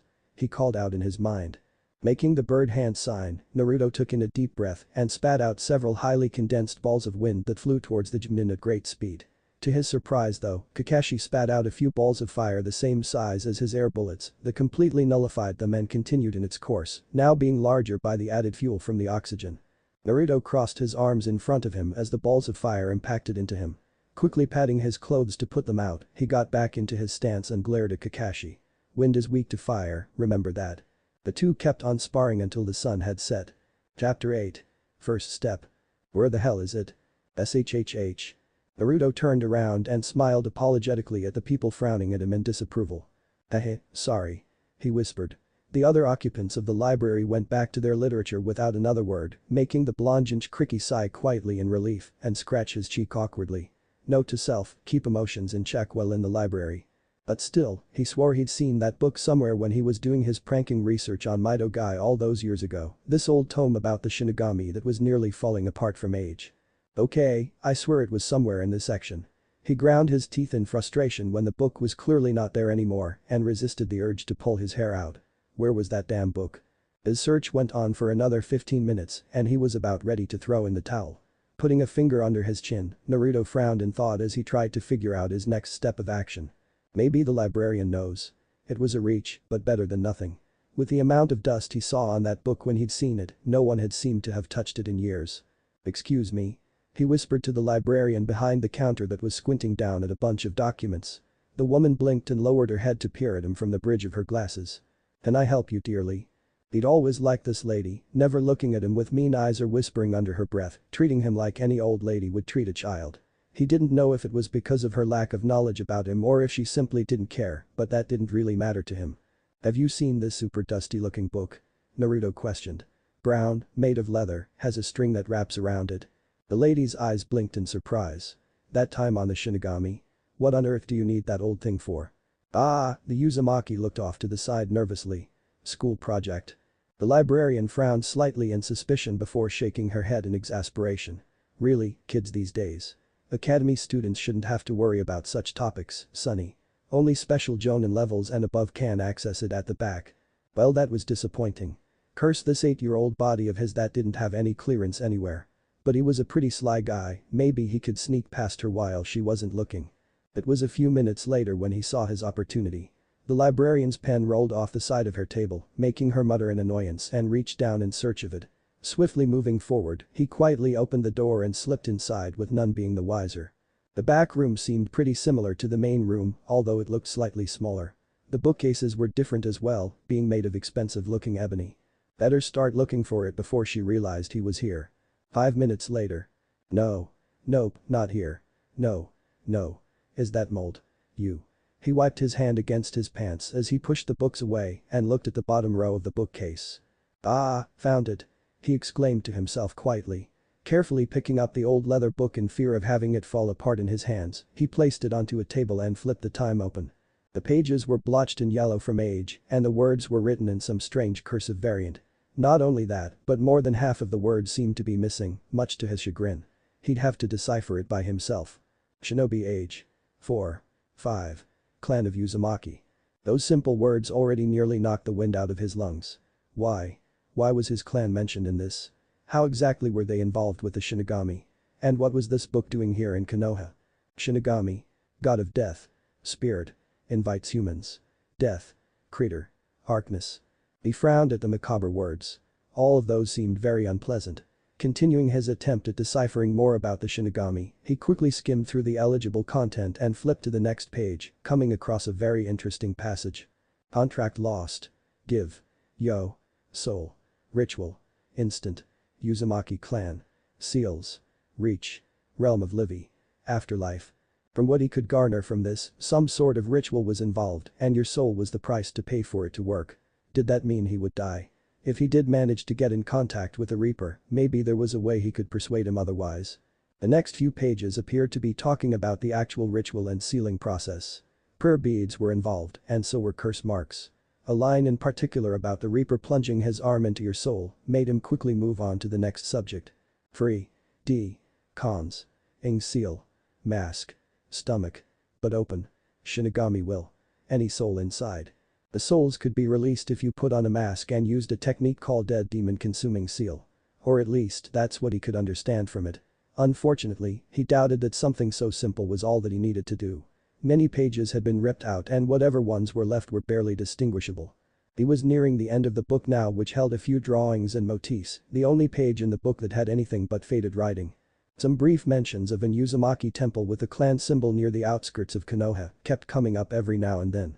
They must have built one when Konoha had made their alliance with his clan's village.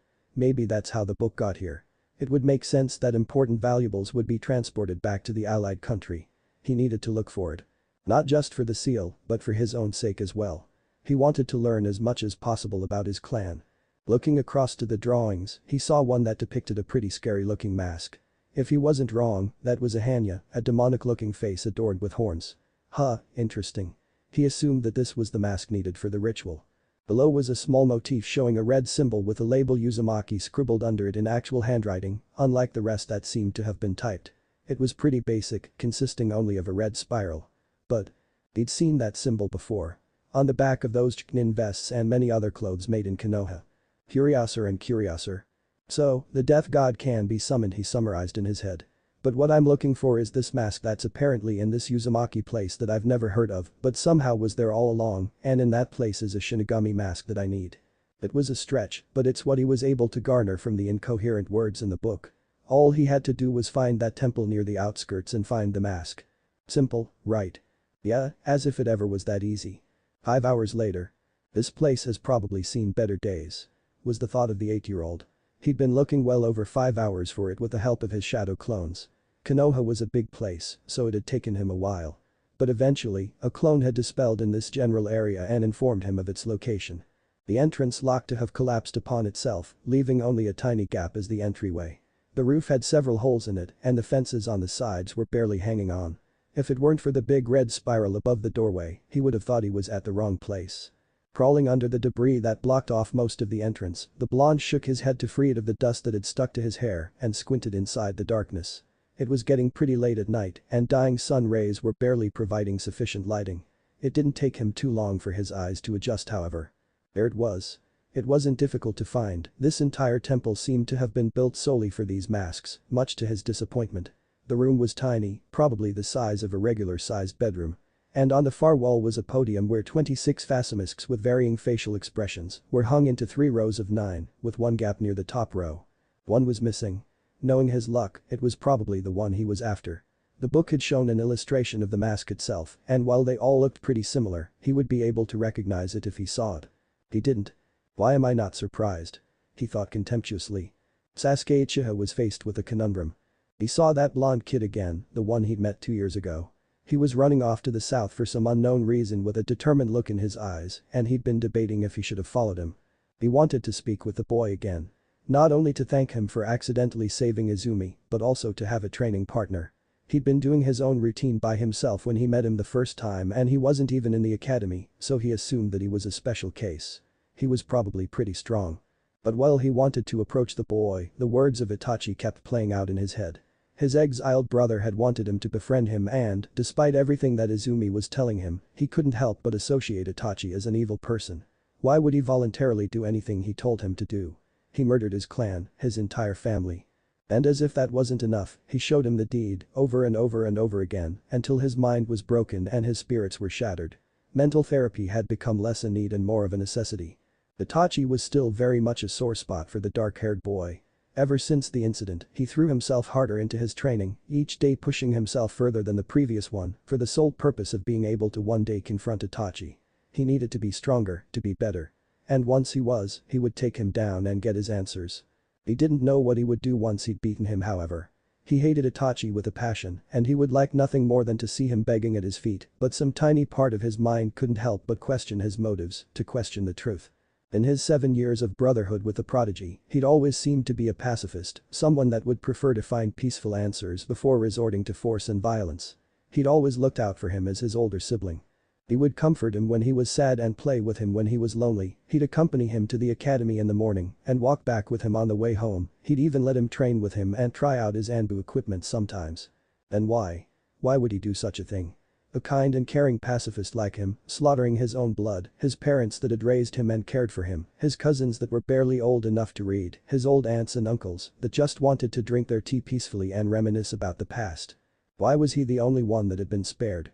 "Sasuke and Kiba, come on down for your sparring match," called out his teacher, Iruka. The boy in the furred hoodie jumped off his chair and whooped in excitement, his companion barking with the same energy. The Uchiha sighed as he got off his chair and made his way down the steps, trying his best to ignore the cheering girls next to him.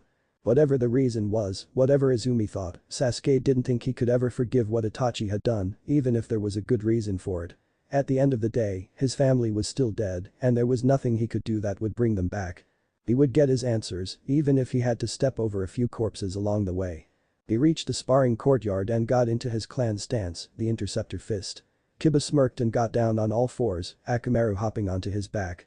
Looking at both fighters, Iruka's raised hand descended into a chopping motion. Begin. Naruto shot forward and threw a quick jab at the masked man, who evaded the attack effortlessly. Quickly ducking under the incoming kick, he hopped back as a chain shot out of the earth and wrapped around Jinin's ankle.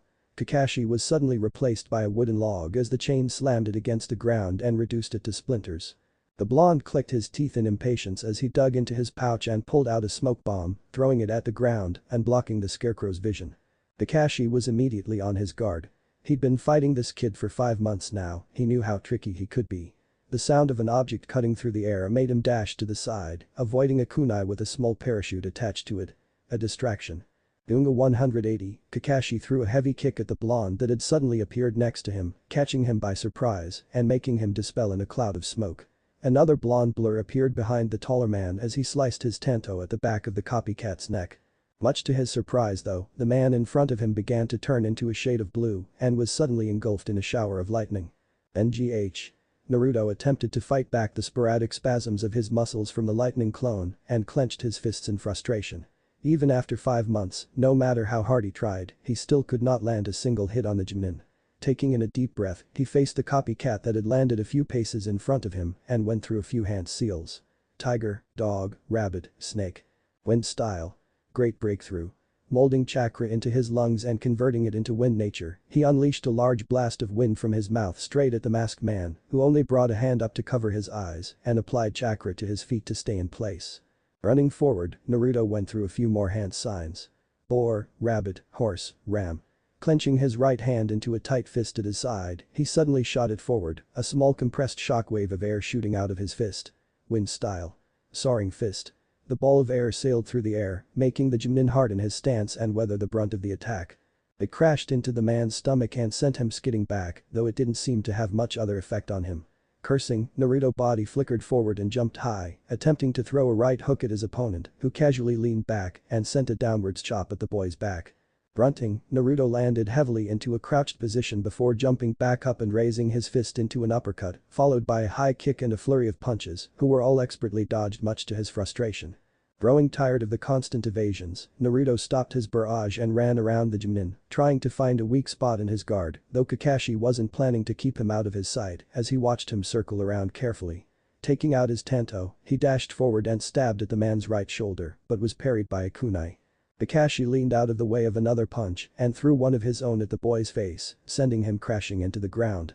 Scrambling to his feet, Naruto was about to jump back into action, only to suddenly stop to avoid running head first into the pointed end of a kunai. "Do you surrender?" asked the Chunin in a lazy tone. Naruto glared at the kunai for a few 10 seconds before exhaling and falling back into a sitting position.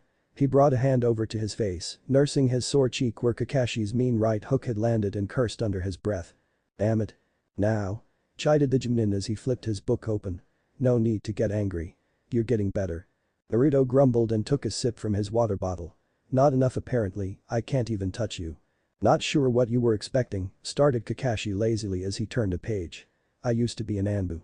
The blonde sighed and lay down on his back, basking in the feel of the morning dew on the grass to cool his body down. The masked man closed his book and turned to face the blonde. On your feet. Naruto stood up without a second thought. He recognized that tone from experience and knew better than to question him. Standing straight and at attention, Kakashi crossed his arms and looked at him with a serious expression. The day marks the last day of our training together, said the scarecrow, making the blonde look at him strangely. Tomorrow at 1300 hours, you will report to the academy and give this official letter to whoever is in charge inside of room 304. He handed him a slip of paper as his mind began to race. Oh no, what was going on? Was he being sent to the academy?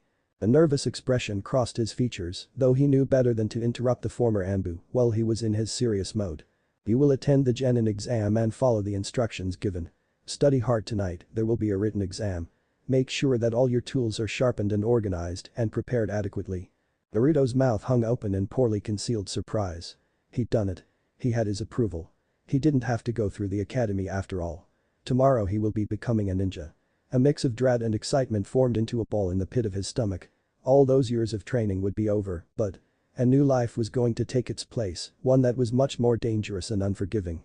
The hand landed atop his head, startling him out of his thoughts as he looked up at Kakashi, who was now looking at him with an eye smile. You're going to do fine. He stated confidently as he removed his hand. Also, you should consider getting some shinobi clothing.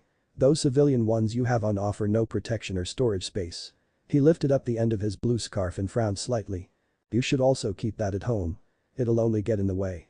He didn't want to leave his precious scarf behind, but he knew that Kakashi was right. Enemies could easily grab onto it or he could trip on it if he wasn't careful. Plus, there was the chance that it would get ruined and he absolutely did not want that. With a nod, Naruto straightened up and saluted the older man playfully. Yes sir. Was he ready for this? He closed the door behind him with a soft click and adjusted his gray jumper.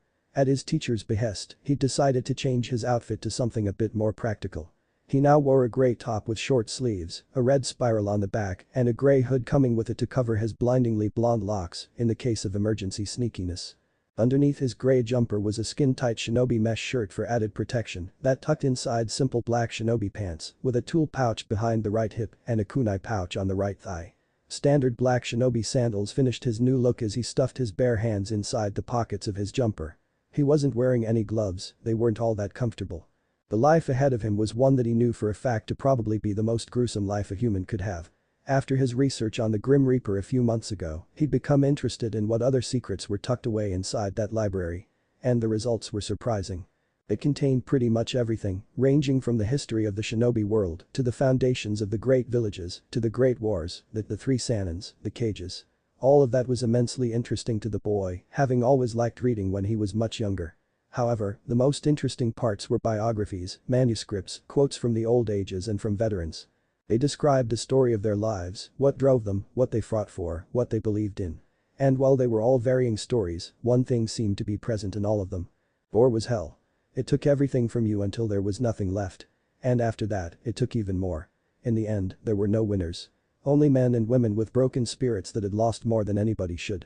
To be shinobi meant living a cursed life. It was something that required your blood, sweat and tears and an immense amount of sacrifice.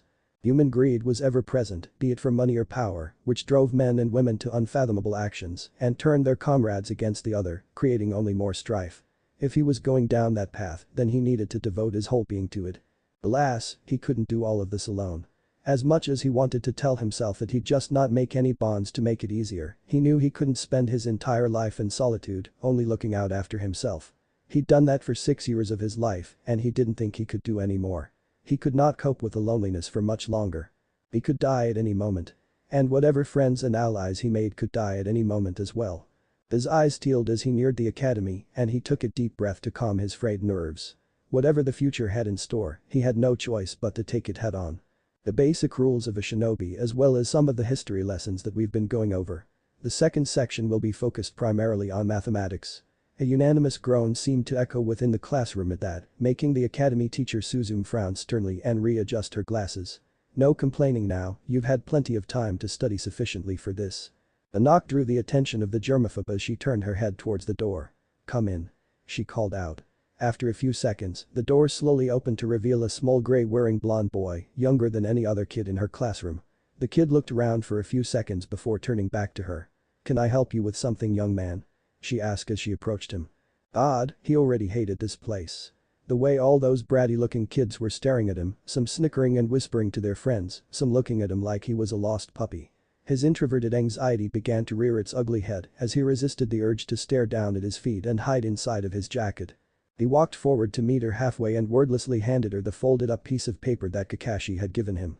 She took it and skimmed it over quickly as the other students watched on in curiosity. Suzume turned to the students in the classroom and began speaking. "Alright everyone, we have a new student that will be taking the exam with us. Please treat him well." She turned back to Naruto and gave him a kind smile. "You can go and sit next to Yuna. Yuna, please raise your hand." Naruto looked around the room as nobody moved, becoming more and more distressed as time went on. An irritated tick mark appeared on Suzume's forehead as she closed her eyes in exasperation and crossed her arms. "Yuna." She barked out sharply, making a dozing brunette shoot up in her seat in surprise. "Huh? Wah. As I was saying," repeated Suzume in a warning tone. "This new student will be taking the test with us. Please raise your hand so he knows where to sit." The half-asleep academy student slowly raised her hand and Naruto nervously made his way up the stairs. Moving further back to the side to let the blonde sit down, Yuna rested her chin on the palm of her hand as she curiously watched the younger boy from the corner of her eye.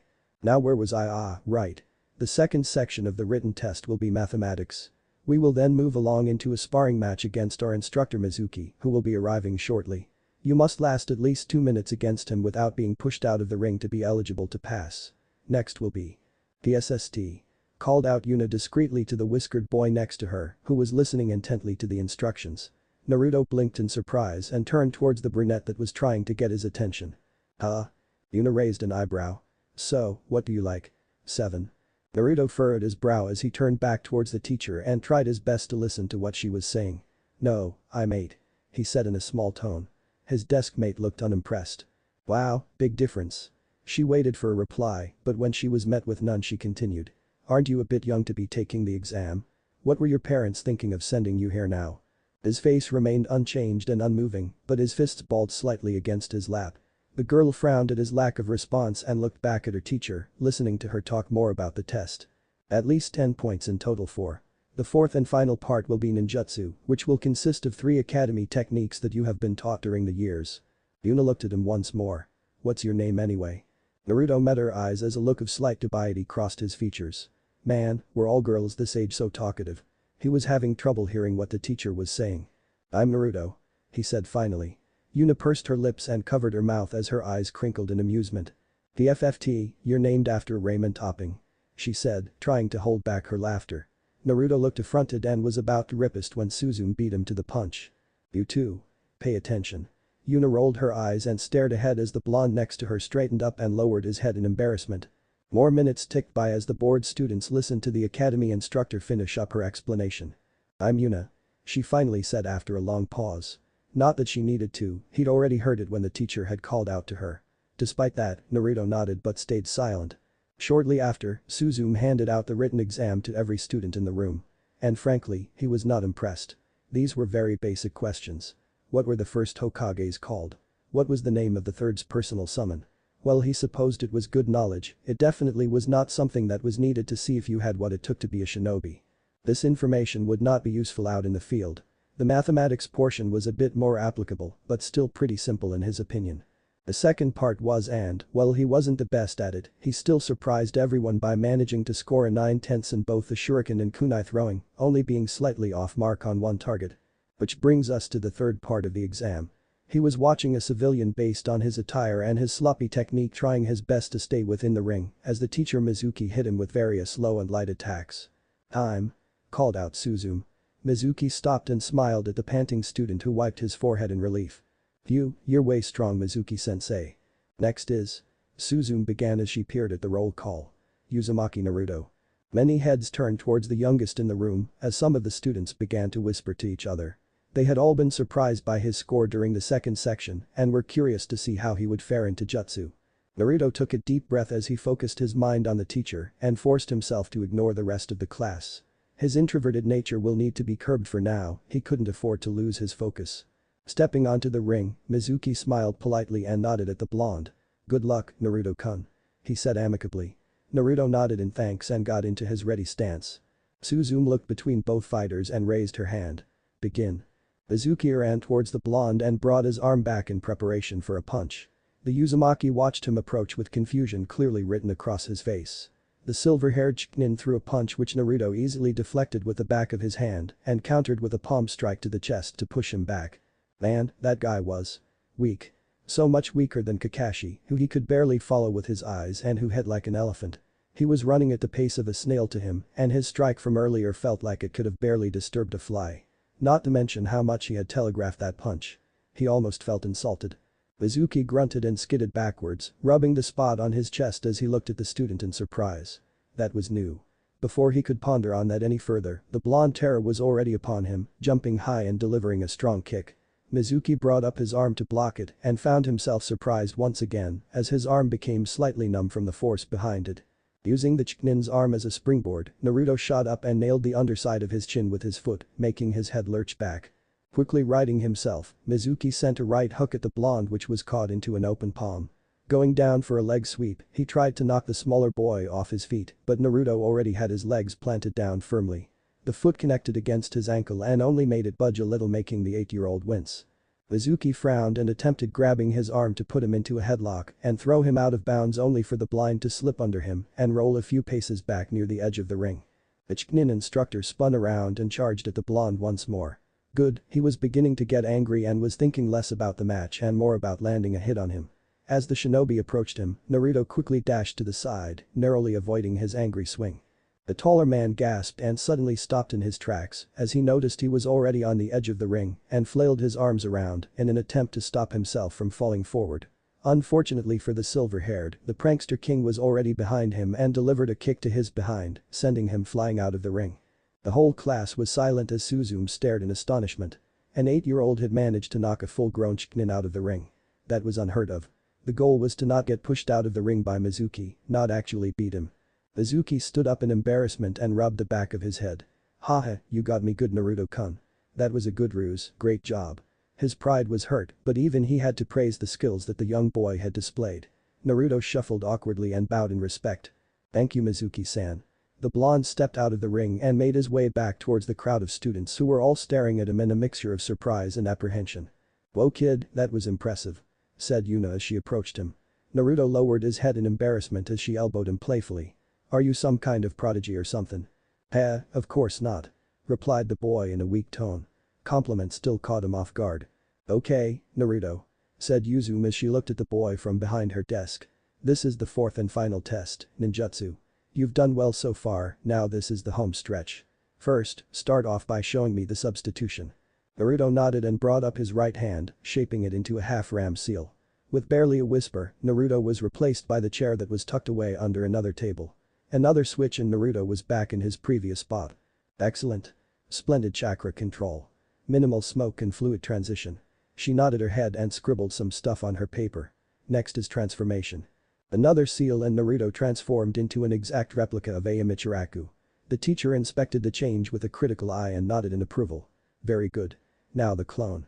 Naruto remained still for a few moments as he pondered the request, making Suzume raise an eyebrow at the blonde's sudden hesitation. Is something wrong? Any clones? Oh, right, confirmed the teacher. Academy students usually only knew the basic Bunshin no, so they just never bothered to specify. Without the use of any hand seals, 2 clones of Naruto suddenly materialized into existence next to him. Suzume looked impressed. Very good, Naruto-kun. Using the Bunshin no without any hand seals and with no visible smoke is incredibly impressive, especially at your age. Actually, interrupted the blonde. It's not the Bunshin, but the Cage Bunshin. To prove his point, he turned towards one of the clones and poked it on the cheek. Hey, quit that. Snapped the clone as he smacked the original's finger away. Naruto winced and nursed his sore finger. What was that for, idiot? What are you calling me an idiot for? I'm you, stupid.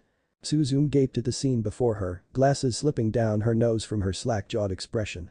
The Jinchuriki stepped out of the academy, adjusting the blue forehead protector that was now tied around its namesake. The sky had already begun to darken.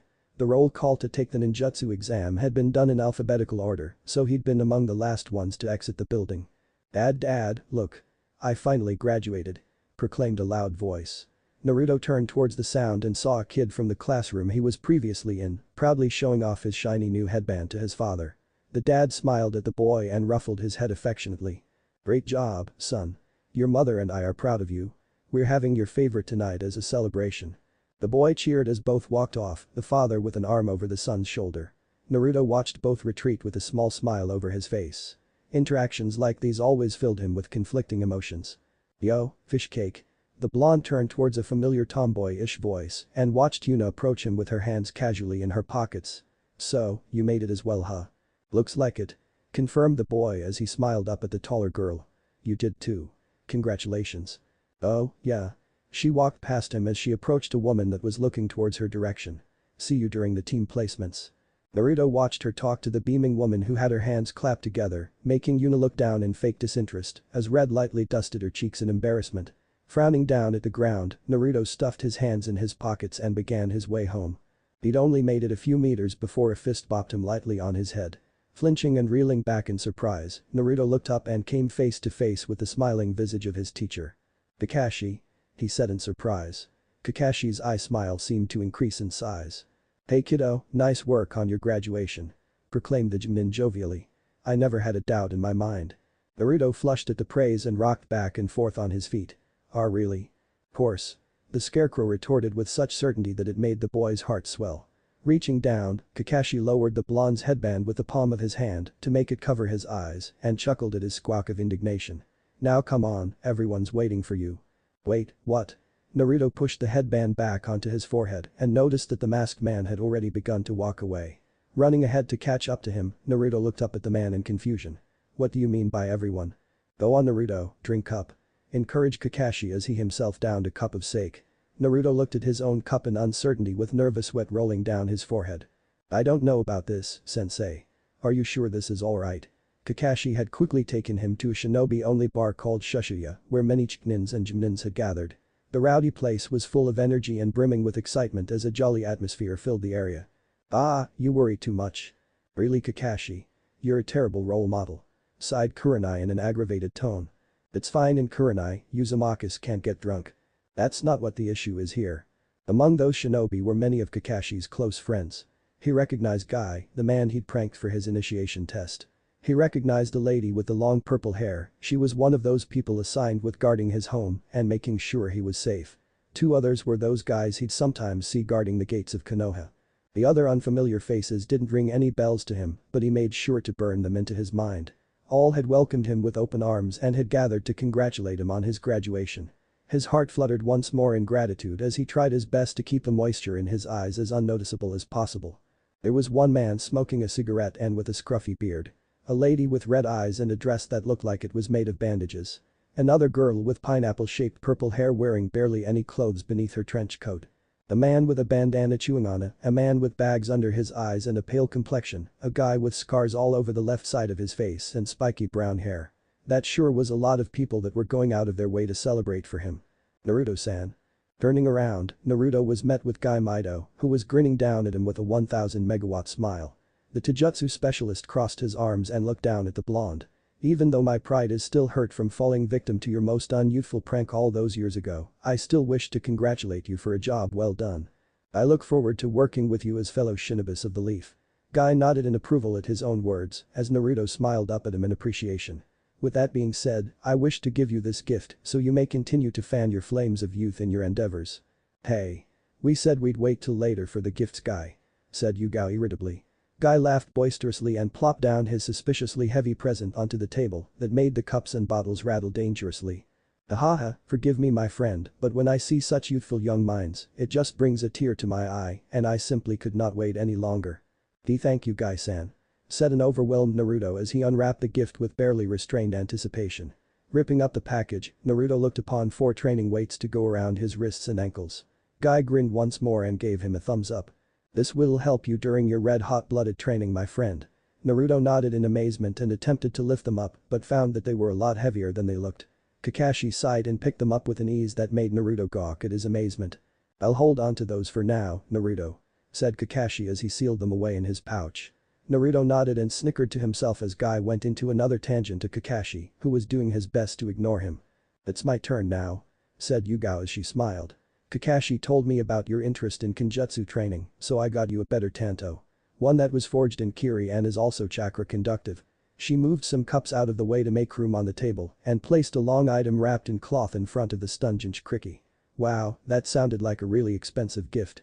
Unwrapping it, Naruto was met with the sight of a tanto that, funnily enough, did not look all that different from the one he had, except it was a slightly darker color and had a red spiral on the hilt that contrasted nicely on the near black background. Picking it up, Naruto noticed that it felt much lighter than his previous tanto, and the blade itself was incredibly sharp enough to look like it would draw blood just by being near it. "Thank you so much, Yuga-san," said Naruto in gratitude as he replaced the old tanto on his back for his new one. Rolling his shoulders a bit to test the feel, Naruto smiled at how light his back felt compared to before.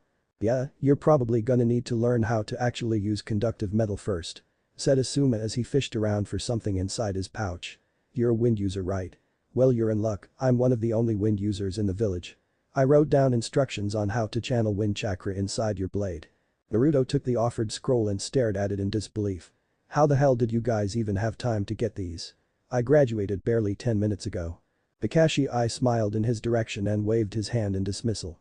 We knew you'd do great. But what if I failed?" The Chunin was silent for a few moments before slowly taking another sip of his sake. Conversation soon began anew across the bar once more as Naruto watched on with a twitching eyebrow at the lack of answer. Kurenai stepped forward. "Naruto," said the Jinjutsu mistress, drawing the blonde's attention to her. "I know you like taking care of plants, so I got you this." She held up a small pouch which the Jinchuriki accepted with curiosity. "These are seeds for zinnia flowers. With enough care, they'll bloom into beautiful orange petals." Naruto didn't know how she knew that he liked taking care of plants, but he didn't care. He was so thankful for these gifts he could barely find the words to express his gratitude. Kurenai gave him a knowing smile and moved back so that Kakashi could offer his last gift. The masked man in question finished his saucer and gave a contented sigh. "Alright, guess it's my turn." He reached inside of his vest and fished out an orange cloth-like material. Taking it in his hands, Naruto unfolded it to see that it was a faded orange face mask, much like the one that Kakashi wore all the time. "Kakashi-sensei. This is. You don't have to wear it all the time or anything," said Kakashi awkwardly. Kakashi had many things, but being good at gift giving was not one of them. "But it's handy to have for undercover missions. Those whisker marks will surely give you away all the time." Naruto stared at the orange face mask in stunned silence as tears began to fall from his eyes. Smiling sheepishly, Kakashi reached down to ruffle his head and filled up his saucer once more. Naruto quickly wiped his eyes in embarrassment as he struggled to meet his eyes. "The path ahead isn't going to be easy," Kakashi began. "But bonds are what helps you remain sane and keep pushing forward. And while we're here, you'll always have us to fall back on." Naruto shut his eyes tightly and nodded as more tears began to flow down his cheeks, making Kakashi smile warmly at him and pat him on the back. "Now, drink up." Naruto smiled and stared at his cup of sake. Even though he didn't know what would happen in the future, even though it was going to be full of hardships, he knew that he was going to be fine. He brought the saucer to his lips and downed it in one go. Thanks for listening. I do hope you enjoy it. If you want the next part of this video, turn on that bell notification. Like, subscribe and comment down below. And also check out the others videos I have created and enjoyed it. See you guys next video.